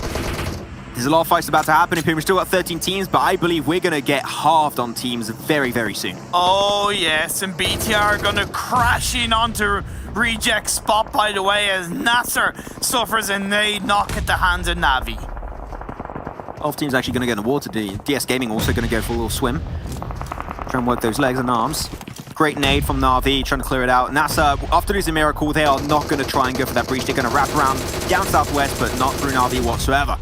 Actually, hey, they're still going for it. I thought that was going to be potentially going against him. Kitsune gets an insanely powerful nade onto Miracle. That's going to be thy kill confirmed. NASA, what's the game plan? Do you push this or do you leave it? If I were them, I would just try and wrap around, avoid the fight with Na'Vi because there's a 4-man. That is not a team you want to mess with.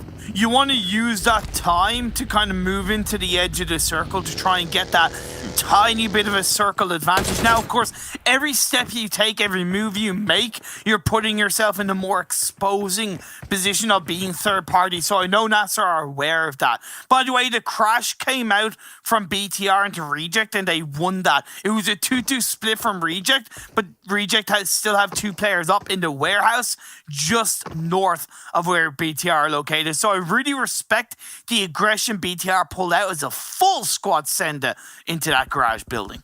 Yeah. Tira was the luscious hair. Got to try and dry it out. You get out of the water there. Not going to be good. It's going to be all frizzled up. But hey, I'm just saying, you've got to take good care of it. Fair enough. Like me. Didn't realize you're a hair expert. I'm not actually. I'll have to ask Blank. He knows a little bit more than me. There you go. But yeah, Froki waiting. It could very easily just get out onto the beach and get the sneaky kill onto Tira. That'll be done after for Blacklist International. The BTR, they had a big spread, right? They were playing onto the northwestern compound, just a little bit further to the coastline. And they actually pushed in so well, took one of the best positions in its entire circle. This is huge for BTR. We could maybe finally see them get himself a win for the first time in this event. I said at the start of the day that I expected a BTR chicken dinner. Maybe. We haven't seen it so far. This is the last chance for my point to be proven right as Mexico gets blown up to smithereens by 6 of Valdez. Try to get into position. I mean, they literally have no intel. They just literally came off the bridge. They do not know what they're getting into. They do not know where teams are positioned, so you're just going in completely blindfolded, and because of that, teams are easily going to be able to use and abuse the lack of against you. A great nade from Kitsune onto Nabo. Beautiful. Trying to get himself the double whammy, but that's going to be done for Nabo as he gets confirmed away. NASA down to 1 is going to be Moomen, and he's trying to avoid detection at all costs. But Na'Vi know they're relentless when it comes to cleaning out an area. They're going to check every single nook and cranny, and even every bush. You're not going to pull a Ryzen. It is not as easy. Only Ryzen can do this. Oh my god. Look at them sweeping as a trail in through, looking for the final player of Nasser. They're checking everything, but that's a beautiful nade. I don't think it'll quite connect, no, but his position has been locked down. The target is in sight. Navi, Tixie, why isn't he looking? You saw the nade. Nade is the best play because you're not always sure from where it came. Unless you see the angle and the arc, then you could somewhat pinpoint the location, but I don't think they have an idea. Oh, wait, Matic's not looking there. He's looking towards Fnatic Zombies. The circle, we saw it did shift actually in favor of Valdez. The circle luck is back in play apparently for them. That's huge.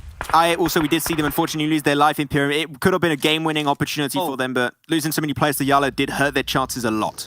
How are we not surprised that the circle has freaking shifted towards Valdez? I mean, yes. How are we not surprised? You know, it's Valdez doing Valdez things, playing the circle gods of this game, but Navi are here to ruin that. They're here to smite down the gods of this lobby for the time being. Fnatic Zombies have 2 players up if Salam can get the revive onto its boot.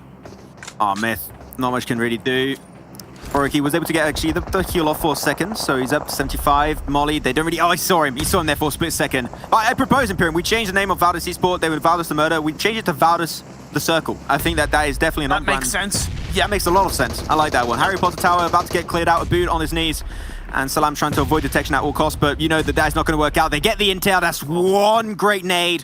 And Na'Vi clear out the building as they're pushing in, and only 5 teams remain. And yeah, Imperium, double digits, 10 kills for Na'Vi. They are back on the road again. Like, out of the 77 points they've scored today so far, 39 kills, 38 plays points. So that balance in itself was already good enough. And then into this final game of the day, they're rocking it up even more, looking to add to that even further. BTR having a fantastic game so far. That shift from the garage to the coastline and just swinging myths out of it, so good as we're into our final 5 teams. No reject. I'm surprised by how consistent they've been when it comes to sneaking into the circle, so big heads up. Oh, Lapis! They can make it. A nade from Lapis. That's a huge shebang. Jazz also gets spotted away. That's the end for A1. They get picked off. Divine gets also sniped away from a distance. Lapis extremely low. Na'Vi are just taking so much control. Imperium this morning, Na'Vi woke up and they chose violence. They are not slowing down. Say your prayers, eat your vitamins, and just choose violence for the day indeed. Navi are stepping it up big time, and now we are left with our final 3 teams. Honestly, I think this really signifies how good of a day all 3 of these teams have had, right? Navi, big time. Valdez just consistently consistent, and BTR rising up through the ashes of what had been very poor gameplay in the first 2 days. We'll see if they can try and push it to the limit, because currently this is Bigatron without a single win out of 15 games currently. Well, this is the 15th game, so maybe they'll get it closed off and actually get himself a dub to close off day 3. That'll be huge. We've got 3 big contenders. This is like a Avenger level threat finish. You cannot beat this. You got Valdez Esports, Na'Vi, and Bigatron. This is one of the most stacked finishes we have seen in a long while in this World Invitational East. But you got this road in play, but because BTR has been relatively silent over to the east, they can normally pull off that cross pretty easy, especially because Valdez and Na'Vi are now having to fight up against each other, and this is a golden opportunity for BTR to actually make that cross happen. In the buggy they cross in, and Na'Vi trying to take 2 fights at the same time, but they're actually going to be crashing onto Valdez's building. 2-2 split, beautifully done. Now they're going to send the red set. 2 players across. Bigu gets a knock on the Ryzen. BTR having Luxy also join up. That's going to be 2 players in. Liquid trying to get rid of 6 if possible. Concept on the high ground position 2. You need to get the res. You need to be back as a 4-man. But they still have 1 player. That's going to be Zuxi trying to cross over. But there's no way. You cannot escape the wrath of Na'Vi. They are truly born to win in this game. And they are picking up kill after kill. 14 so far. And looking to get himself potentially another 30-pointer in this one. And see their feet right underneath that car. Oh, Kitsune! Shots, but Kitsune, you're too damn clean, and also Gui gave himself a huge nade. The molly is also there, just cooking all of BTR to a crisp. Gui, that molly just changed the end of this game drastically, and he goes for the push. 6 closes it off. That is BTR out in 3rd. As now we only have 2 teams, but Valdez is down to 2. Na'Vi, do full send it. You have to go for the push Imperial indeed. He's going to be overwhelmed, having a little bit of a hard time. Gui, you got to try and play it. The old player of Power 888 now joining Valdez and doing strides for the team.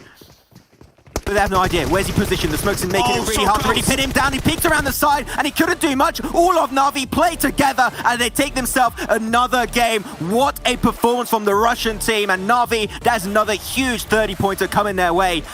They, as I said earlier, they woke up and they chose violence. You cannot stop the Na'Vi hype train.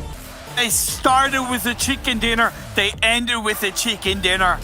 Bookmark the baby. What a day 3 from Na'Vi. I said coming into this game, in the first 2 Wrangle games today, they had 58 points. I don't know exactly how many points that they scored in this game. I think it was a minimum 27, but I don't think I've ever seen a team dominate a Wrangle so much. I would argue that that's a better set of Wrangle games that we saw from Valdez in the first day of the PMWI. So to be honest, I'm looking at the scores right now. They got himself a 1st place at the very start with 17 kills. Then on game 13, they got himself 10 kills and... they got 14 kills and a 2nd place. And then after that, on the Miramar game, they got a 3rd place with 6 kills. And now they get himself a win with an astonishing amount of kills too. I don't know the exact number.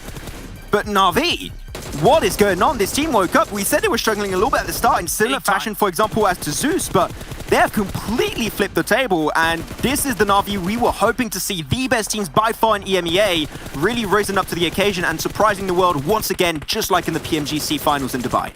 Just gotta say also, even just having BTR, Valdez and Na'Vi as the final so cool in that game, it was so cool, and I was so happy to see BTR back in the mix in the top 3, right? Really strong up as a full squad. I got that 2-2 push, but I think maybe it was done a little bit too early to the point where instead of them third-partying other teams, they were the team that ended up being third-partied. There was no escape. There was very clearly no escape for BTR. You know what? The Comeback Kings, can they pull it off tomorrow? We'll have to wait and see. But with that said, we'll have to give it back over to the boys on the desk to break that down, because we just had banger after banger after banger. I'm going to have a good night's sleep, I can tell you that, Imperium. All right. Yeah, Na'Vi have, well, if you're going to be going to bed here, Max, Na'Vi have woken up on the other side of that coin, as they've been able to do such a phenomenal job today and hopefully close that gap quite a bit up against Valdez. But again, as much as we talk about Na'Vi doing so well here, another match where Valdez makes it top 3, just stays alive and continues to build up these points. You know, whether it's 10, 15, they're continually doing here, guys.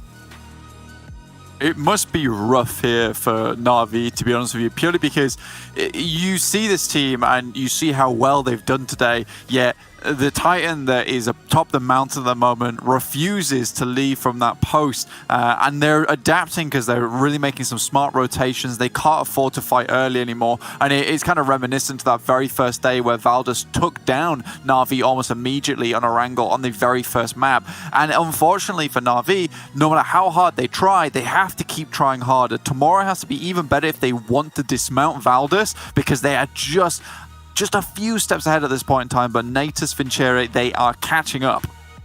They are catching up. Man, dude, they had 90 points on the 3 maps off Erangel play today. That is ludicrous. And bear in mind, they also had 16 points on Miramar. They had a little bit of a quieter game on the second map, which is Sandhawk, but this has been the day of Na'Vi. If day 1 belonged to Valdez, if day 2 belonged to Zeus, it's the CIS team that's really delivered here today. And again, I have to echo what Orcasa said as well, right? That final circle, Bigatron, Valdez, Na'Vi. It was a 4v4v3. Na'Vi played at perfection. But Valdez Esports, again, they don't have to get the chicken dinner. They got just to 1 today on Sandhawk, which is just 19 points compared to their very lofty standards. But still, the fact that they're able to get its top 3, top 4 placements so consistently means no matter who does well, could it be Zeus, could it be Na'Vi, they're still going to have that massive lead they've been maintaining since day 1. Yeah, exactly. I mean, it was like 70 points at some point. So if you're not able to take Valdez out early and then have a good game, that lead is extremely hard to close in on unless you're very consistent here in our final day. But as we take a look at the second page here, Blake, immediately off the bat, what I'm going to be spotting out, Geek Fam, again, not having a great match here. Xavier not having a great match. And Zeus, again, feast or famine for this team. No, and they're starving at the moment in time. It feels like they haven't had a feast in a very, very long time. So this team, yes, you might be able to see the ribs, but they're still as deadly as ever. I think for Na'Vi, just going quickly back to this one, though, just looking at those points, the top Valdez 22 points and Na'Vi with a gargantuan 32. Regardless, it's only a 10-point extension on their catch-up towards Valdez, which must feel rough, especially with the case that it's such a huge point again as well there with the 32, which is unheard of, getting something twice in a day like that kind of numbers. So it's good, and I'm really excited for the Russian team, and they really seem to have got themselves together today, and they got one more day to keep pushing it to the limit. Well, we do have that day to come up tomorrow, but we're going to take a quick recap of what won. Yeah, you know, it's been a long couple days working both shows, but we're going to show you who's won out each match today over the course of our third day. And we do see, as you guys mentioned, Na'Vi getting in there, and the numbers they put up, 3,500 again. That has to be the most damage I've ever seen done in a PUBG Mobile match. Yeah, that has to be one of the biggest of all time, right? Like, sure, I've seen games where teams have crossed the 20 kill barrier, but that was just an insane performance. Even game number 3, where we saw the Xavier win a couple of games back-to-back, fantastic games from them as well, from the Vietnamese side. But even the game number 3, it was Na'Vi who actually came out on top just because of the amount and number of kills they had there. So yeah, definitely the day has to belong to Na'Vi, and it's such a nice symmetry here. They open up with a chicken dinner win, they close with a chicken dinner win, and they also have the same number of kills. It's absolute perfection for the CIS team. Makes you wonder who on Na'Vi's side, if it is Na'Vi, actually is even our MVP of the day. I kind of want to look towards Tixi potentially, as we talked about him on our third match of the day. But do you guys have any predictions of who you think it might be? I think it might be Meku. Maybe? I think Meku too. This guy is probably the most consistent player I've seen over the pretty much duration of all esports for Na'Vi within PUBG Mobile. Like, he really dragged them through the dirt when it came to PMGC, and they're really doing well today. So there he is, 590 damage average, 3.8 kills. Yeah, it just makes sense. I will say this, I saw Bled look over his other monitors, so I discount his answer. I wanted to check it. I just wanted to check it again, all right? Yeah. But I'm just looking at my second monitor. I just want to highlight the fact that he had 19 kills today, if I'm not mistaken, which is just quite nuts. But yeah, overall, Meku was very, very impactful. But then you got to count out the other members as well. Like Kitsune, he had these key plays while he didn't get as many kills as the rest of his teammates, which really set them up in a very good way. Matic 666 and Tixi as well being really instrumental. It's an all-round effort coming in. Very similar, if you ask me, to how Valdez had that kill distribution on day 1. I will say something very quickly, and it's something that's bothered me for a long time about Na'Vi, which is Tixie's playstyle. That he's so aggressive sometimes, and it does come back to bite them because he's almost like the wild dog on the team. But you know, now he's got like a shiny new collar, which has got some studs on it as well. He's looking very cool, and he's really becoming part of the pack now, which is what I really like to see because they're using him to their advantage. Yes, he still pushes, but he pushes in favor of the team rather in favor of himself. So I'm really proud of Tixie and how he's incorporated himself into the team now and making his playstyle work, which is just great. And making Na'Vi work here, especially at our third day, as they have closed the gap up against Valdes. We're going to take a look, though, at overall standings to see how many points ahead the team from Thailand is from these other teams. We're going to see it's going to be at 234 points. They still have about a 60-point lead at the moment, but Na'Vi have made such big strides today, as you can see, moving up 8 rankings. That's like, what, 58 points lead over Na'Vi, which is massive. But yeah, if you look at Na'Vi, look at the little green arrow on the left of the name. 8 points jump up in the course of one day. That is insane. For the Xavier, they've been kind of in the 5th, 6th position for the duration the first couple of days, but 2 huge games from them enabling them to bounce to the top of the table and the top 3 position there. Zeus Esports, though, like... It's rough, Blank. Like, you watch these guys, and when they pop off, it is magnificent to watch. And then when they don't, it's like Jason said, it's either feast or famine. Like, either 0 points, 2, 3, or they get like 25 points. At one point, you want to see them kind of get some semblance of consistency. But as we do enter the final day, I do wonder if they're going to be able to find it in time. I mean, they do have some of the symptoms of success that Valdes also has, which is where they go for those early compound rotations. But I think Zeus does it in quite an unsafe manner. And when you do get those compounds, when no one spots them on that rotation, it's absolutely fine. You're right, their actual gun skill and being able to control those final circles is phenomenal. But I think Valdes Esports just has these rotations down to pat, whereas Zeus Esports, they either they roll the dice, and if they hit a 6, then it's a chicken dinner. But most of the time, they're rolling under, and a 5 is just not good enough for the moment. I do want to just give a small shout out to A1 as well. I mean, they were languishing at the bottom of the table for the longest time as well, right? They were alongside, I think it was I8 in the 13th, 14th position. Actually, no, I think they were like 15th, 14th position yesterday. We can probably take a look at the second page to see where I8 is right now. But today, they had some really good showing. Sure, they weren't able to get too many chicken dinners and whatnot, but they were able to at least crack that top 8 position. And hopefully, if they can continue to deliver, it could really get interesting. For me, looking at the second page, though, the obvious disappointment for me personally has to be DRS and I8. They looked very good in PMWI South Asia Championship just a month or a couple of months prior, and they have kind of struggled to deliver here in this particular event.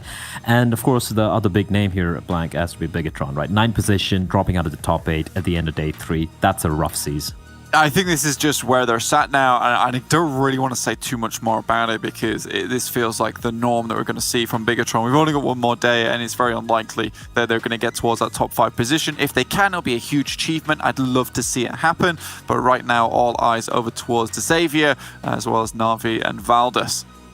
Well, we do have one day of matches left to come, and if I were to ask you two, what do you think the Battleground order will be? Pretty sure you can both guess it, because it's been the exact same every single day so far, and it will continue to be so until we close out the tournament tomorrow. We've got Erangel, Sandhawk, Erangel, Miramar, and Erangel yet again. You can see the times, 1800 ICT, of when you guys can tune in and see all the action that's happening. But the real question comes with the lead we have towards the top. Practically like 100 points between 1st and 4th place. I'm really wondering, can any team outside of the top 3 even catch up to Valdes right now? Or are they looking to take home that $250,000 for a charity of their choice? It's going to come down to that, and it's going to be an explosive day either way. I mean, I want to I don't want to say the cliche where like, oh, anyone can catch up, anyone can pull off the win and upset them. I just want to be realistic here. Valdes have barely made a mistake here, right? Even in the games where they're not really topping the leaderboard, they're so very consistent, and they've just done themselves a huge favor by having that monstrous day 1, which I won't lie, I don't think it's going to be replicated at all by them come day 4. I don't think it's going to be replicable by almost any team on the planet right now, honestly. That was an insane performance from them. But what I like from them was, after that, they didn't stop playing to win. There's a big classic mistake when it comes to a lot of teams, right, Blank, where you have a big lead and you start playing not to lose rather than playing to win. Valdes didn't do that. They kept going, they kept pushing, they kept making teams uncomfortable, and that allowed them to maintain, not just maintain the lead they had, which is 50 points in day 1, but even extend it and a day 2, and they are at 60 points lead, which day 3, I'm sorry, which is just nuts from them. Well, like you said, it was a bonfire of a start at the beginning there, but what a lot of teams get wrong is just putting on those logs on the fire and burning out way too quickly. But here, Valdes have been really measured, and they've been kind of conservative with how much effort they're putting in here. And I really like to see it because, like you say, with such a monstrous lead right at the beginning, all you need to do is keep that lead ahead. And that's absolutely fine. They've set themselves in a great position to take that 250 grand home, which is looking very likely for them. And it would be a really huge pride for Thailand if they can. Well, we'll find out if they can, but that has to wait until tomorrow because we now have the West Conference coming up today here at the PMWI. It's coming up about 10-15 minutes time. So guys, if you're not going to stick around for that, which you should, make sure you're back here tomorrow at 1600 ICT to see the conclusion of the East Conference. Either see you soon or see you tomorrow.